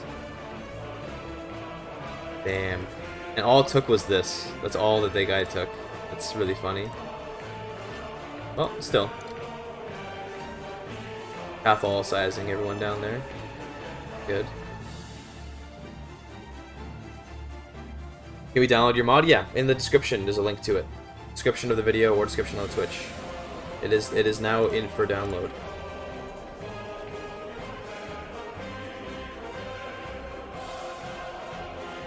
Did we get this tech? How long until we get battlements? Still 12 years? God damn, man. The beautiful, right? Just like me in real life. Got him. GIGACHAD. Be just like me, for real, for real.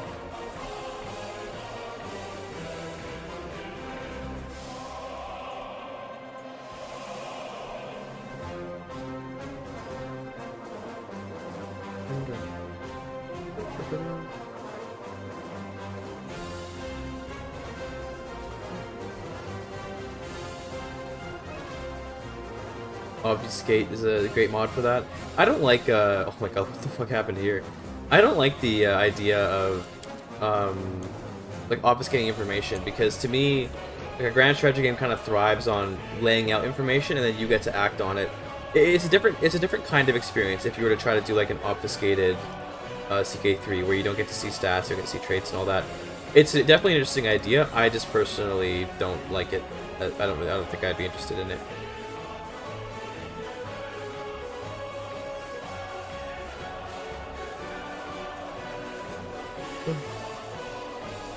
That was change.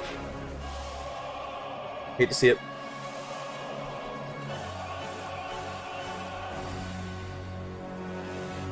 Oh, she's pretty good.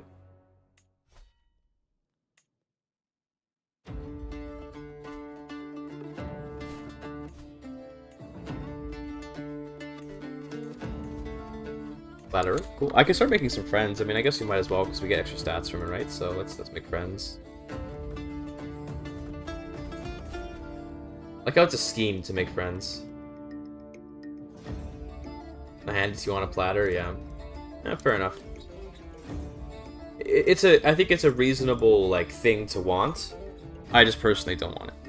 I like having all the information laid out. For me, what's fun about CK3 isn't like the difficulty. Also, what she wants to be house head. Interesting. So if we do this, right, then that means that we effectively, like, we actually do get all the clan mechanics, I guess, because then a clan will be the head of the family. But I don't want to lose control of the family, so I'm gonna have to decline. Oh well, I guess. Make your own cadet house, idiot.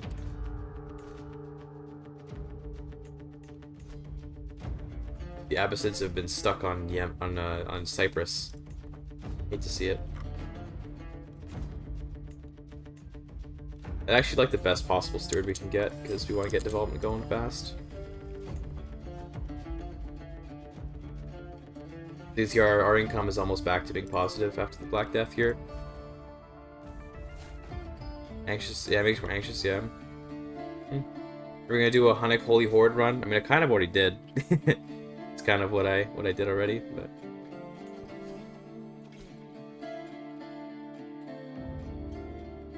Yeah, I agree with that, Mr. Gaming. I agree with that, yeah. It's just one of those things where if you implement systems where uncovering that information is also, like, relatively, like, something like part of the game and all that, then I think it could work. Damn. But if you're like, I don't know, if it's like obfuscate information and then that's it, just the information's obfuscated, that feels like it wouldn't go very well. But to be fair, I don't know a whole lot about, like, the mod, right? So I don't know what exactly it does.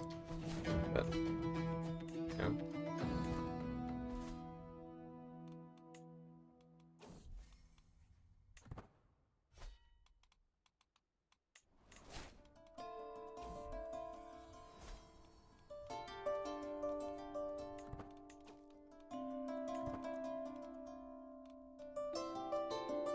Bossy. Let's just go stewardship again. Yeah, let's keep going stewardship.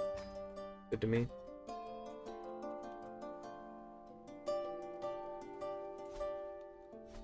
I wish that that event... Oh, it does. Oh my god, I didn't know that. Wait. That's so cool. Wait a minute, chat. I was just about to make a complaint, but then the game did account for it. That event that moves your capital, I assumed it wouldn't change your de jure capital. It does. I love that. Yo, I like that a lot, actually. So you can finally... It is possible to move de jure capitals, thanks to the Black Death. Did anyone else move their capitals? Oh man, now I'm curious. Did AI ever do that? Because I thought it was going to be like, oh, move your capital to Tiberias, and then you can just move it back to Jerusalem because it's your de jure capital. But no, it actually moves the de jure capital. That's awesome. It is, yeah, it's also the de jure duchy capital, yeah. No, that's cool. England did it, I think. Let's see. No, their capital's always... Wait, yeah, their capital's always in here. In 867, it's here. In 1066, it's here. It changes depending on what start date, but you know, it's there in this start date. Yeah, I was about to complain, but no, they did a good job. Never mind, they did it. Good job, Paradox. You did it. It's funny.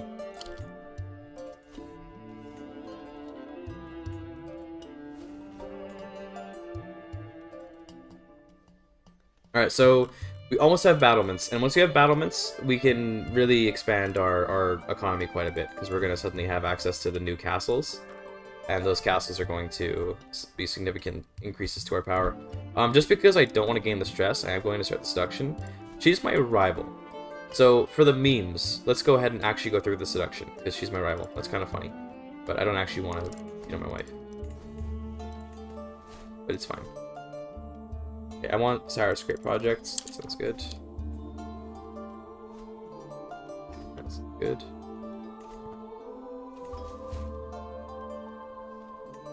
So what I'd like to do, okay, is I'd like to show off.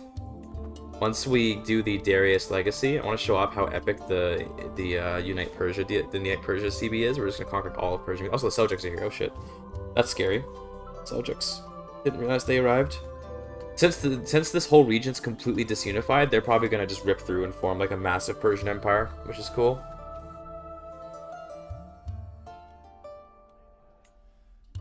They're probably gonna rip through. They kind of already are, to be fair, but they're probably gonna like just completely destroy everything.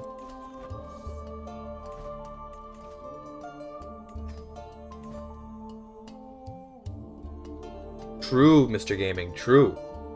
So true.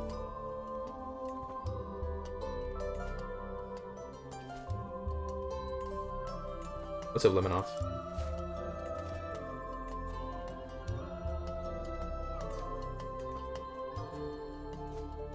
By the way, chat, you know, I have some exciting news for my personal life that doesn't really mean much for the stream, but yesterday I was on a movie set again.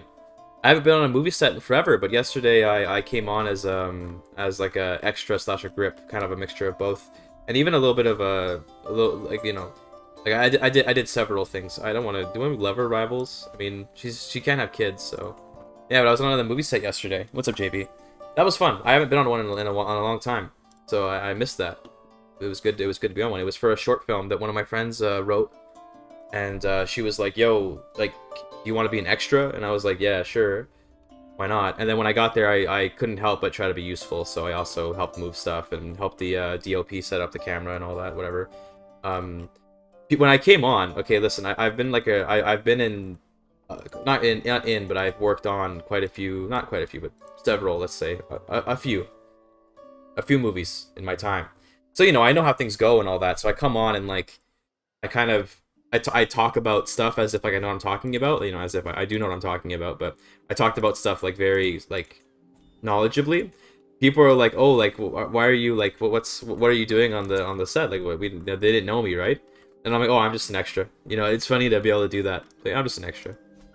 But I was the person I was working with. I'd worked on like 2 feature films with before, and it was you know, the director. I mean, the director is the person that I knew, the director and writer. And I worked on 2 feature films there in the past, so I was like, yeah, you know, she knows that I know what I'm doing. But the other people there are like, who the fuck is this guy? Coming in as an extra and like, you know, chatting with the DOP about shots and looking at the shot list as if he knows what it means. I do know what it means. Apostolic Christians? I mean, we're astray, right? Yeah, I don't care then. I guess the Omani Lawlers are just gonna have to be a thing, because I really can't be bothered to convert all this away, so... And they're pacifists, right? They won't do anything. They're just gonna chill. Surely. We maxed out our Darius track? We did not yet. There we go, nice. Gotta get down to true Achaemenid so we can claim Persia.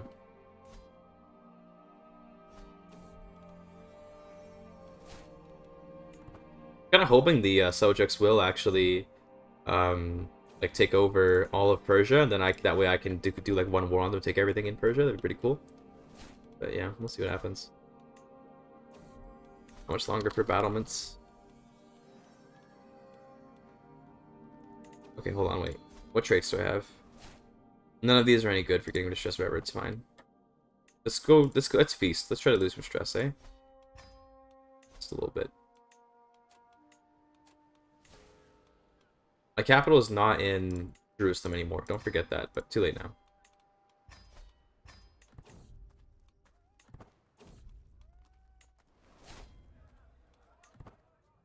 Hopefully we don't get a stress break event while this is loading, but... Yeah.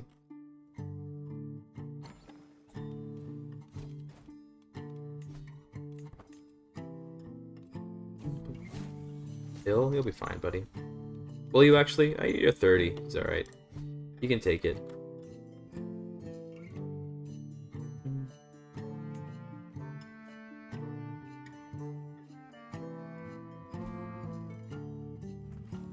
Gotta say, you know, I don't really care much for the Hearthstone soundtrack. But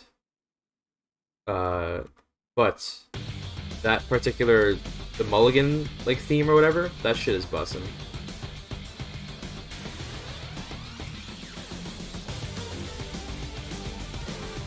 Yeah, this is it. Oh yeah, give me that event. That's the one. And yeah, hunts probably are better for stress relief, but it is what it is. To be fair, I'm also shy, so I probably shouldn't have done a feast, but it is what it is.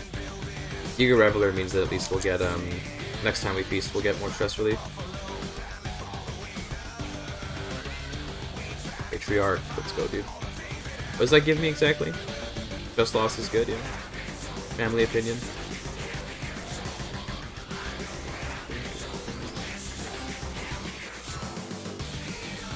I should do a grand tour if I can, that'd be nice. Although I think I'm ill right now, but yeah, fine. Wait till I feel better, then I'll go.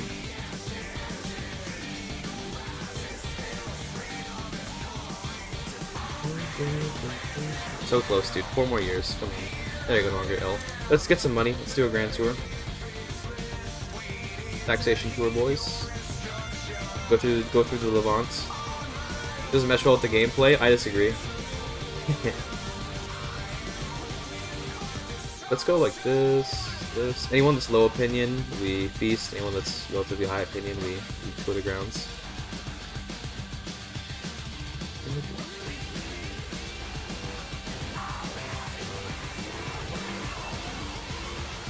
That looks good. Alright, cool. Let's get some money, boys.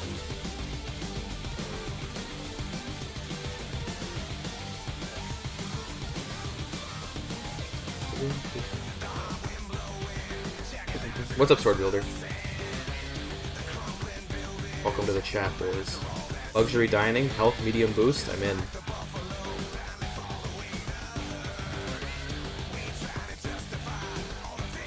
Oh god, please.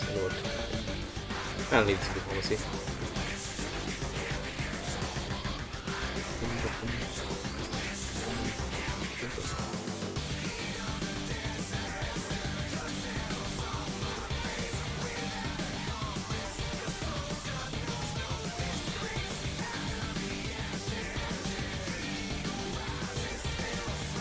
Oh my god, I got ill, are you kidding me? Bro. What the, how bad is it? Okay, it's just okay. Just regular illness. For a second I got scared. Fine, black mom, who cares?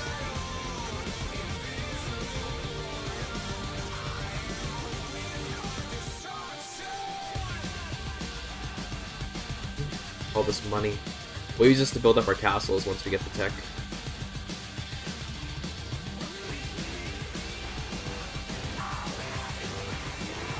Bro, close the gates on me? Ain't no way. Break that shit down.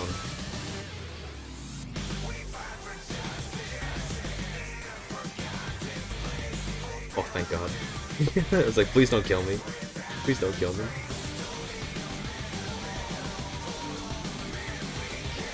Sure.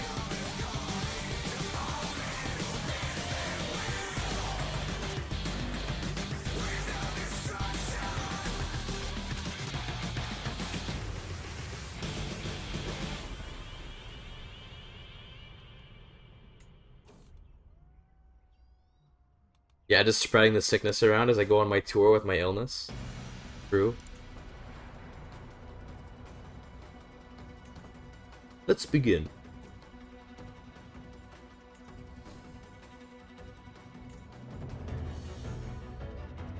Strong hook on Malchus. Who is this? Is Bishop? I don't really care. You just be friends. Good.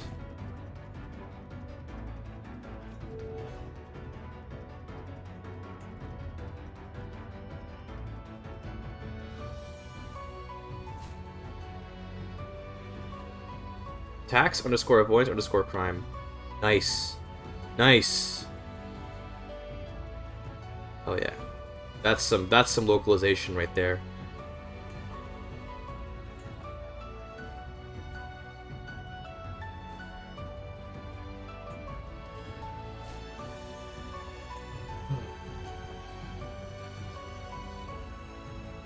Near Automata music? Near Automata music, unfortunately, these days anyway, gets like claimed really, really fast, so it's not very good to use for YouTube streams. On Twitch, it was okay, but even then on Twitch, sometimes it would get like just claimed into oblivion, and it's like, okay, I don't want to risk something like that, so it's hard. It wasn't always that way, but it changed at some point. It's harder to use now than it used to be. If I streamed only on Twitch, then I could make it so that the music doesn't go to the VOD. And then it would be no problem, but if I'm going to stream on both, I can't have it so the audio only goes to the VOD. So, yeah, it is what it is.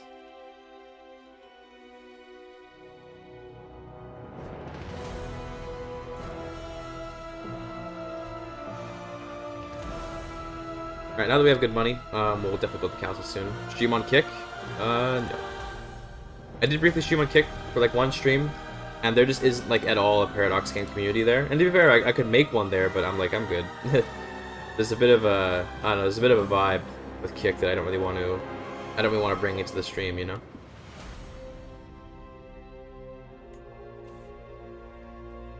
My wife? Okay, sure. But wife can be my lover. That's fine. I got hiccups, sorry chat. Be temperate, that's solid.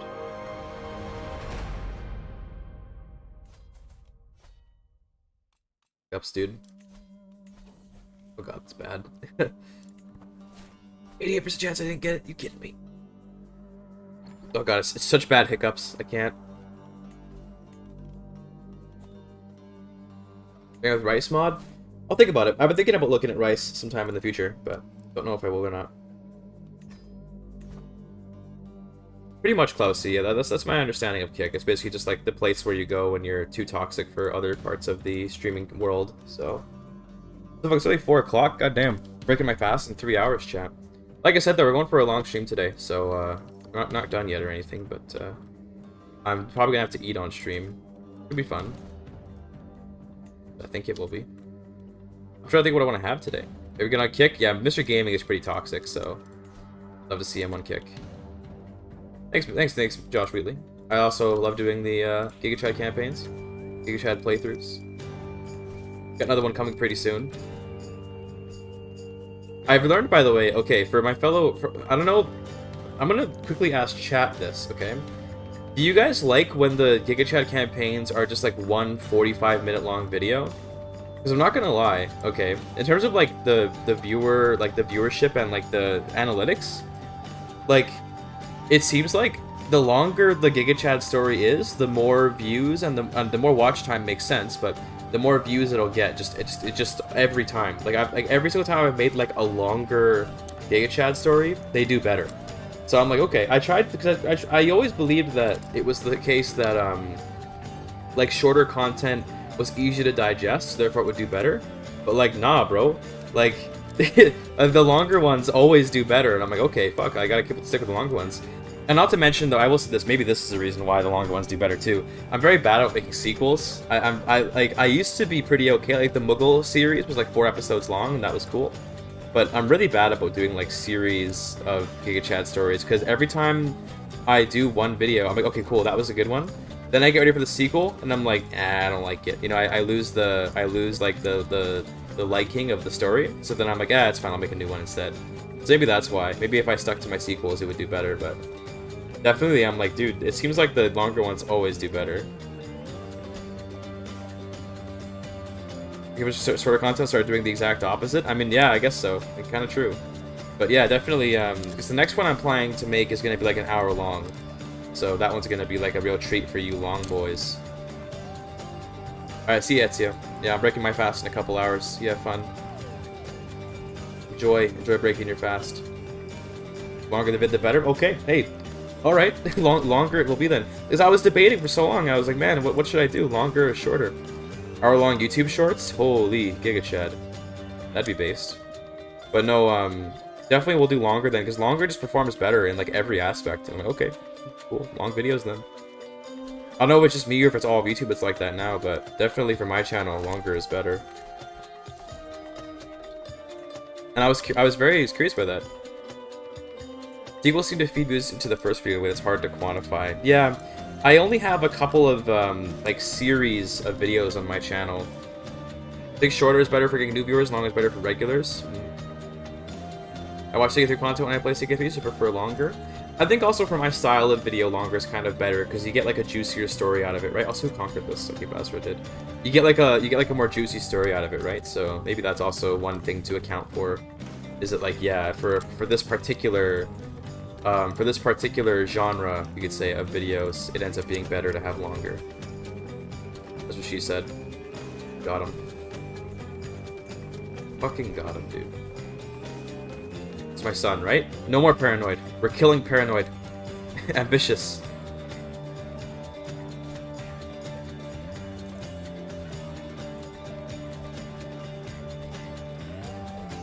Will not duel my aunt and sister-in-law because do a little inbreeding.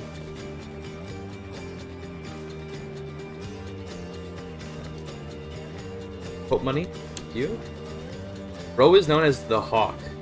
Damn. If I met a woman who was gluttonous, sadistic, and paranoid, known as the Hawk, I'd run, bro. That is fear incarnate. Is AO2 content creator from one of his best ways casting a 12-hour game? Damn. Is it Spirit of the Law? I used to watch. That's like the only AOE2 content creator I used to watch. Because he made the little nation guides. I can fix her. True.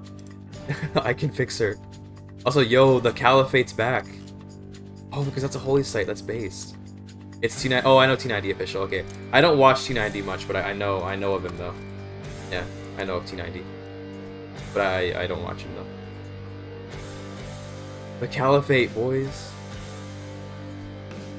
Do we want to eradicate the Caliphate? Kinda down.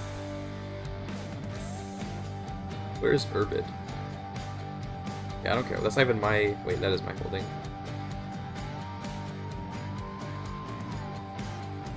I really don't care. Urbid is like this one, yeah, it doesn't matter that much. Urban fires do suck, but we're gonna destroy the Caliphate, boys. Ramadan Mubarak, time to destroy the Caliphate. I know it's a little bit out of character, but yeah, I just realized that it's Ramadan, and I decided to conquer the Middle East for Catholicism, which is, you know, definitely strange, but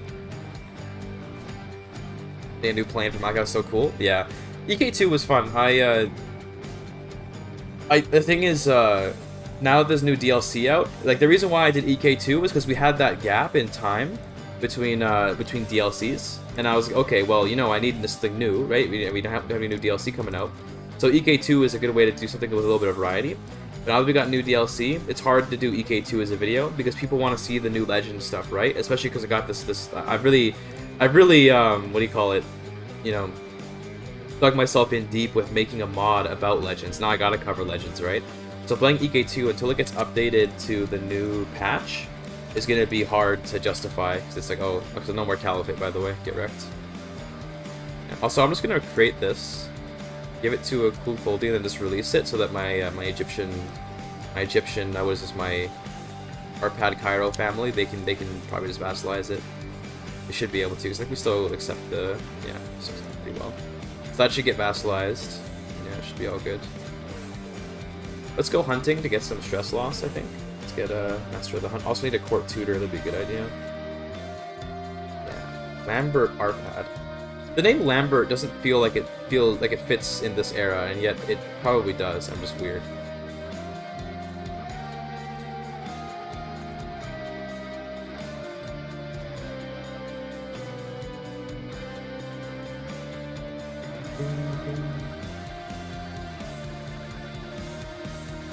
Cool. Slay the beast. Let's get more keeps building as well. Let's not forget that. Also, probably should keep studying Humanid history, but it is what it is. Yes.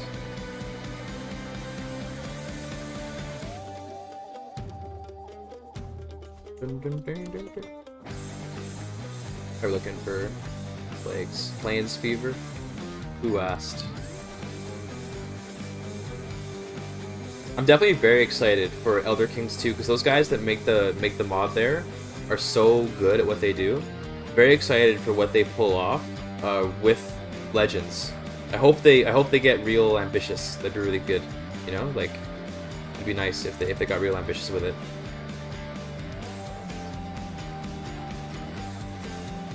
Because then we'd have some real cool stuff. Like imagine like Elder Kings Legends, you know. Or expecting that, yeah, that'd be so cool. Like literally, like having a disease be vampirism, like spreading through the land, and it doesn't spread through like like germs or whatever, but it spreads through like the actual vampires themselves. Like I can think of all kinds of cool ideas that would be awesome for. Nice, we got it. That'd be awesome for Elder Kings 2 to implement. But obviously not a developer for it or anything. But you can't accuse our community of laziness. Absolutely true. Yeah. Oh yeah. They're not lazy at all. Especially those mod guys. The guy I've talked to, not like hugely, but I've communicated with the like some of the head mod makers for Elder Kings 2, and they're working like all the time. They're crazy. They're insane. And it's unfortunate because if you ever look in their Discord, they get a lot of people who come in and it's like, hey, like when's the update coming out? And like they get like mad that the update's not coming out. It's like, motherfucker, you know how ambitious this mod is, dude? Like, yeah, it's gonna take a long time until the freaking update comes out. Dude, chill. People gotta show some respect. If I was Al Pacino right now, I'd say, you gotta show some respect. I was watching Insomnia recently. I don't know if you guys know that movie. It's an Al Pacino movie with Robin Williams. Rest in peace, by the way. I was watching that movie, and I don't even know why I was watching it. I think I just wanted something in the background that had Al Pacino on, because he's always good to have in the background. And I'm like, dude, like... like movies from the early 2000s, that's like a whole ass like era of films that I think is kind of gone. But it is what it is. You mean help for the Secret Inspired TTRPG? Dude, I gave up on the project ages ago. That ain't happening. That project is dead. Dead in the water.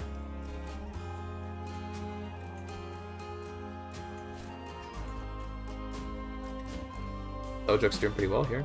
They're still not a kingdom, by the way, which is funny. Lonely them. I vassalized like I expected. That's good. I show you, but I'm too old. I'm too tired. Too fucking blind. Yeah. Yeah.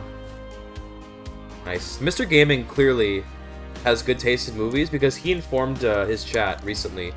Like Guy Ritchie is one of his. Did you say it was your favorite, or was it one of your favorites? I don't remember if it was your favorite or one of the favorites, but a director which you like. And I was like, yo, dude, okay, listen, the Mr. Gaming romance has already been on, okay, but it's only getting steamier the more I learn about this man. Absolute favorite, there it is. It's only getting steamier the more I learn about this man. I watched the Gentleman's TV series on Netflix. I just finished it recently, and I was disappointed to see that it was not written by Guy Ritchie. It was instead like it's produced by him, So it had some of the Guy Ritchie touch, but like it wasn't the same, you know? The Gentleman movie was amazing. The series was like okay. It wasn't even okay. It was good, but it wasn't Guy Ritchie, you know? It didn't feel like Guy Ritchie. But it is what it is. I tried to go and find a place to watch Snatch because I wanted to see that again, but I couldn't find it. Vibe without the zing. Yeah, exactly. Yo, thanks, Josh. Really, bro, just give me 10 Great British pounds. Also, the notification will come up, but YouTube notifications, for whatever reason, would take forever on my stream. So just give it a minute, but they'll come up. But thank you so much. I really appreciate that. And yeah, I'm looking forward to releasing the new GIGACHAD video soon. Hope you enjoy it when it does come out. Yeah, the Gentleman TV series was definitely like good. Like I enjoyed it, and I watched with no spoilers or anything. Don't worry, but I watched it and I enjoyed it, and I liked the ending. It was a solid ending. Sets up for a good second season. That's all I'll say about it to avoid you know, spoilers. But it didn't have the It's funny. It's not just the writing with Guy. I'm supposed to say with Guy Fieri. What the fuck, Guy Ritchie. You know, maybe they're one and the same.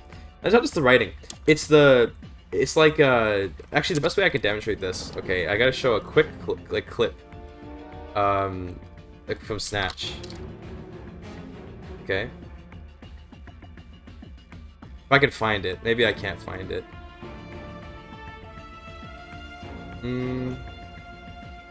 This one works too, though. We can just go with this clip. This is also gonna be a good demonstration of what I'm talking about. There's a certain way that the movie is shot that that just changes completely, like the way that it feels. Here, I'm gonna mute the music for a second. The Guy Fieri / Ritchie crossover, true. Like check this scene out, right? Okay, just watch this. Hope this is not a bad moment.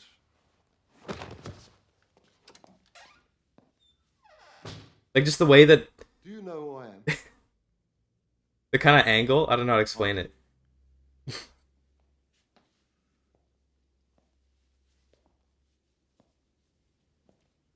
Good. That'll save me some time then.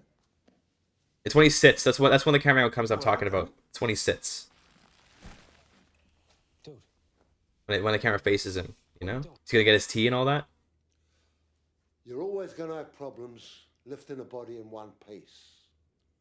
Apparently, the best thing to do is cut up a corpse into 6 pieces and pile it all together. Would someone mind telling me? Who are you? And when you got your 6 This one pieces, here. This is it. You've got to get rid of them, because it's no good leaving it in the deep freeze for your mum to discover now, is it?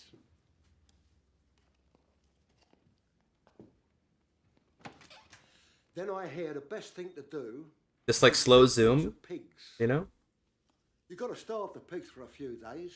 Then the sight of a chopped up body will look like curry to a piss head. You've got to shave the heads of your victims and pull the teeth out for the sake of the piggish digestion. In order to avoid any carpet problems, by the way, watch Snatch, by the way, chat, okay? Even if you didn't, you know, sounds super quiet, don't worry about it. Sorry about that, whatever. Don't worry about it, okay? I know that probably it was too quiet, but, the point I'm trying to make there is, like, the zoom, okay? This shot, like, that to me, that shot is, like, really, no Dutch angle, true. But, like, having the intimidating nature of, like, the zoom in on his face, you know? That kind of thing is completely missing. The ball shrinking scene, yeah, that's true. That's true, Mr. Gaming, yeah, that one. That's probably actually even a better example. I can show it another time, but I was getting worried that, like, there'd be a copyright problem if I showed too much of the movie. But like the what do you call it? The cinematography is really important to Guy Ritchie. And, like, even, like, obviously, there's the much more obviously stylized shots, like the ones that Mr. Gaming's talking about, with, like, the, having, like, the part where the guy's, I forgot the name of the actor, but Bullet Tooth Tony, or whatever the fuck his name is, explaining, like, why he's, like, more badass, because he has a Desert Eagle, and the other guys are, like, you know, the guys are, like, lame or whatever. Like, that's obviously really stylized, but even just the just front-on, like, shot where you're just zooming into, like, the scary guy talking about stuff, wishing tipping up the guns and head tilt and stuff. Yes, yeah, definitely, yeah, 100%. That stuff isn't in the Gentleman series at all, unfortunately. And that's one of the best parts of the Guy Ritchie movies, is, like, those really erratic and, like, random shots. Even, like, the scene I was trying to think of, Mr. Gaming, was near the beginning of Snatch, when they have to find a replacement fighter because their, you know, Gorgeous George is, like, has got his, like, fucking in a coma or whatever. and Turkish is explaining like the other fighters, and he's like, Mad Fist went mad, and then it shows a quick clip of him just like being in an insane asylum, like, and he explained that I forgot what the other guy's name, but the guy that shoots himself in the shower, like the like 2-second cutaway to something ridiculous happening and then going back to the seriousness. That's what I had in mind, but I couldn't find the clip of it. But that's what I was thinking of, was like when it just cuts away for like 2 seconds and has like a funny sound effect, and it's like some crazy shit, and then it goes back to like normal. I wish that stuff was in The Gentleman, the TV series. The Gentleman, the movie, did a good job of similar stuff. Gentleman TV series, unfortunately, I think probably because it wasn't directed and written by, Guy Ritchie, it was lacking some of that stuff. So that kind of sucked. But it was still a good show, though. That's the thing. It was still good. It wasn't like it was a bad show. It just wasn't up to that immense standard of Guy Ritchie, who I very much enjoy the movies of. I really do kind of want this last piece of Syria, to be honest. Not really working on any digital drifting, so it's fine. Damn, 4 years, bro. That's fast. Let's conquer that little piece, like Samosada.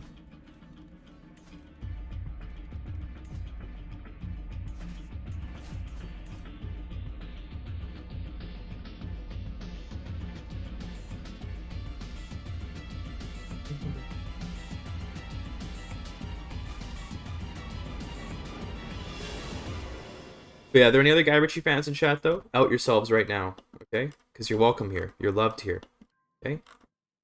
I grew up on Guy Ritchie because my, my dad, like, loved, showing movies that probably weren't very appropriate for my age. So I grew up watching, like, Snatch, grew up watching, Scarface, and all sorts of other, Goodfellas, you name it, right? Other sorts of gangster-type movies. So I grew up on that stuff. It's, like, my favorite. Sex and Rock and Roll is the best sex scene in cinema? Based. True. Very true. I gotta rewatch a lot of Guy Ritchie stuff, though, because I haven't watched it in a long time. Like, I haven't watched, like, was it Revolver? I haven't watched that in, like, forever. But Lock, Stock, Smoking Barrels, Snatch, Gentleman, those are all, like, amazing movies. I watched Wrath of Man, which I think was a Guy Ritchie movie, or was that just Jason Statham? Hold on, I gotta check now. Or Man of Wrath, or whatever, Is it Wrath of Man or Man? It's Wrath of Man. Is that by Guy? Yeah, it is Guy Ritchie. Yeah, that was kind of like whatever, if you ask me. Man of Wrath or Wrath of Man. I always forget what it's called. That one was kind of lame, but it is what it is. You know, there's the occasional miss, known to happen. Oh no, the Byzantine bot is back, and I'm excited for it. Glad he's back. I missed him, you know. Is the real Byzantine in chat, or is only Byzantine bot in chat right now?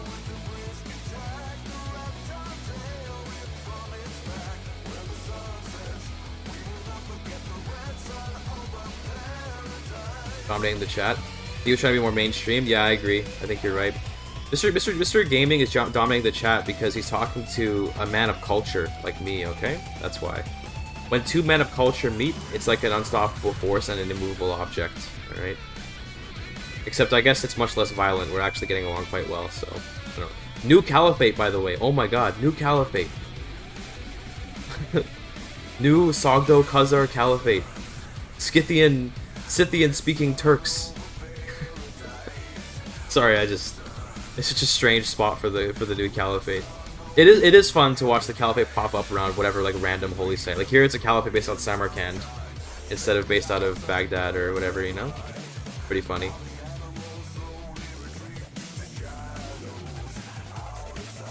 Hard not to talk with a fellow Guy Ritchie enjoyer? Exactly. Exactly. Oh, they finally made a kingdom, by the way. Nice. Good job, Subjects.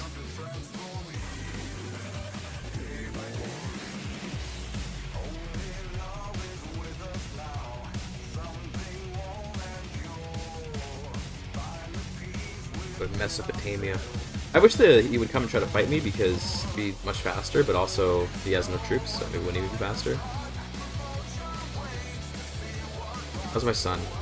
He's okay. I should probably educate my other sons as backups. Be a good idea, probably.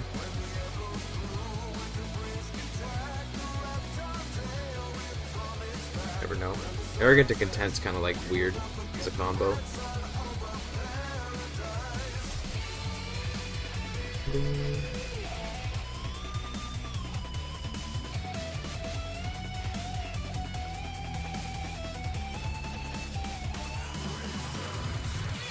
There's an upcoming World War II movie. Ooh.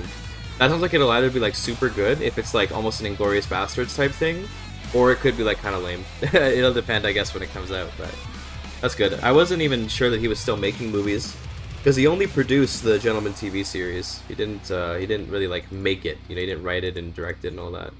And you could feel it too. You could feel how it was definitely a step away from Guy Ritchie's style. The Ministry of Ungentlemanly Warfare. Sounds like a good meme. It'll at least be a good meme, hopefully.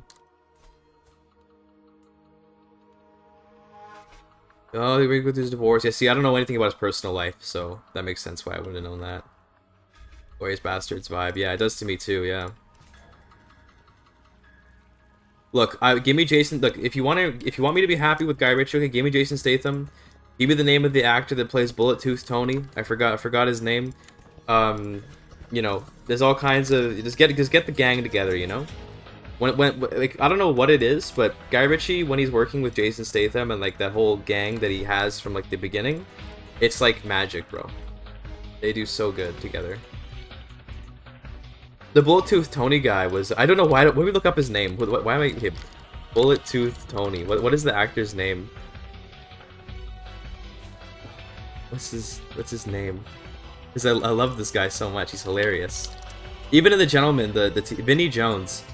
Vinnie Jones is such an amazing actor. Even like for the relatively small but nonetheless important role that he had in the Gentleman TV series, he was hilarious. He's one of the best freaking characters in the show.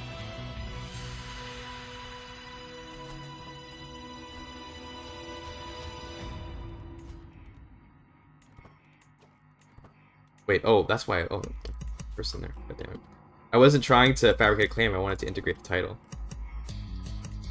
Yeah. Okay.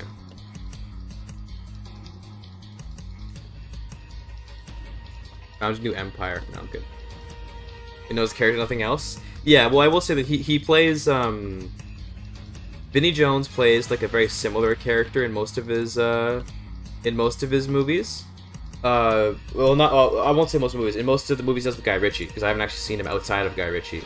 But he plays them all like very, very well. Like it's one thing to be known for being a particular individual character.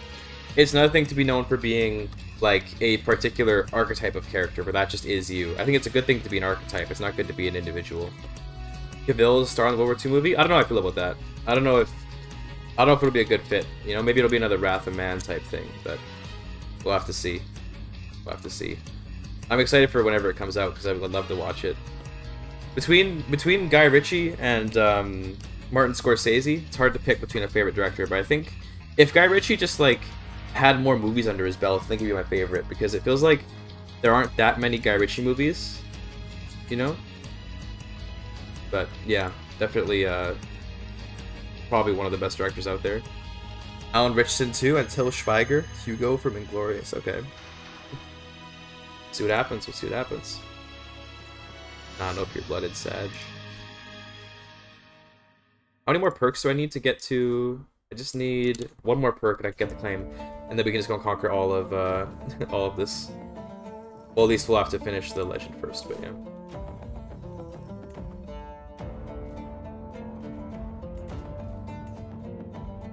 March of 999. Okay.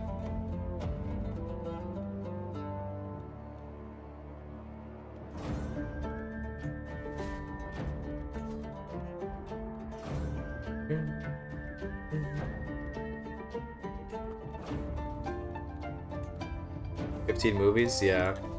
Doesn't feel like it though. I don't know. Doesn't feel like it. Need more, Mr. Ritchie. More movies. Not enough. Oh, we have smallpox coming. That's why we're losing development. What the fuck's happening? I'm not gonna lie, chat. I don't know if y'all agree with me on this one. Okay, maybe I'm the weird one. I feel like there are way too many plagues. Just like at the base level. I feel like there's too many. Not gonna lie. Maybe it's just me. I don't like how many plagues there are. I feel like they're happening constantly.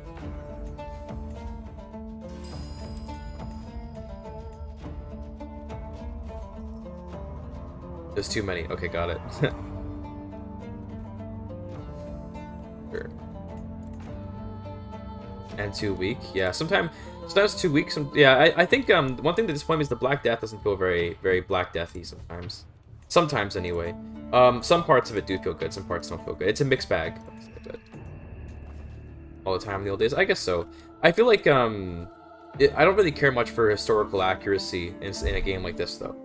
Like a little bit, obviously it has to be like reasonable, but I don't really feel like, oh dude, I gotta make sure like the amount of the veracity and not veracity, sorry, the voraciousness, let's say, of the plagues needs to be reflective of the historical precedent. It's like, little bro. Let him cook, bro. Alright, true Achaemenid. This gives us a claim to the Persian Empire, even though it doesn't exist, so it gives us the claim. And that allows me... Wait, it didn't... Oh, it gives me a decision, sorry. The decision claim the Persian Empire. And then that allows me to begin the Darius legend. That's good. As expected. So this one is another of the modded legends that I created for this mod, so you know, exclamation point mod, by the way. Yeah, we're gonna do this, and we're gonna work on that. That's spreading around. Once we complete this, we can use the Unite Persia CB, which is pretty fun. It's a very powerful CB.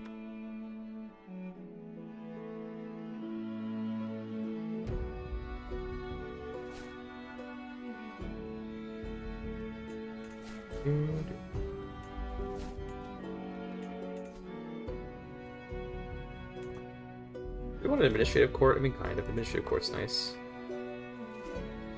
Yeah, it feels like different diseases have different severities. Like that's one thing that I mentioned in my review of the DLC was like I wish that diseases had different power levels instead of it just being every typhus is the same as every other typhus and everything is the same as its own type. Also, let's bury my aunt.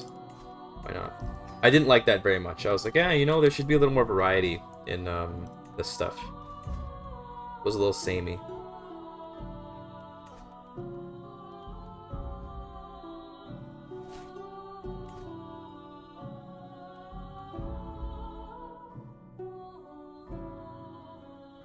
I feel like the Crusades probably aren't gonna pop for a long time because we took Jerusalem. Actually, I kind of want to quickly check the game files and just see what causes them to pop exactly.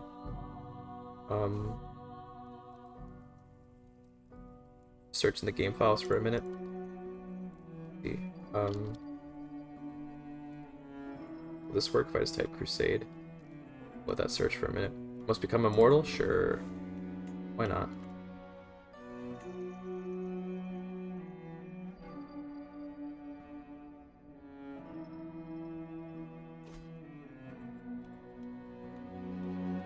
Legitimacy. Quiet prayer, that sounds good.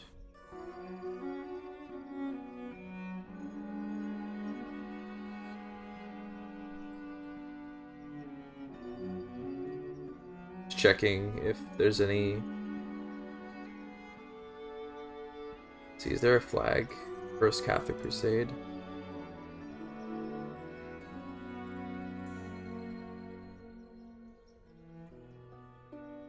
It's probably not a quick way for me to check. I'd have to like dive into the code a little more, but Great Holy War unlocked. Oh, okay, it's debug start era of Crusade interaction. Here, start era of Crusades. We check this variable, I guess.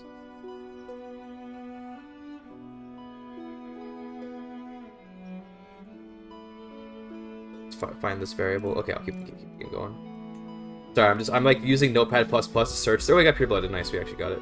I'm using Notepad++ to search through like the files while I'm playing, which is funny. Yeah, Pure Blooded, it's nice. Hopefully we can maintain that. Although I guess I already had the kids, so too late now, but oh well.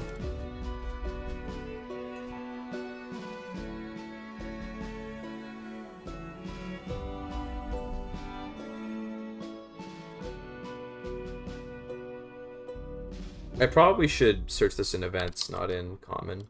It's my bad. Because the event triggers it. Yeah, let's do that. Let that start searching. Oh, it didn't take very long at all. Let's see. Okay, this is the event. What triggers the event?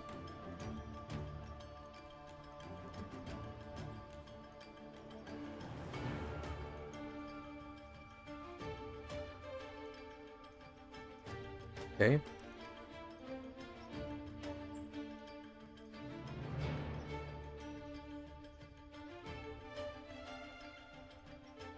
So I'm gonna put it on screen. Why don't I put it on screen so you guys can see, actually? Why am I just looking at this like an idiot?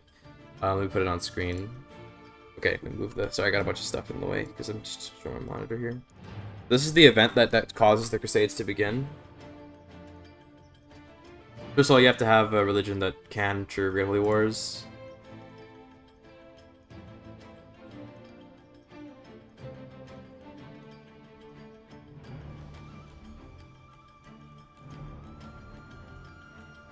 Okay, there's a couple different triggers, right? So, Holy War. Okay, this is like another trigger. This is like probably a scripted trigger or something. So if the year is past 1095 and Jerusalem's not held by a Catholic, then it'll trigger. Okay. Whatever this is, after 1100, it looks like any holy site. If it's 2 count. Okay, I see, okay.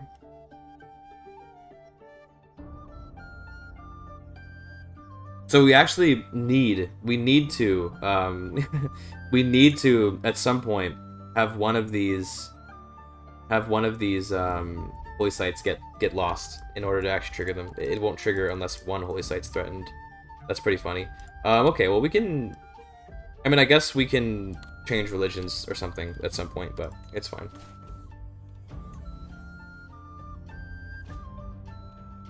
Go Zoroastrian or something later. That'd be funny.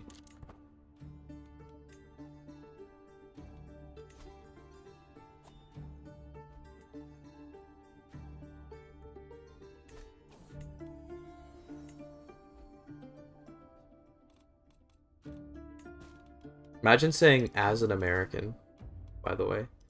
As an American, bro. Imagine being Canada Junior. How do Americans feel if I call them Canada Junior? Does that bother them? Will Americans get upset with me if I say Canada Junior?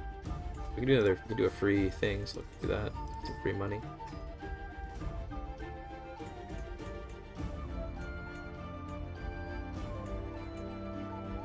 That works.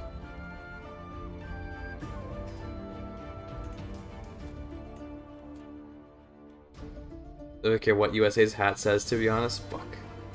Damn. You hate to see it. Don't you know that you're actually our largest trading partner? Can't be angry about facts. Damn. True. It's gonna be a long thing. Maple syrup scented friendly hat. Aw, cute. What a beautiful relationship Canada and America have. Truly.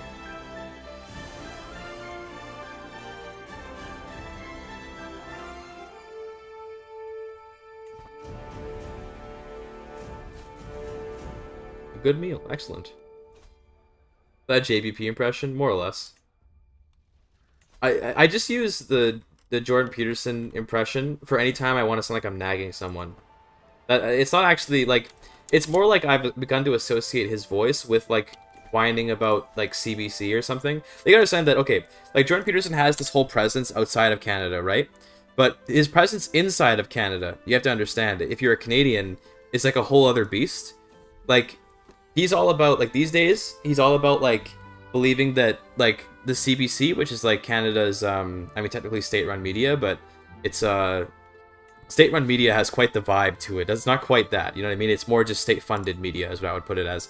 Talking about like, the CBC is always putting down the free speech of the journalism. Sorry, I kind of went a little bit like prepubescent there. I wasn't trying to go that far with it, but it ended up that way. So I'm sorry about that. That's probably going to be a clip. But you know, yeah, like maple syrup propaganda, something like that, right? Yeah, like he's big on the whole conservative stance of abolishing the CBC. which for Americans, I don't think there is an equivalent of. Think of the Associated Press, maybe.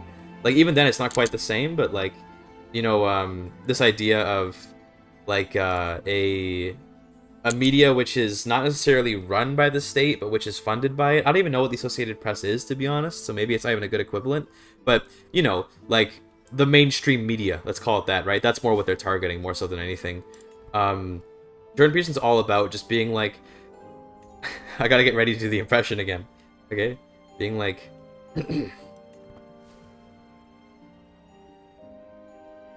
Journalism is plagued with ideologues pushing their agendas. I can't do it right now. No, I can't do it right now. Normally it's way better. Journalists are the enemy. No, I will not elaborate. I can't do it. I can't do it. Not right now. I don't know why. It'll come to me. It'll hit me, and the Kermit will summon from within me. Ideologues. Yeah, exactly. It's like that. It's like that's one of the words he'll use. Postmodernist, Marxist ideologues. You know, that kind of thing. And that like I don't know if he's known for that so much outside of Canada, because outside of Canada he's known for like more the anti-transgender stuff and like the Bill C-16 stuff, which was a gross misrepresentation. To this day, I still hold that against him. And also for his psychology lectures, which I will say, when it comes to psychology, it is not bad stuff. You know, I'm willing to give credit where it's due. The psychology lectures actually were pretty cool, but then he went into politics and it all got ruined.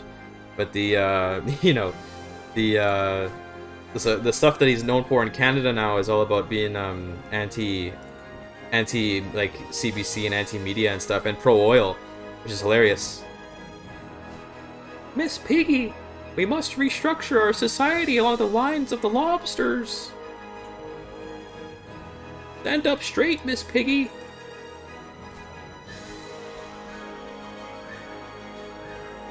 I've seen shorts of all the talk about the red meat diet.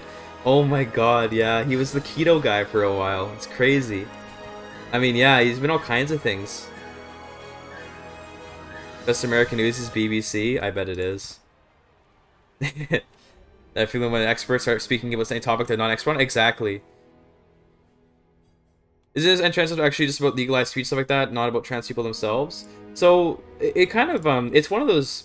This happens a lot with I would say, like, not just Jordan Peterson, but even other like kind of right-wing punditry in general, where it's like, yes, I think that if Jordan Peterson were in a room with a trans person, just like in general, right? Like if that were to happen, then I don't think he'd be like any kind of transphobic towards the individual. Usually that's not the case. It's not usually what happens is like they hate individual trans people or something. It's more about like espousing beliefs and espousing beliefs and supporting movements whose intentions are to reduce the tolerance of those people in the society. So Jordan Peterson famously opposed Bill C-16 by misrepresenting it to the public significantly. So every bill in Canada is public domain, so you can look it up, and I assume it's the same in America. You can probably look at your laws whenever you want to.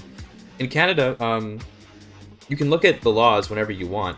So, like, I remember I one time looked at the Bill C-16 to see, like, what is this bill and what's happening here. Bill C-16 is, that it amended a part of our Constitution, or as we call it in Canada, the Charter of Rights and Freedoms, same thing, basically. We have a list of protected classes, essentially, in Canada, which is things like race, not class, but protected attributes is a better way to put it. Like race and sex and criminal status. So, for example, like in Canada, probably same in America, if you've been tried for a crime and you've served your term for it, you can't be discriminated against for it when it comes to jobs. So a class thing is if someone's a convict, you're trying to hire them, you can't reject them or fire them on the basis of they were a convict. With some exceptions, I assume, for things like if they were convicted for certain crimes that would bar them from certain areas. Like if they were, you know, a child-related crimes and it comes to working at a school, that would presumably be acceptable to bar them from that. But the idea is certain protected things, like religion, that kind of thing. Bill C-16 took trans identity and added it to the list of things which are considered a protected class. That was all it was.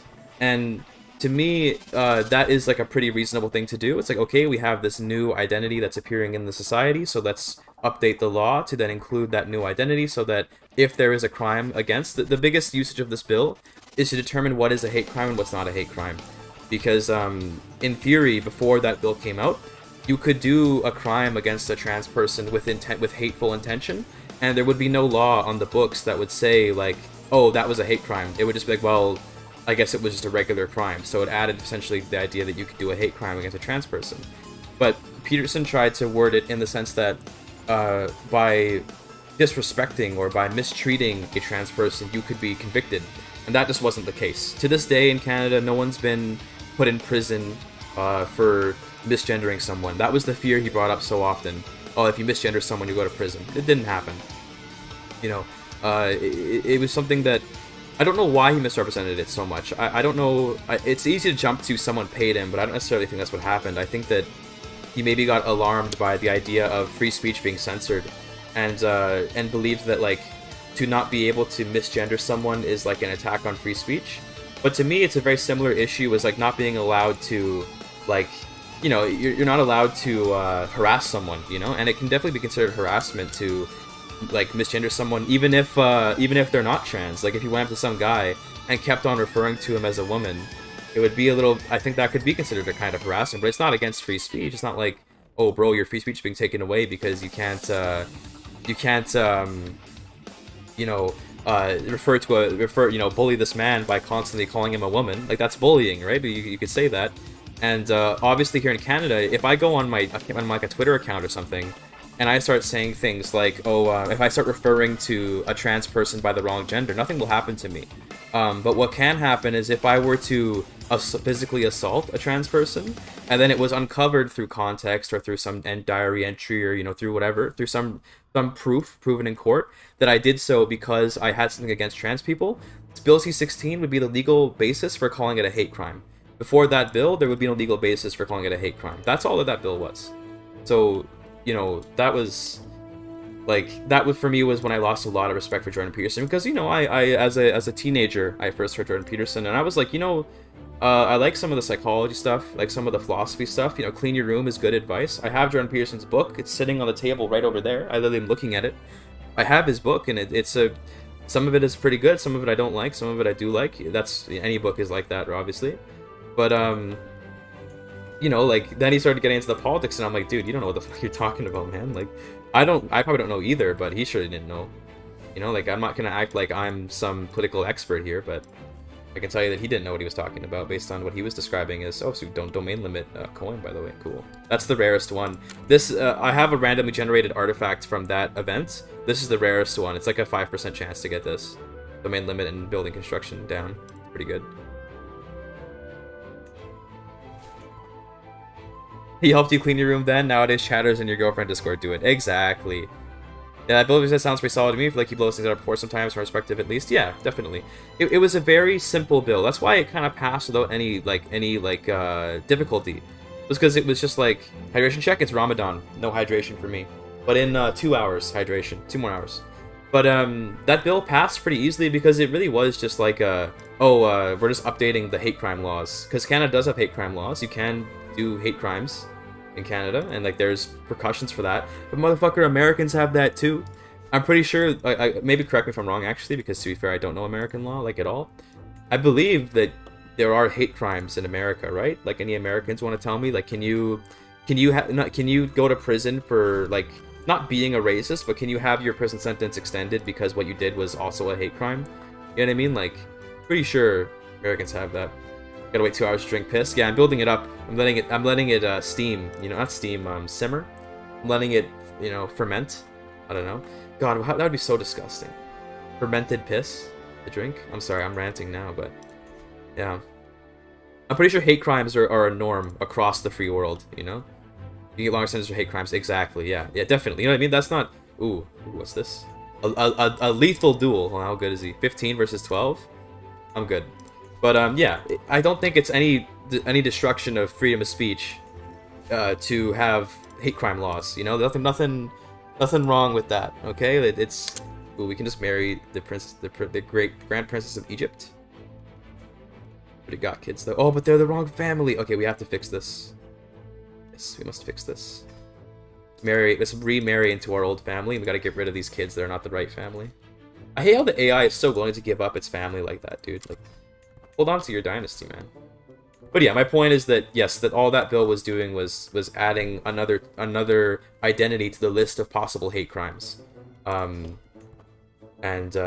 This ties into the previous point that I was talking about how like it's not necessarily that Jordan Peterson would like hate on particularly an individual trans person. I don't think that Jordan Peterson would do that, but it's that he espouses beliefs that would result in fewer rights and a harder time for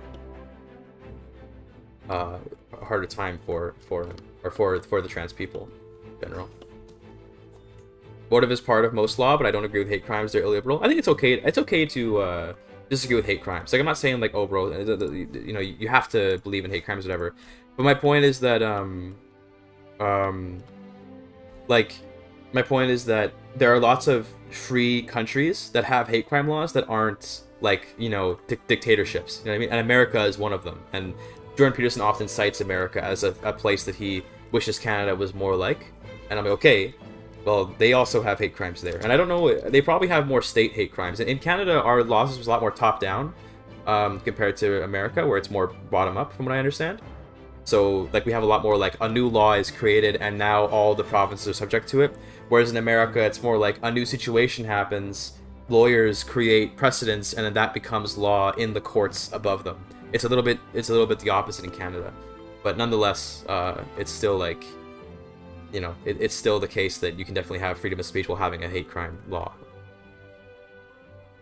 The thing that doesn't get talked about, free speech, I think in order to preserve tolerant societies, you must not tolerate intolerance. Yeah, the tolerance of intolerance paradox and all that, that's very true.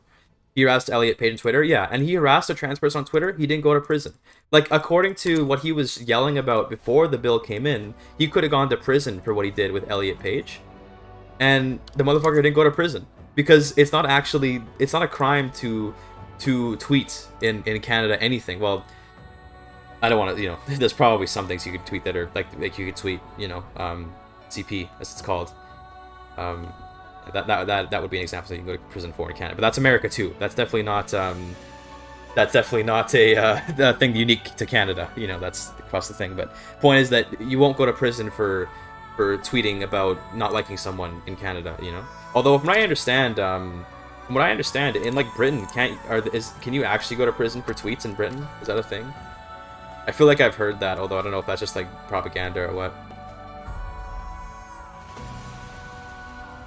Does not JP disagree with there being more than two genders? I'm pretty sure he doesn't believe in more than two genders. No, but again, you can have that belief though. Like, it's not a you can like disagree with a concept, and that's okay. Like, I think it's okay to disagree with like there being more than two genders, or you can disagree about the way that trans people ought to be like helped in society or stuff like that. Like, it's different to have a disagreement versus supporting the erosion of rights for those people, right? Like, I think it's reasonable to have a discussion about like the role of trans people in sports, or the role of transitioning for children and stuff like that, like these discussions, but not to have a discussion about like the existence of trans people or the nature of them, in the sense of like treating them like some other creature. Like, you know, they're people, and you gotta treat them as people.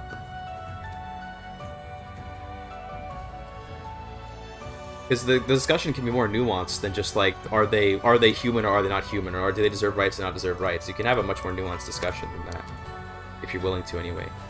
But there's kind of I don't know, that it's, I think that the right, even here in Canada, but funnily enough, I will say this, like in Canada, we've actually been trending away from this, thank goodness, in the wake of the recent Conservative Party's sort of shift in its ideology.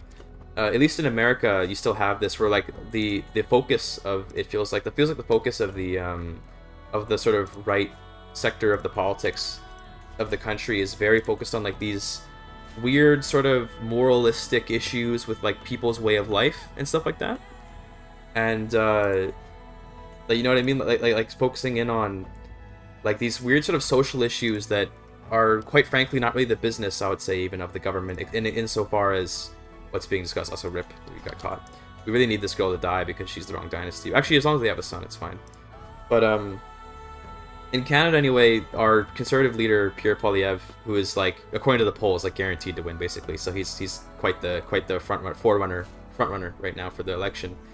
Is been like kicking out MPs that are trying to like bring up the abortion debate in Canada, and kicking out MPs that are trying to like there's some MPs in Canada if you believe this, who want to like get rid of gay marriage and stuff like that, like, because we have our we have our crazy wacko right wing as well, but the conservative leader in our current country right now has been mostly like trying to move away from those issues, because our current leader Pierre Poilievre has been mostly talking about like economics. He just talks about inflation all day, which, you know what, like when it comes to conservatives and economics, you know, I got my disagreements about austerity or whatever, but I much prefer that they keep their focus on economics and stuff than you know, social issues, because they are losing issues, absolutely, yeah. Especially here in Canada, there's just not as much of a precedent for, because here in Canada we've had like completely legal elective abortion forever, you know, like for a long time. So not forever obviously, but you know, for a long time we've already had that. So it's hard to like harp on, you know, an abortion issue when it's like, dude, that's been part of Canadian society for a long time, compared to America, where that's very much a hot button issue that you can get votes off of. Most Canadians are pretty okay with abortion. Some of them are more like, you definitely have religious folks who prefer not to have abortion, but the idea of illegalizing it is not very common in Canada. It's around, but not that common.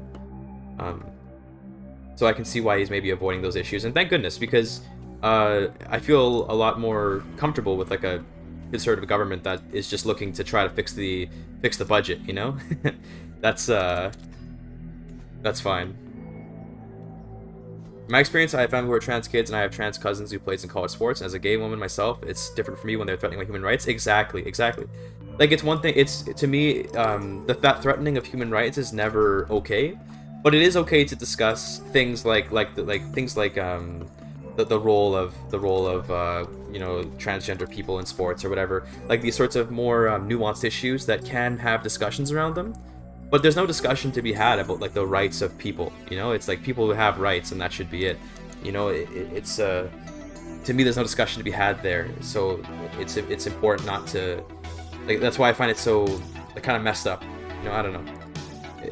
There's fine. Some people would disagree with me on that, by the way, that like there are discussions to be had about trans people in sports and all that, you know. And I'm willing to say that like I could be wrong about that, and it's also not really my place to even speak on, to be honest. So it's not like a thing where I feel super strongly about it. It's more like I can draw a line between harming someone's like human rights versus trying to find solutions to problems for those people, right? Like, some people come at it in good faith and some don't. So, for losing topic, US are generally trying to change to inflation and the border. Yeah, the border is a big thing, yeah. Just pointing at damn Canadians, true. They're not sending their best. No, we don't send our best Canadians down. Actually, we do send our best Canadians down. That's sad. Canada suffers from, not brain drain, how some of, like, colonial Africa does and stuff, but Canada suffers from commercial drain to America, where, like, a lot of the best companies that start off in Canada inevitably move to the United States, and, you know, for good reason. I mean, it's a good choice business-wise, but I think, you know, it sucks that a lot of our good businesses end up kind of leaving and stuff.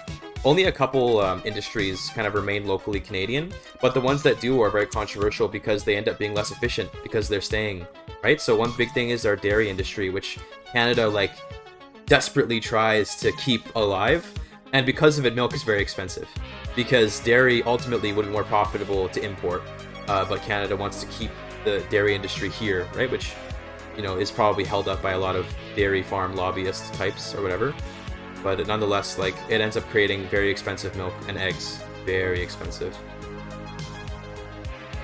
Yeah, I kind of agree, Klausy. Yeah, that's sort of how I would look at it too, where it's like, you know what, just, it's not really my, I think that people who know more about the topic should decide these things, not like rando politics people or whatever, right? Like people who know something, or, you know, a thing or two about the issues. Also nice, this trait is being really good for us. I almost want to down-tune this trait, but also I kind of like it being strong. You should get rewarded for doing stuff. I don't know. It feels good to get rewards. it does take a long time to build up all those perk points. So, but yeah, Canada has a big milk lobby kind of thing, and it makes things expensive for Canadians. But in return, I guess we have locally sourced dairy, and you'll see these commercials of them trying to justify it, where it's like, aren't you proud to be buying like Canadian milk? And it plays into the Canadian identity, because Canadian identity, and again, you know, I'm gonna spit some facts for the Canadians in chat if there are any. Our identity is based heavily on not being America. It's kind of how it is, you know, like, but for better or for worse, our identity is driven by not being American. So those ads that talk about how like Canadian dairy is better because it's Canadian are probably more effective than you might think. You know, we in BC, we're a little different. Okay, BC is a unique sort of culture here. Although we are also Canadians, obviously. BC tends to be a little bit more like oriented towards the States, I would say, in terms of some of its kind of energy and vibes. I know it sounds very vague, but sometimes someone else in my window. Okay, no, I thought someone was outside my window. But sometimes, like, did I just support someone else's thing? No, pretty good. Sometimes all you have to do is tell Canadians that they're being not American, and they end up getting W. Their friends when they travel abroad, they pretend to be Canadian when they travel abroad because they don't want to be seen as Americans. Oh yeah, well, Canadians are very well loved across the world, I'd say, in general. So I can see why you pretend to be Canadian. Do you proud lackluster healthcare? Kind of true though. Kind of true. I'll tell you this. So like, there's a huge doctor shortage in Canada, like a massive one. And I mean like really bad, like not like a little, oh no, I gotta wait like a couple weeks to get my appointment. I'm talking like you can't get a family doctor, and if you do, even if you have one, you're gonna have to wait like months to see them, like every time. So like Canada's got its own problems, but there's a lot of Canadian pride nonetheless around being not America. It's a huge part of being Canadian is to be not American, and I wish it wasn't the case because it's kind of stupid, to be honest. I think we have our own identity, but bed shortage? Yeah, well, we have obviously a lack of homes. Doesn't British Columbia and Victoria have Yankee as primary culture? There's a reason for that. And that's because British Columbia, not to say British Columbia, well, I can't show the map here, but British Columbia, where it is in Canada today, was part of the Oregon Territory with the British, and the Oregon Territory included British Columbia and then like Oregon, Washington, Idaho.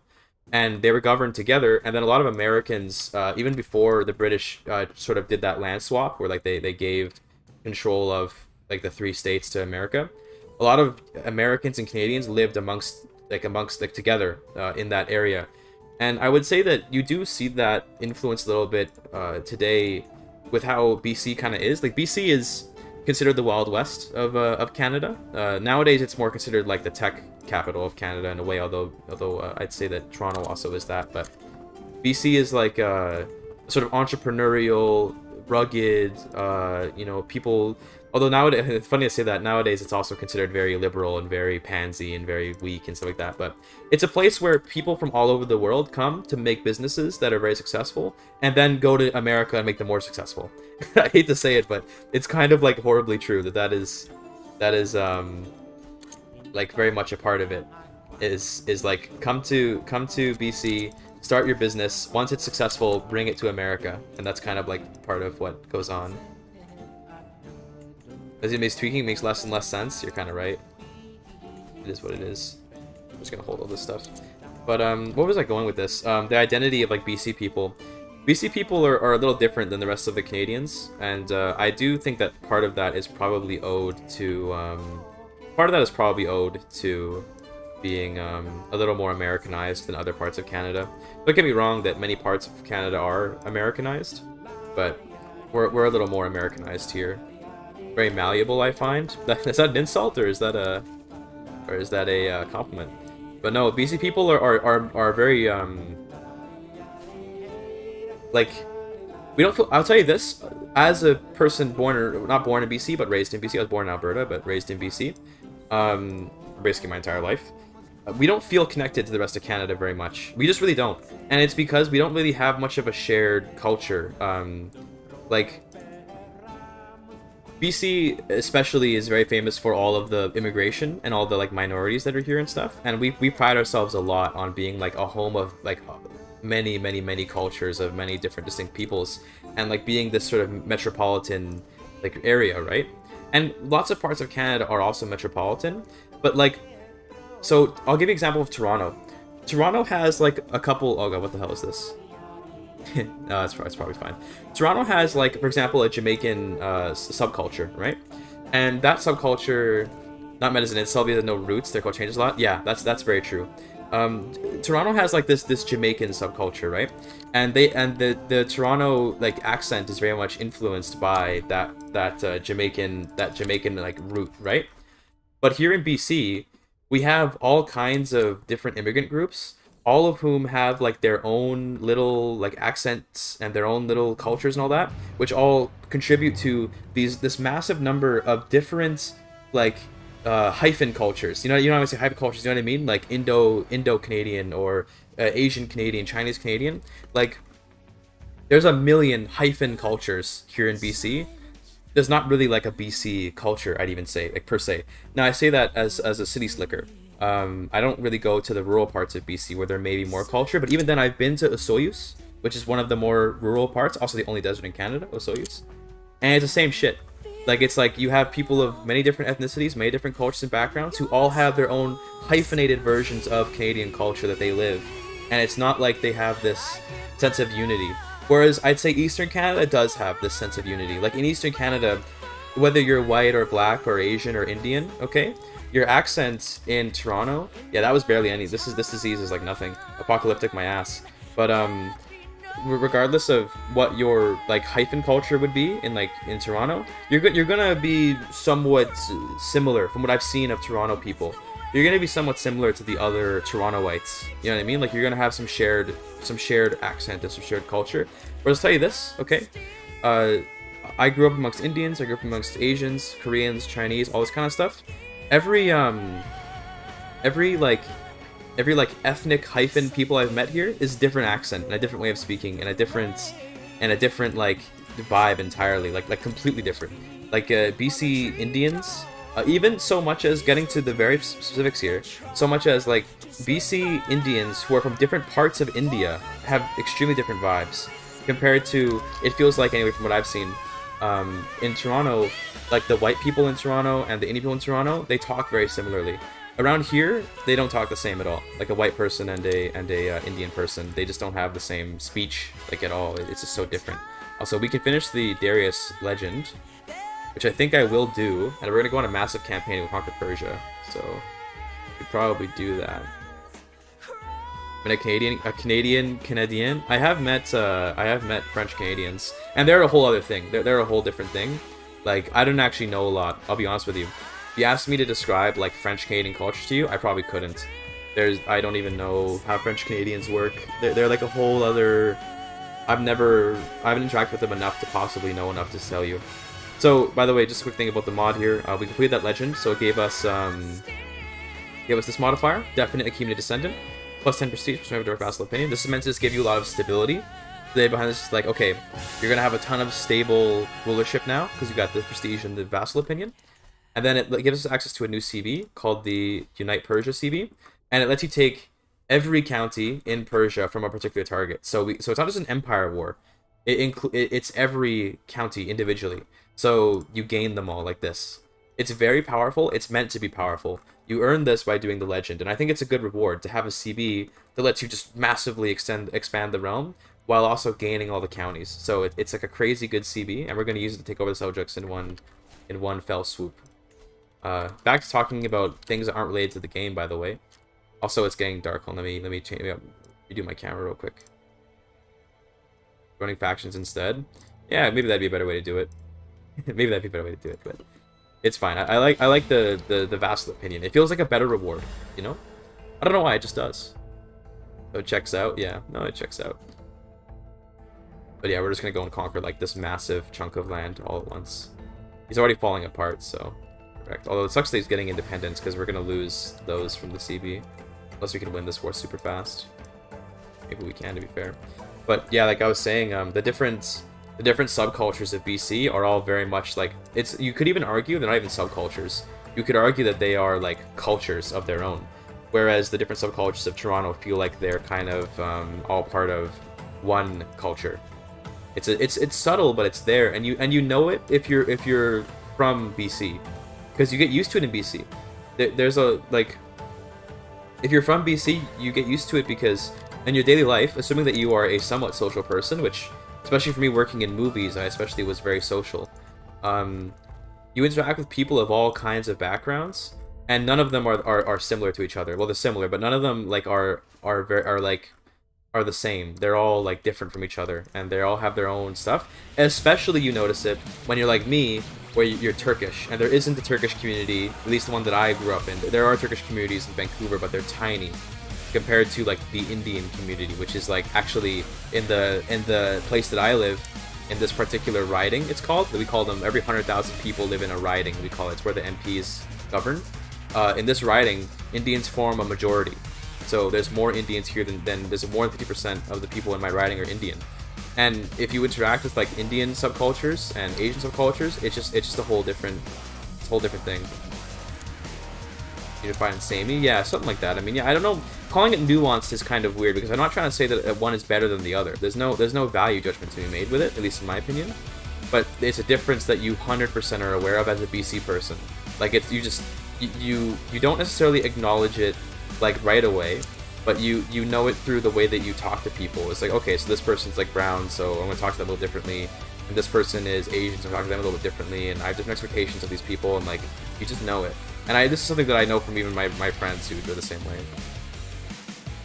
So different from them. I live in an extremely diverse area. Yeah, Hawaii I can see as an even more definite example of that. But even here in Canada, where it's like I'm not even like, obviously I'm Turkish ethnically, but like, you know, I'm yeah, code switching. Oh yeah, I took linguistics, buddy. Yeah, code switching. There's a huge amount of code switching in BC. I'm a linguistics major. Yeah, I took sociolinguistics 100. But yeah, the amount of code switching in BC is crazy. It's a good term for it. I hadn't thought to use the term, but yeah, it's a good term for it. The code switching is crazy in BC, but in Toronto there isn't as much of it. You mostly can speak. If you go to Toronto, you talk like you're from Toronto, you know, you'll be able to interact with basically all Torontoans. Torontoites? Torontonians? I think Torontonians. I don't know. I'm sorry. Demonyms are difficult sometimes, but I try.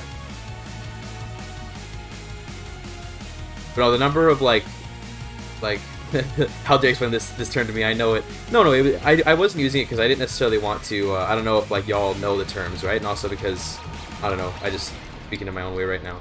But yeah, it's definitely like a really, really diverse community, but not diverse in the more surface level sense. Because I hear diverse get thrown a lot. I hear diverse get thrown around a lot, especially here in Canada. Like diversity gets talked about a lot. And I'm like, motherfucker, these Easterners, okay? This is my Western separatism coming out, okay? It's my Western separatism, my Maverick Party. Look it up, okay? Maverick Party, Canadian Separatist Party. I don't support them, to be very clear, because they're right-wing, like, idiots. But I subscribe to their newsletter because it's hilarious to read. I should actually pull up one of their newsletters sometime. It's calling each other's interlocutors. Yeah, I love my interlocutors. But the amount of actual diversity here in BC is crazy. Like in the sense of just the number of like different ways of life and different like individual languages and cultures is insane. It's like and mostly, and I hate to say it's mostly drawn ethnic lines. That's just kind of, I mean, that's to be expected probably, but most of it's ethnic lines, like the Indian community and the but even then there's subgroups in there, because there's the Indian Christian community, which is I have a couple friends from the Indian Christian community, okay, and they're totally different than the Indian Sikh community, which is completely different than the Indian student, like Hindu student community, which is completely different, okay, like there's so many different little mini communities within them who also don't view each other as like the same. Like if I met a student from India, because we get a lot of like student visas and all that to Canada, okay, if I met one of them and they're Hindi speaking, probably a Hindu as well, but like Hindi speaking, Hindu worshipping and all that, and I got them to hang out with one of my Sikh friends, one of my Indian Sikh friends, they will get along fine. They're gonna hate each other, but they're not gonna feel like they're part of the same subculture. They're just not going to, because they're not part of the same subculture. Whereas two Torontonians, whether you know, you will see a if you go to like Toronto or something, you'll see like a group of friends of mixed race, like that happens probably relatively commonly, and they're all gonna be like very similar. Never happens, well, not never, but rarely happens in BC, you know. It rarely happens where it's like you actually have like a group of mixed ethnic people who are genuinely interacting in the very similar ways. Because I have lots of friends of different cultures, but we all talk differently amongst each other compared to we would with like other friends and stuff. It's just horribly complicated. Also, look at that, we just gained like a shit ton of land. What's this war? I'm just gonna give up this war so I can then conquer it back once I do a war on him. Okay, let's give it all this land. Sorry, I know we're like playing the game really fast, not really even talking about the game, but I'm into this conversation, so that's why I'm talking about it. And I like talking about Canada because I like Canada a lot. Canada is like really important to me and my identity, to be honest with you, which makes sense because I'm born here and raised here. But I care a lot about Canada and I like Canada. Decided to Cascade independence. They want Washington State, Oregon, all BC and Victoria to be independent. I don't know if they have any. I think they just want BC to be independent, like just British Columbia. It's called the Maverick Party. Okay, here I want to Google it. Google like Canada Maverick Party. Shit is crazy. These people are insane. But yes, I follow the newsletter. Pine, New England, the wave of the independent New England flag with the pine tree on it. Oh, like in Victoria 3. I know that flag. But yeah, the Maverick Party's crazy. They're pretty funny. Like Texit, yes, I would say it is somewhat a Texit. It's, you know what's funny? Okay, the number of parallels between Canada and America. All right, BC is a lot like the Texas of. I know people talk about Alberta being Texas. Alberta is like almost a more extreme Texas actually, because in Texas you have Austin. Okay, y'all you know Austin, you know, stay weird Austin, right? You know you've heard this saying before. That Austin is like this this little enclave of like liberalness within America, within Texas. Alberta doesn't have one of those. Alberta is just like if you had Texas minus Austin and minus Houston, I guess. I know Houston's also liberal, but you know what I mean. It'd be like having Texas without all the liberal cities. Whereas BC is like that with Texas, where it's like, okay, BC is actually very conservative and very like illiberal, but then Vancouver, you know, the massive city that everyone knows of BC, is like this, you know, liberal metropolis, right? So that's kind of how it is in. It's weird that Vancouver ends up being the Austin of BC's Texas in some ways, rather than Alberta, which is the prototypical, you know, comparison being the actual truth. I would argue that BC is more the true Texas, because of the presence of BC or Vancouver. Sorry, words are hard. Give Quebec to France. I don't think France wants it. I don't think France likes Quebec, nor does well, not likes. I don't think French people like Quebec very much. They see them as kind of backwards. Which, to be fair, when all of your swears are religious swears, you probably are backwards. Oh, I gotta show you guys something. Hold on. I gotta show you guys something from. I was gonna show you this a long time ago, but I forgot to. Now that we're talking about Quebec, I gotta show you something from my childhood. Okay. I gotta show you something. Hold on. Y'all are gonna love this. Okay. Y'all want to see what we learned in how we learned French when we were in school? Okay. Check this out. All right. Well, let me put the volume up so you can hear it this time because you gotta hear it. Any French speakers? Okay. I want you to cover your ears. It's gonna get crazy. Yeah, it's already as loud as it's gonna get. Okay, hopefully this is relatively loud. Down. This is how you learn French in BC. Okay. Et les Français, épisode 1. Okay. We're gonna watch this. It's 9 minutes long. We'll watch part of it. We won't watch the whole thing, but a little bit. Whoa! Alors, 5 secondes. 5, 4, 3, 2, Playing numbers. Zero. I don't know if y'all can even hear it properly. Let me pull up the chat.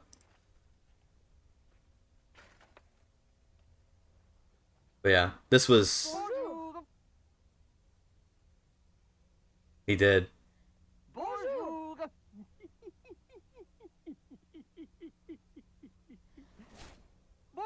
I wish Sayuza was here right now. Tu parles? Mais tu es un ananas. But you're a pineapple, Dad. C'est vrai, tu es un ananas. That means you're a pineapple. Oui, c'est vrai. Je suis un ananas. Yeah, it's true. Je suis un I'm a ananas. pineapple. This is... Tu parles? Ce n'est pas possible. Ce n'est pas possible. It's not possible. Oui, c'est possible. Non, ce n'est pas possible. Oui, c'est possible. Bien sûr, c'est possible. C'est possible. Non. Pourquoi This shit pas? was Parce que... crazy. I won't show you anymore because it's truly cursed. It's truly cursed Canadian. Not just Canadian. To be clear with you, this is not just Canadian. This is BC. Okay, even out here in BC, here, this is this. Okay, this should BC Ministry of Education. Okay, all right. Listen. Okay. When I said we have our own culture, okay, that's our culture. No, I'm sorry, that's not our culture, but yeah, we got some cursed shit in our youths in our day. Okay. This is very fun. Oh yeah, but the thing is that's like for elementary school students, right? So because in Canada we do French from the very beginning of our education, right? Like we start with French.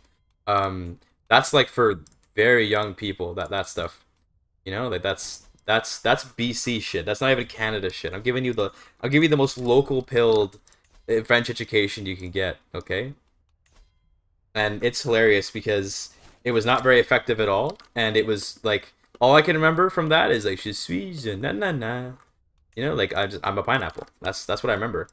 I don't remember like you know how to conjugate. I don't remember how to use the language. I just remember je suis na na na. What more do you need to know though? To be fair, like to be fair, what else would you ever want to be able to say in French besides je suis na na na? Music back on. Je suis un chat. Je suis un choo-choo. You know, the train. Or choo-choo, I guess you say properly. But again, like journalists learned, choo-choo is like cutie. A deer, you know, it's more like that. That's a grammar? Yeah, see, we learned through watching weird television programs, because I'll tell you this as well. No one in BC gives a shit about French, okay? Except for me, I'm like the weirdo, mostly because of my like linguistics background and stuff, like my desire to learn languages, okay? But like, but like nobody in BC gives a shit. So the French teacher just grabs the fucking VHS tape, okay? Because I'm not a boomer, but schools are underfunded, so I effectively was taught like a boomer. Got the VHS tape, jam that shit in, play a couple episodes, give you a quiz, boom, there's your French education. That's BC's French education right there, dude. Europe gives a shit either about French based. Yeah, in Eastern Canada though, they do give a shit because people actually speak French in that part of Canada. Around here, like, it's weird that I speak French around here. It's not normal that I'm the weird one for knowing French here in BC. It's not actually normal. I'm lucky enough, actually, my partner also speaks French. By pure coincidence, like it wasn't even that like I liked them because they know French. It just ended up that my partner also knew French, and I'm like, oh, okay, a fellow French people, you know, fellow French speakers in the west of Canada where no one speaks French. Alberta has some French communities, but the funny thing is the French communities in Alberta are not Canadian French, they're African French. So the French communities, I went to the University of Alberta one time just to visit because I was in my university phase, right? Went to the University of Alberta, U of A, and they have a seriously large like section of French speakers. I was like, oh bro, I'm gonna meet some Quebecers. They're all from like Senegal and stuff, or you know, I don't know what countries exactly, but they're all from like French West Africa. Like they're all like Catholic, like French-speaking West Africans. And I'm like, yeah, okay, yeah. That's even out here. It's not that they have French people here. This sounds very insulting. I don't mean it that way. I meant they don't have like. It's not that there's like a French Canadian community out here. It's that there is an immigrant community who knows French, right? Like there's a very important distinction there. It's not that it's a French Canadian community. It's a immigrant community of French speakers. And I was like, okay, yeah, all right. So it's hilarious.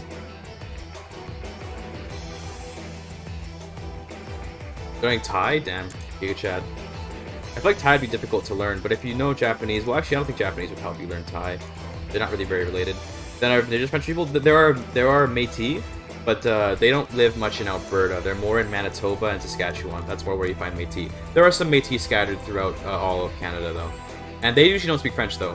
Funnily enough, their origins are French, you know, non-consensually, but they mostly don't speak French anymore. Mostly depends where you go. There's more like of the French, the more native French Métis communities out in like rural Manitoba, but you don't find them in the big cities much. They're around though. They're around. They're hiding. You know, they're hiding. You gotta hunt them down. That sounds horrifying. I'm so sorry. I'm fasting, okay? It makes me talk. It makes me say random shit. But yeah.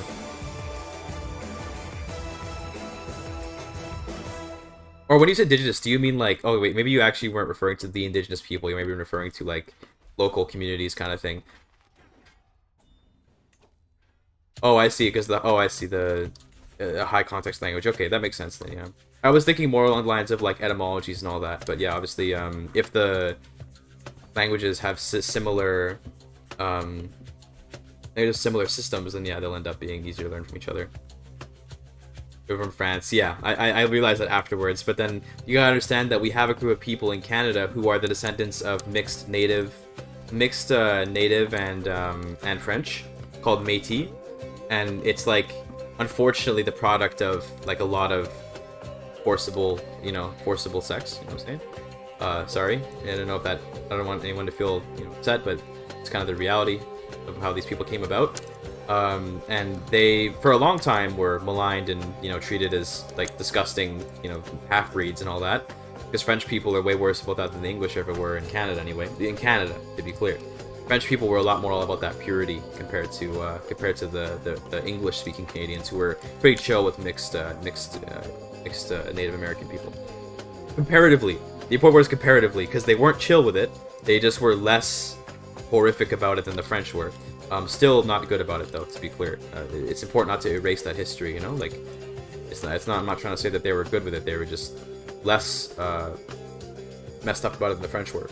But there's a whole community of people that are descendants of that community, and unfortunately, they're in a bad place.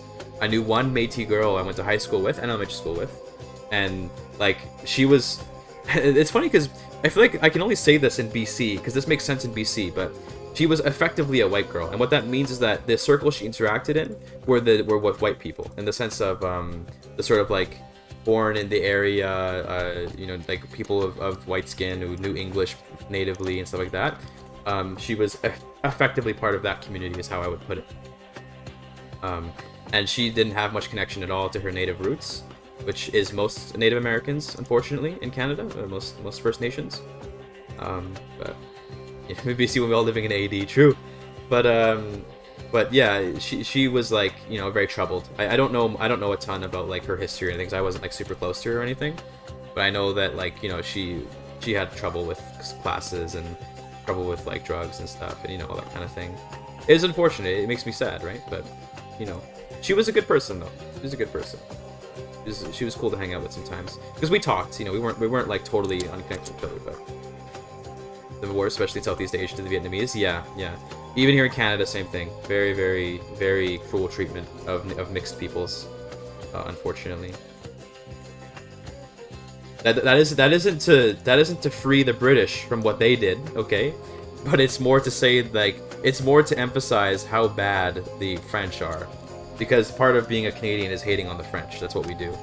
We act like we don't hate the French because it's part of our politics, and then we go back to hating them right after because that's what we do. We might disband and re-raise in a little while. I don't want to take all this attrition.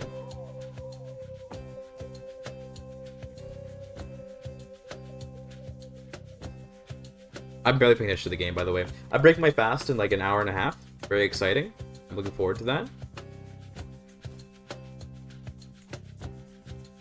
Dutch, Spanish, and others. Oh yeah. Well, I won't speak on them because like I'm not what do you call it? Like I'm not French. I'm not Dutch, Spanish, or other. I'm speaking about like the cultures which are relevant to my country, right? Like because that's the ones that I know of. Canada thankfully does a pretty good job of like teaching in schools about its own history. Teaching its own history. So like you learn a lot about a lot of the very, very bad treatment. I mean, the abolitionists. Oh yeah, it's a good thing that the British like sort of spearheaded the abolitionist movement. But I'm talking about with native peoples. So like definitely you can give credit to the British for having both like exacerbated and then later stopped a lot of slavery. But when it came to the treatment of native folk, we had residential schools in Canada, which are like the basically fucking concentration camps. But that's a little bit extreme. But how do I describe it? Who here knows? I sound like a teacher now. Who here knows about the way the Occitans were discriminated in France? If you know a little bit of history, the way that when public schools became a thing in France, a big push was to francify, not just francify, but like d'huile, like langue d'huile, you could say, to make everyone speak like Parisian French, right? To spread that throughout the country. They did that through public schools, and the way that you do, and public schools are a good thing, to be clear. This isn't me saying public schools are a bad thing, but you would shame people for speaking their native language, right? Now that happened in France, where they for example, there's a very famous picture of like a writing on a board. Where it said like that Occitan is like a dirty language. It was, you know, people, they used to say that, right? You know. Oh, I died. Okay, rip that. I died. I kind of didn't want to die because I wasn't done doing my Unite Persia wars, but oh well. Also, all those kids, suddenly we've got all these new countries. But that was pretty horrific. What happened to the Occitans, and they still suffer from it today. Now, I think it's important to understand that ultimately, like racially, Occitans were considered like, you know, a French people, you could say. You know, they were considered like people of France. Now, I want you to take that ideology of like destroying a native culture because you're trying to replace it with your own, and then apply it to like savages, you know, in the eyes of the colonizers, and think about how horrific it would be. We're talking about like truly fucked up shit that happened to Native American people here in Canada. Like here in Canada, where we're known for being all nice and kind and stuff, some truly horrific things that happened didn't end until the 90s. In the 90s, okay, that was when we started to see we saw the last residential school, the last like hyper discriminatory, like you know, Native American culture destroying school close.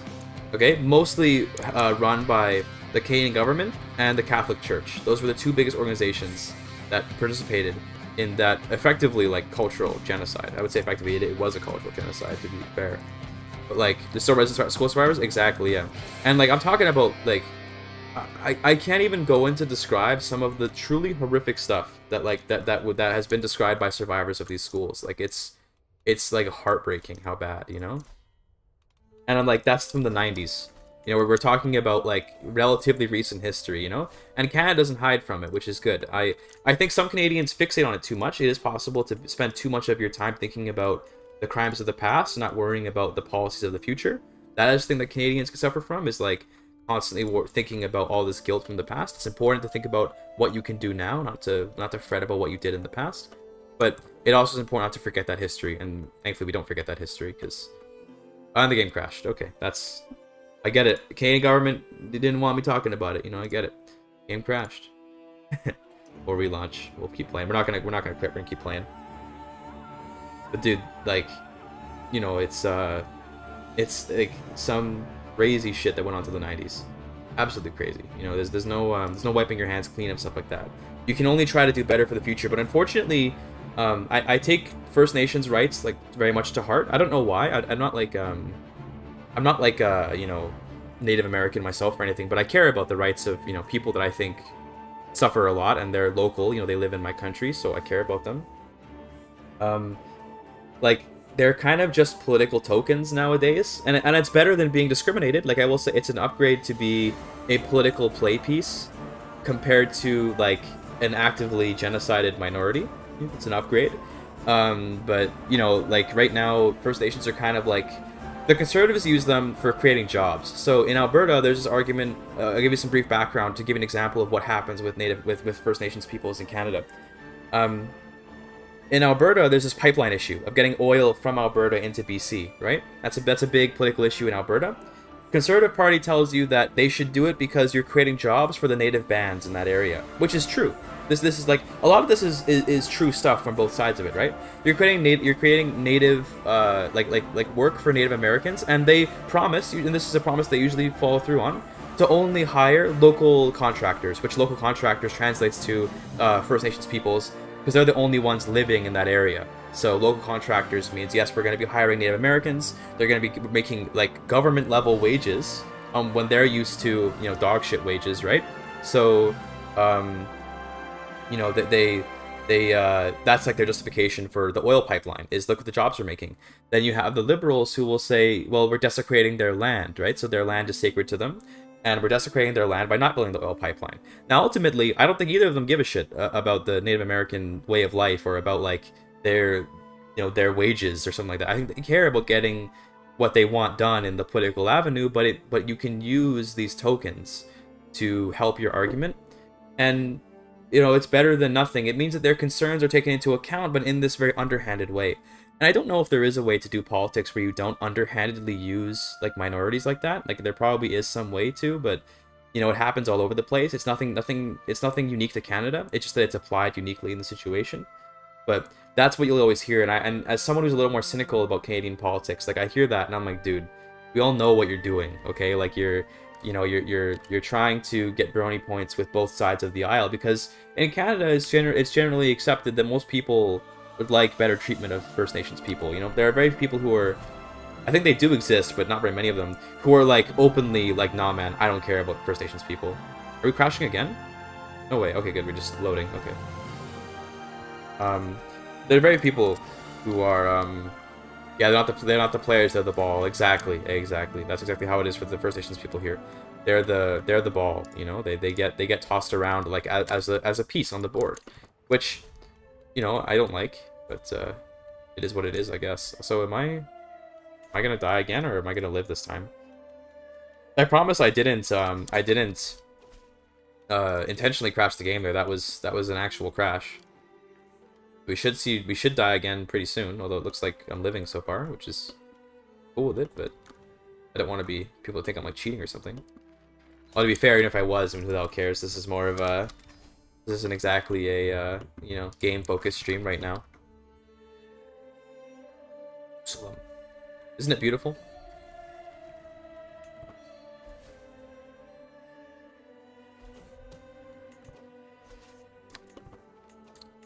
I don't have any siege equipment with me. Hold on, we need to get the siege equipment up. Totally ignored. Yeah, so I'm honestly not sure what's worse, to be completely ignored and left to your devices, or to be used as like pawns in politics, right? You'd have to ask the individuals, I guess, what they think, because I think some people probably find it very insulting to be used like as like political pieces like that. But others would be like, you know, we get what we want out of it to some extent, you know, because it is true that when you're used as a ball like that in the political sphere, there usually are some kind of rewards out of it. And in the case of like this oil pipeline issue, for example, you know, it does make jobs. It does make jobs to make the pipeline. And if you don't build the pipeline, it does preserve your land, because those lands are their tribal rights and they're allowed to have them. You know, like it's like part of the agreement that we have with them is that they're allowed to have this land. And if that pipeline doesn't get built, then yes, you do get to maintain that. You know, so it's like they have there is some genuine benefit to it, but it's just like, bro, is this really what matters? Like, not really. I'll check that out. Look at that dynasty map mode versus this. Isn't that cool? This one's the same dynasty, but different house, but same dynasty. Also, you did manage to have a son, so I guess we have to kill this girl. Nice hair, by the way. That's, oh, it's a hat. Never mind. But yeah. Also, politics is politicians creating a problem that just have the next election to be about. Yeah, I mean, you know, inevitable, fortunately. Alright, let's resume our resume giving up this land that we were supposed to give up before. Smash. Cool. So yeah, we got our little collection of realms here. Pretty cool. All in here. Bunch of artifacts. So. But yeah, I don't know. It's this all spawned from me talking about like fucking dairy lobbying or something like that, didn't it? I don't know. It came from nowhere, but point is, you know, Canada's got a whole ass culture to it and stuff, and I think we were talking about like the differences between BC and the eastern part of Canada, and you know, I do believe there's big differences. Yeah, but you know, we're here now. I have so much money, dude. Like, look at how much money I have. It's never gonna get spent. We probably should work on it. Royal Prerogative is good to get, actually. I was gonna say we should probably work on burrs or household soldiers, but Royal Prerogative, getting the Crown Authority is good. Biggest democracy, in my opinion. Oh yeah, it's money in politics is always bad, right? And every politician I've ever seen that like tries to get money out of politics kind of just doesn't. I think because money is a very powerful force, right? I don't know how you get money out of politics, but getting it out is pretty important if you ask me. But I don't have the answer to how to do it, because I'm not gonna act like, oh bro, it's so easy. Like just don't allow like any like private interests. And it's like, well, no, okay, some private interests are Holy Roman Princess. I'll take that.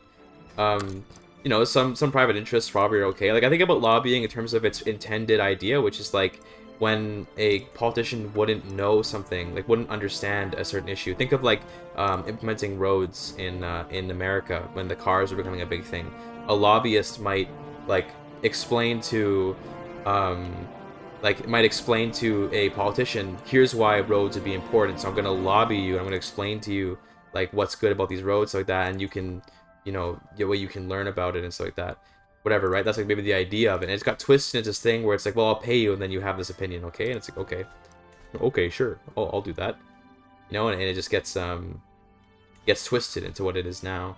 Because in theory, like, you do want outside interests to have a sway on the government in some way, but just not through money. It should be through like the public interest. But governments, like, I think that the public interest isn't aligned with the company interest, which I think we've known for a long time. But it's like it's very unaligned, you know. Like they're in fact, I'd say they're even opposite to each other. Sometimes it feels like, which makes it difficult to get those things to line up so you can have a functional like governmental and private interest relation.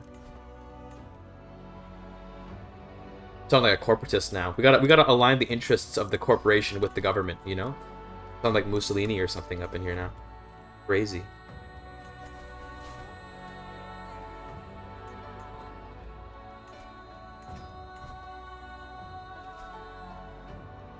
I mean, lobbying in the form of making a loophole and a law so a lobbyist can use it. Yeah, exactly. That's why it's like, it's almost like you can't trust people with like the power. You can't trust private interests with the power to influence government. It almost feels like that, you know? But that's almost, it feels like you have to legislate a way to make it so they can't do that. But when legislation is connected to like private interests like that, like of course they're just gonna legislate out their own restrictions that were already put on them, right? It's of course, it's like doesn't work so well. But I think Canada will become a global superpower when global warming makes the frozen north habitable. Oh, I don't know. I don't know what like the consequences of like the frozen parts of like the permafrosted north of Canada becoming not so permafrosted will have. Obviously, there's a lot of land up there that you could live on, but I don't know much about like the arability of that land or like the raw resources or how much infrastructure. Like, there's no infrastructure there, you know. There's some, very little infrastructure around there. Oh wait, did we get people? No, we didn't get people. So it'd be very difficult to like have to have like cities up there. Like I believe the furthest north city, I mean, permanent settlement's probably a better word for it, would be Alert, which is like a town that's just like basically a military base that just tells Canada if nukes are coming from the Soviet Union, because back in the day, you know, back in the Cold War. But you know, who knows? Like, there's like no infrastructure up there. You have to fly everything in with like a helicopter, and I guess you could build the infrastructure, but if the world's dying of global warming, where's all those resources going to come from? Who knows?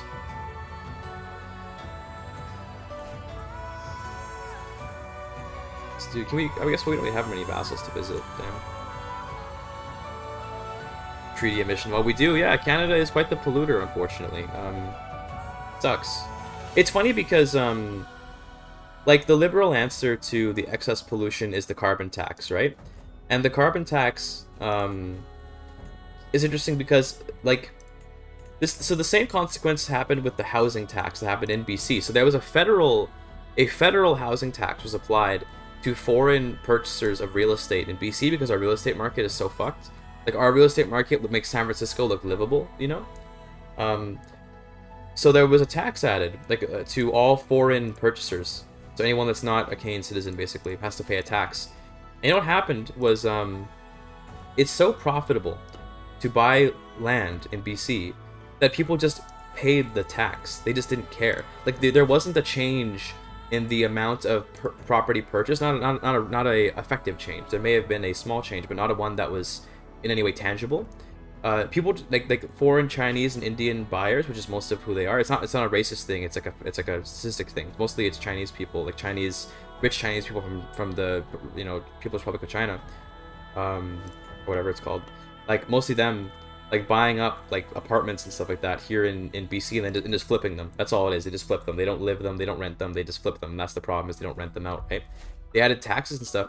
They just paid the taxes. Like, they're just like, I'm still gonna make so much money. I don't care. I'll pay whatever taxes you're charging me, it's still hugely profitable. They just pay it anyway. And it's like, great, so now the government has a new income source, but the people that live there are still suffering, right? The exact same thing, more or less, happened with the, interesting soundbite, yeah, true. Well, I can see how that would be misconstrued. No, you're right. That is definitely something that we can misconstrued, but, I mean that there's no ill intent by saying that they're Chinese buyers. There's nothing, it's nothing about them being Chinese, it's about the fact that that's where they're from. It's as a statement of fact. Where was I going, though? Like, the same thing with the carbon tax, where the companies just started to pay those carbon taxes and then continue their emissions.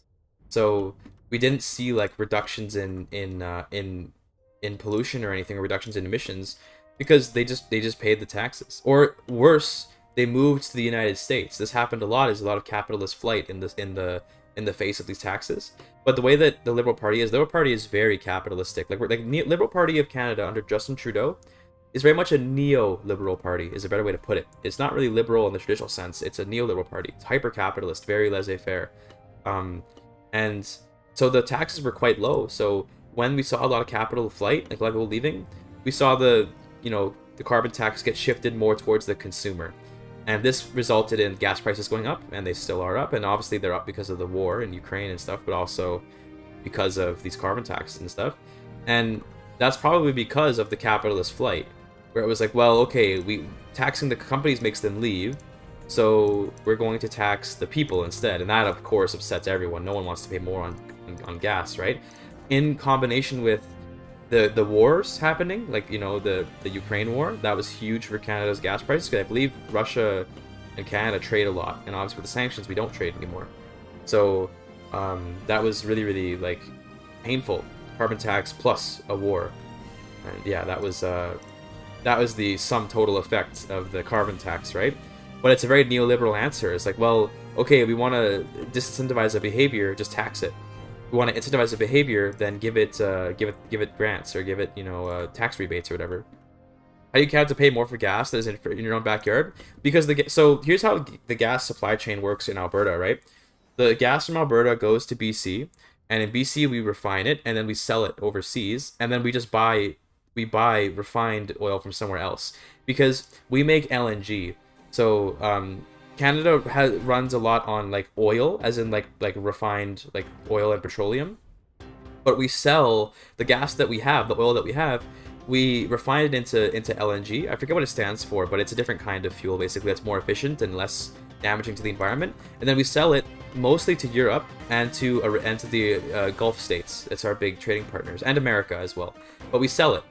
Liquid natural gas, yeah, there you go. Yeah, that's what we sell that. We don't use it ourselves. Some of it, I'm sure, gets used locally, but for the most part, it's sold overseas. And in fact, we were actually going to have this big trade deal with Germany a while back, but Trudeau didn't want it because I think it was because, why was it? I don't remember why, but I don't remember why it was that we didn't end up going through the trade deal, but I think it was that we had to set up infrastructure on the east coast of the country to export LNG to Germany, but all of our LNG production's here in BC. So here in BC, the LNG production is like it's very much around here. So it imports towards the Pacific Ocean rather than the Atlantic. If we were to export to Germany with all its LNG, it'd have to go through the Panama Canal and then up, into the Atlantic Ocean. So I believe Trudeau shot down the idea of trading LNG to Germany because of that. And then the Germans ended up buying oil from Qatar, and that was a very famous goof. People get mad at Trudeau about this. It was like, I can't believe that Trudeau, with all of his climate, climate understanding and stuff, ended up making the Germans have to rely on Qatari gas when we could have given them more. I'm gonna put this lamp on. Could have given them more environmentally friendly LNG, right? Not that LNG is perfect, but it's better. Also, of the economics talk, I'm, Victoria 3 in my blood, bro. But yeah. Also, these countries are all gonna fall apart. They have they're like so weak. It's crazy. They're trying though. But yeah, people got upset about Trudeau with that because they're like, dude, we're supposed to be like reducing emissions and shit, and then we just denied the Germans a deal that would have let them have a much better source of fuel because you didn't want to set infrastructure on the east coast of the country. And the question is why I did that. Some people, okay, conspiracy theorists be like, because China buys a lot of our LNG, so Trudeau, obviously, because he's a Chinese plant, wanted to keep the fuel on the west side of the country. And then there are other people who are like, well, it's obviously because he's trying to disenfranchise the Alberta oil, because Alberta oil depends on LNG production. That's where most of Alberta's oil goes. Is it either gets sold crude, which is considered not so good for us, but sometimes it happens, or it's sold to BC, who then turns it into LNG and then resells it. You know, some people say Trudeau was trying to like harm Alberta by doing that, and that was used as justification by the premier of Alberta to start the whole making the Alberta Constitution and all this Alberta separatism stuff that's been happening. You know, it's this is so Canadian pilled. I haven't gotten this Canadian in a long time, but Canadian politics matter to me. I don't talk about them much because, you know, like, it's not exactly relevant to most people. Most people, I'd say, probably don't really give a shit about Canadian politics, you know, in a Twitch stream. But it's very important to me. Alberta's landlocked? Yes, it's landlocked. They have no way to export. 2 a.m. All right, see you later. See you later, Klaus. Have a good rest. Yeah, I've been streaming for a long time. We went for a long time today. I'm gonna stop soon though, because I gotta break my fast pretty soon. So we're gonna stop pretty soon.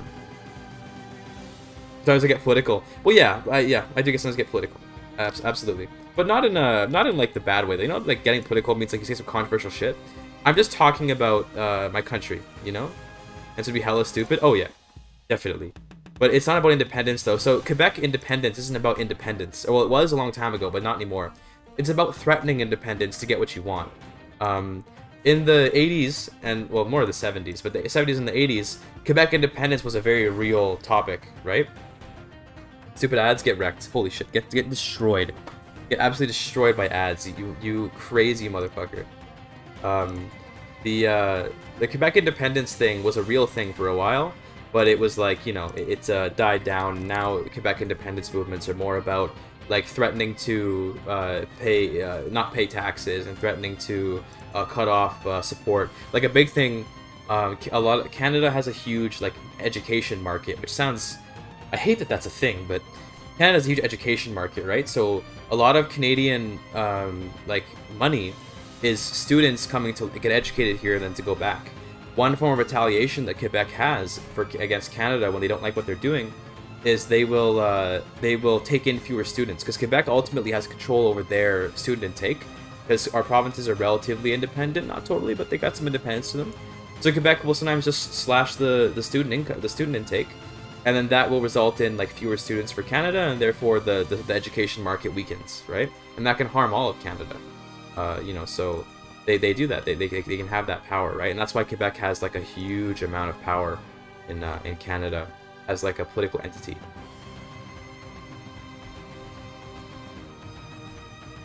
Canadian politics is very complicated. You know, it really is. It's a whole topic. You know, the way that the nature of like the interaction between provinces and the federal government, because provinces are not as independent as states are. Like, not nearly as independent as like states in America are, like, from what I understand, very independent of the federal government. But provinces are relatively tied to the government, but they have their ways. You know, they have their ways of inserting power where they can get it. I don't know, who am I trying to kill? Is that my wife? That's the wife of Yemen. Funny that Yemen has no land in Yemen. I just wanted to point that out. This country has no land down here.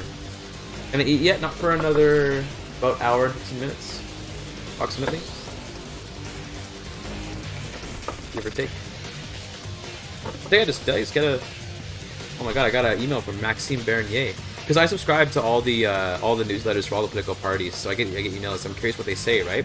One of the best ways... It is Ramadan, yeah. One of the best ways... Pro tip for anybody that like wants to get a finger on the pulse of your country's politics. Subscribe to every newsletter from all of the political parties in your country and just see what they say, right? Like, you know, get it from the horse's mouth. If you want to know how crazy some of the more crazy right-wing parties are in Canada, just go look at their own newsletters and read it, okay? They'll tell you how crazy they are. Okay, don't worry about like reading press conferences or whatever. Go read their newsletters. Must be schizo? Oh, it is. Oh yeah, it's very schizo. But you know, it's fine. I'm cool with being a little schizo email. Spam Master to help. But yeah, just subscribe to all the newsletters and see what you get. I got separatist parties, I got communist parties in there, I got the People's Party, Canada has a communist party. It's basically irrelevant now, except in some local politics they can have some effect. But basically an irrelevant party. There's like, you know, it was banned for a while, by the way. There's actually two different communist parties. One was banned and one wasn't. But there's like joke parties. There's the Conservative Party, obviously, and the Liberal Party. There's the NDP, who are becoming less and less socialist and more, not so social democrat, but report they're less and less social democrat and more just kind of like neoliberal light. What would you call like a lighter version of neoliberalism? Is it just liberalism? Is that how that works? I don't know. But the point is that they're becoming like, you know, a little bit. It's nice the Yemen's gone. They're becoming a little bit less social democrat how they used to be. Because they used to be the party of like the workers, like unironically, like the NDP was like unions and stuff, but not anymore. They're not. Now they're just kind of like another Liberal Party. The Hippopotamus Party, yeah, rip them, dude. They really tried to revolutionize the country. Anyone heard of the Rhino Party? Party platform was giving every Canadian a pack of beers. I think was their platform. That's boomer shit though. That's like super boomer shit. Like the Rhino Party is very boomer. I'm getting bored of this run now, by the way. I enjoyed this run, but I'm having a good time. We were gonna do Outremer, but we have to like wait for the Crusades happen to be able to do it, which will take a long time because we kind of have a very firm Catholic control over this whole region. But I guess we can expedite it by just becoming not Catholic. Why don't we just very briefly become like Muslim or something, just for a bit. Or do I want? Let's go Zoroastrian for the memes. How about that? Is that it's probably gonna be really expensive to convert Zoroastrian because it's a dead religion. But no, it's pretty cheap. Okay. Yeah, because we got all these different things helping. Yeah, let's become Zoroastrian for the memes. This should trigger Crusades relatively soon. You should see them. Well, I guess we can also help if we were to go and conquer any of the holy sites. That would help as well. Like now the Pope. We conquered the papacy. Too far away, damn. You need to see it.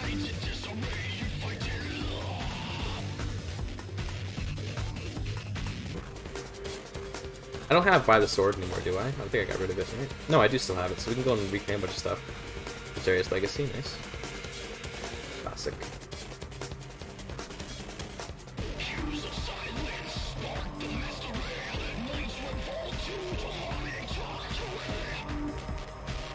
Stay Zoroaster.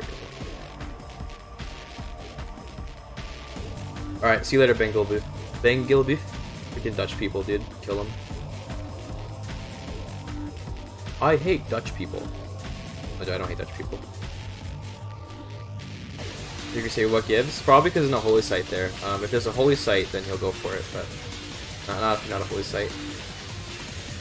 Probably gonna stop streaming pretty soon, but I'm getting really tired and hungry and stuff, so we're gonna stop pretty soon. But it definitely has been a good stream. Hope you guys enjoyed the long stream. I know I don't stream as much as I used to, but you know, I would like to stream more. Like I said, my Ramadan goal is to always stream more. This Armenia is like looking like pretty based, by the way. God damn, like bro is expanding. He's getting that Imperator. You held Cologne though? Then I don't know why not. Low chance, I guess. The what do you call it? He looks like the Imperator Rome Armenia. You know what I'm talking about? You guys even played Imperator? You see like the big Armenia right here in the mountains. Bro is like Greater Armenia up in here.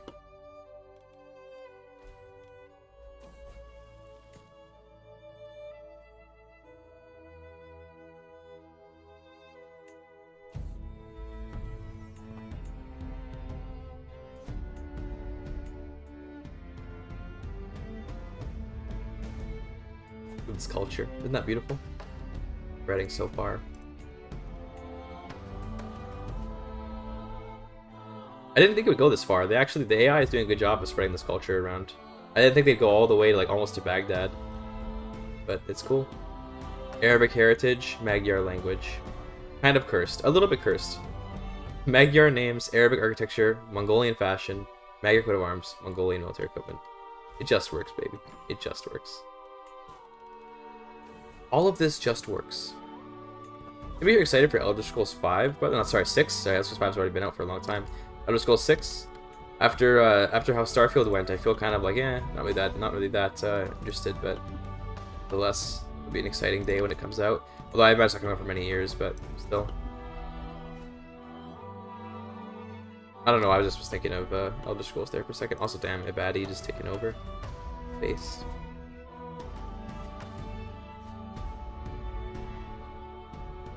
Also, oh my god, what the hell is this? Bro, the reverse Indo-Aryan invasion. Crazy. Persian Hindus. That's something.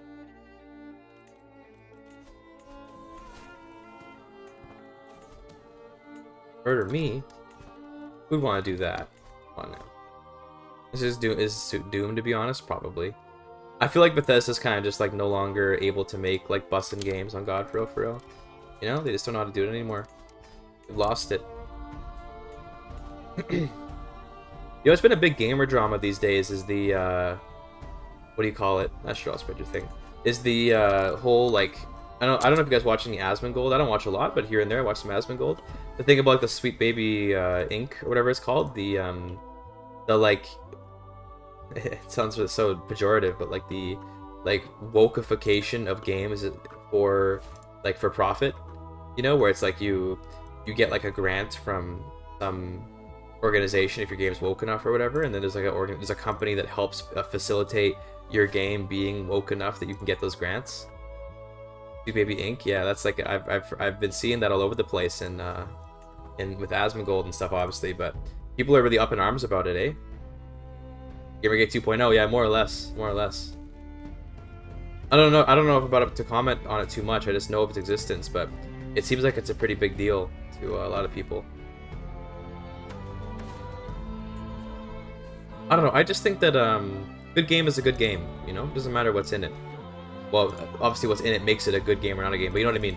Doesn't matter like what woke stuff or whatever's in it. Like if it's a good game, it's a good game, and that's kind of just how it goes. Feels like.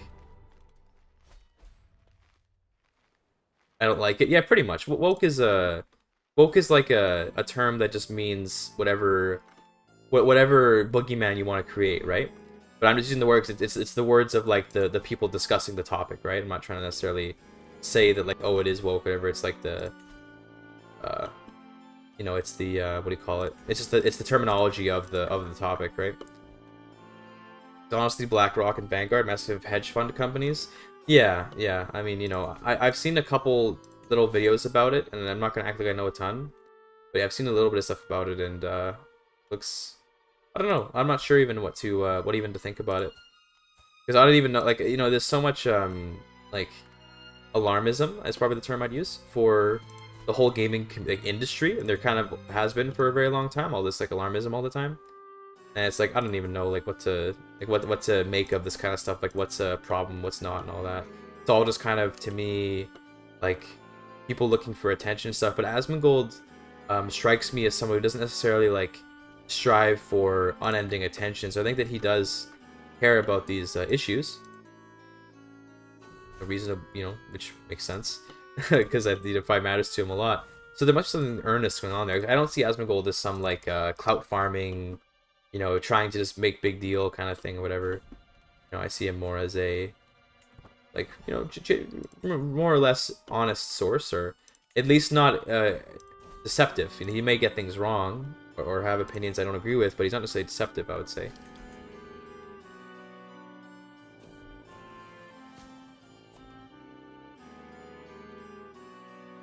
I see. Diversity, equity, inclusion. Yeah, those funds, yeah. And it's like, I'd be really curious to see, is like what exactly you have to do in order to obtain those like funds. Because one thing I'll say is, like, I feel like people talk about like games like Forspoken, how they're like ruined by like wokeness or whatever.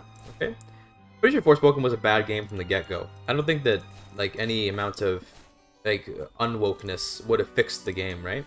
There's lots of games that are like that, where it's like they are perceived as bad because they're woke or something, but they're just bad games, and then there are games which have a lot of woke elements, which are good games. Like I think about this is probably a very specific example, but Hi-Fi Rush is a game I would say is like a very, not very, well, I hate using the word woke, but a game which would have the word woke ascribed to it by people who use that word, which I know is a really weird way to say it, but I think you take what I mean when I say that. But that was a good game, and it doesn't matter like what wokeness, perceived or otherwise, is in there. It was like a high quality game, so it doesn't fucking matter. You know, I think that a lot of times people just want someone to blame for why the games that they wanted to be good ended up being bad, and like probably just that they're bad games. All right, see you later, Heath-Telg. Appreciate it. And yeah, check out the mod, play it sometime. I hope you enjoy it. We've been playing with it on here. It's not meant to be like a total overhaul mod, right? So it's kind of in the background, but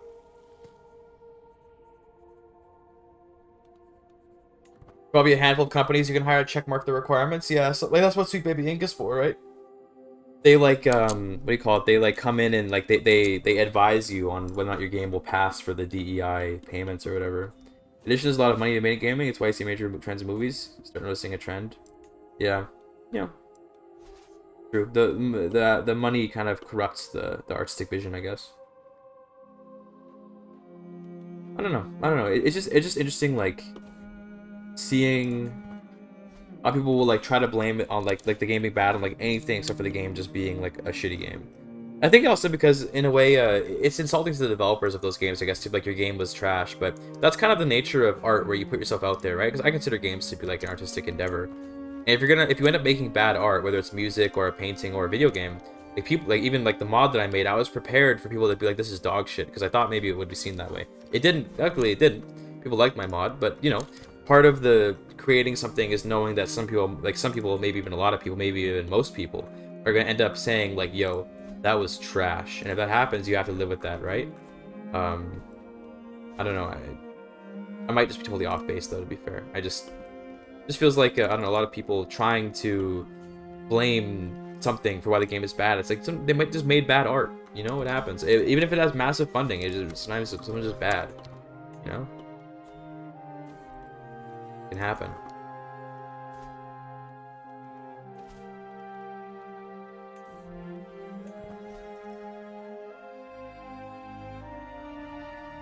Because of my house control, by the way, we still have like this is where it looks like we're a small country, but this is all just my family. Oosh. Hey, pretty cool. Got this massive control. Whoa, that looks weird. Been noticing that happen more and more these days, by the way.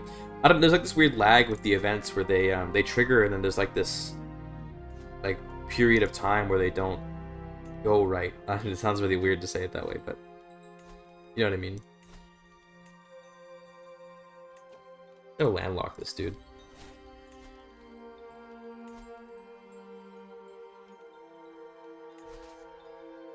Yeah, Starfield I was not very optimistic about when I first heard about it as well. I just I think that like ever since probably Oblivion, but maybe even before that, like Bethesda sort of started to go so mainstream that they lost vision of what made the game so good, right? Not to say the thing is, they lost the vision, but then the muscle memory kept for a couple games, and that's why like Skyrim was still good. Like Skyrim, although it wasn't like I think it was less complex than say Morrowind, it still was a good game because even though I think they were losing their vision a little bit by that point in their history, they still had like the chops to make a good game, even if you're losing some of your vision, right? You still know how to make a good game. I did make a good game. Same with Oblivion, also a good game. But then after a couple games of like a lack of innovation and a couple games of like just not really being, you know, all that creative, you end up with like Starfield. You end up with like Fallout 4. Fallout 4 is well regarded, but like I swear, dude, like it's just not. I don't consider it a very good game, you know. And I know my standards are kind of fucked, but. Or fired the talent too? They probably did, yeah. That's true. Very true. We're getting Gilman. Cool. Slave soldiers. Fuckers.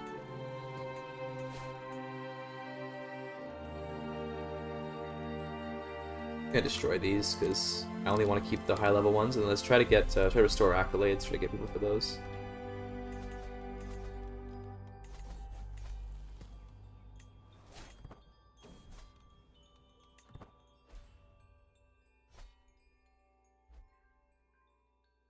Fallout 4 is decent. I'm sure you should have Fallout rights. Yeah, Fallout 4 is decent, but that's the problem, right? like what like from Bethesda, I would have in the past expected like every game should be like a total banger, right? And then now it's more like, yeah, they're like kind of mediocre games. You know, they're kind of like mid. They're decent. And that's the thing. Like you could never look at Fallout 4 and be like, oh my god, it's a bad game. It's like, no, it's not bad. It's not this legendary thing like the other Elder Scrolls games were. You know, the older one, like even Skyrim. Skyrim, I would say, was a legendary game, even if it in a way failed to live up to like Morrowind or you know, it depends who you ask, right? Some people would say it is better than Morrowind. I personally prefer Skyrim because I have a lot of trouble playing older games. I like to play games with a nice UI and stuff, right? But it's like, this is still a good game. You know, no matter how you feel about Bethesda, it's a good game. Not trash either, it's just mid, yeah, exactly. With Fallout 4, it's like that. But with Skyrim was a good game. Skyrim was a very good game, on its own merits. But a couple of, you know, good games, when you should be having great games, you eventually get to mid games. You backslide, you know? Okay, it's almost time for me to eat. Another like 50 minutes. I want to have time to cook though, so we're probably gonna end the stream very, very soon. I'm just debating if I want to like start the cooking and then just keep streaming through the cooking, because I can kind of cook and stream. I can like do both. I have to get up back and forth a lot, but I can kind of do both. But I think I probably want to like just eat in peace and rest after eating, because I'm gonna be all full and stuff. So probably we're gonna start the stream pretty soon. But hey, y'all that want more streams, okay, you got yourself a 6-hour banger. Okay, well actually a little more than 6 hours, like 6.5 hours. But yeah, solid stream. Very happy with it. I think we're just gonna call it now. Actually, this feels like this is like a natural stopping point. You know, we've kind of had the big split of the realm and stuff. This was a cool playthrough. We started as the Magyars. Had some very bad luck at the beginning, but got through it. Also, Hungary still exists, but it's Slovian. That's weird champ. Nice. So yeah, that's weird champ. It's over here. It's the Slovian Catholic Hungary. But started over here, moved here. We did a heroic adventure, and then did a legendary adventure, a heroic legend, and then did a legendary adventure over to Jerusalem. Became Catholic and kind of ruled this whole area, and then we took by the sword, and we just started conquering like the whole Middle East and stuff. And the idea was eventually to form Outremer, but I don't know, I got kind of bored of that. So then I started doing some of the legends from the mod that I made, ! mod, by the way. Or if you're on YouTube, check the description for the mod. We did some of those. That was fun.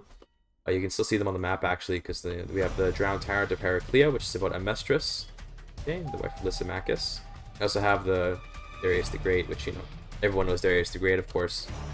That kind of thing. We finished those. Conquered into Persia, then died, split the realms, and here we are now. So yeah, maybe we'll probably resume this run tomorrow. I don't see why not. I'm gonna try to stream like as much as I can, so probably tomorrow we'll resume this run and pick it up from there. But for now, I'm gonna go rest, eat some food, work on some YouTube videos, and yeah, see you guys next time. Maybe go see if we can raid someone. Might be someone to raid today. Let's take a look. Anybody?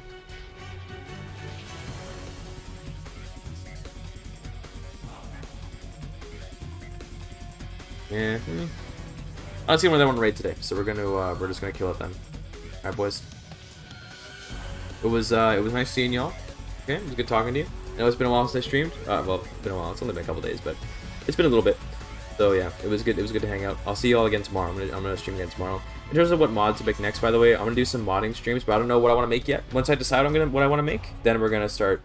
You know, doing that. For now though, it's good being here. Hope you all had a good time. See y'all next time. Ramadan Mubarak. Anyone was fasting, if you already broke your fast, congratulations, you're about to break your fast. Good on you. See you next time, boys. Peace out.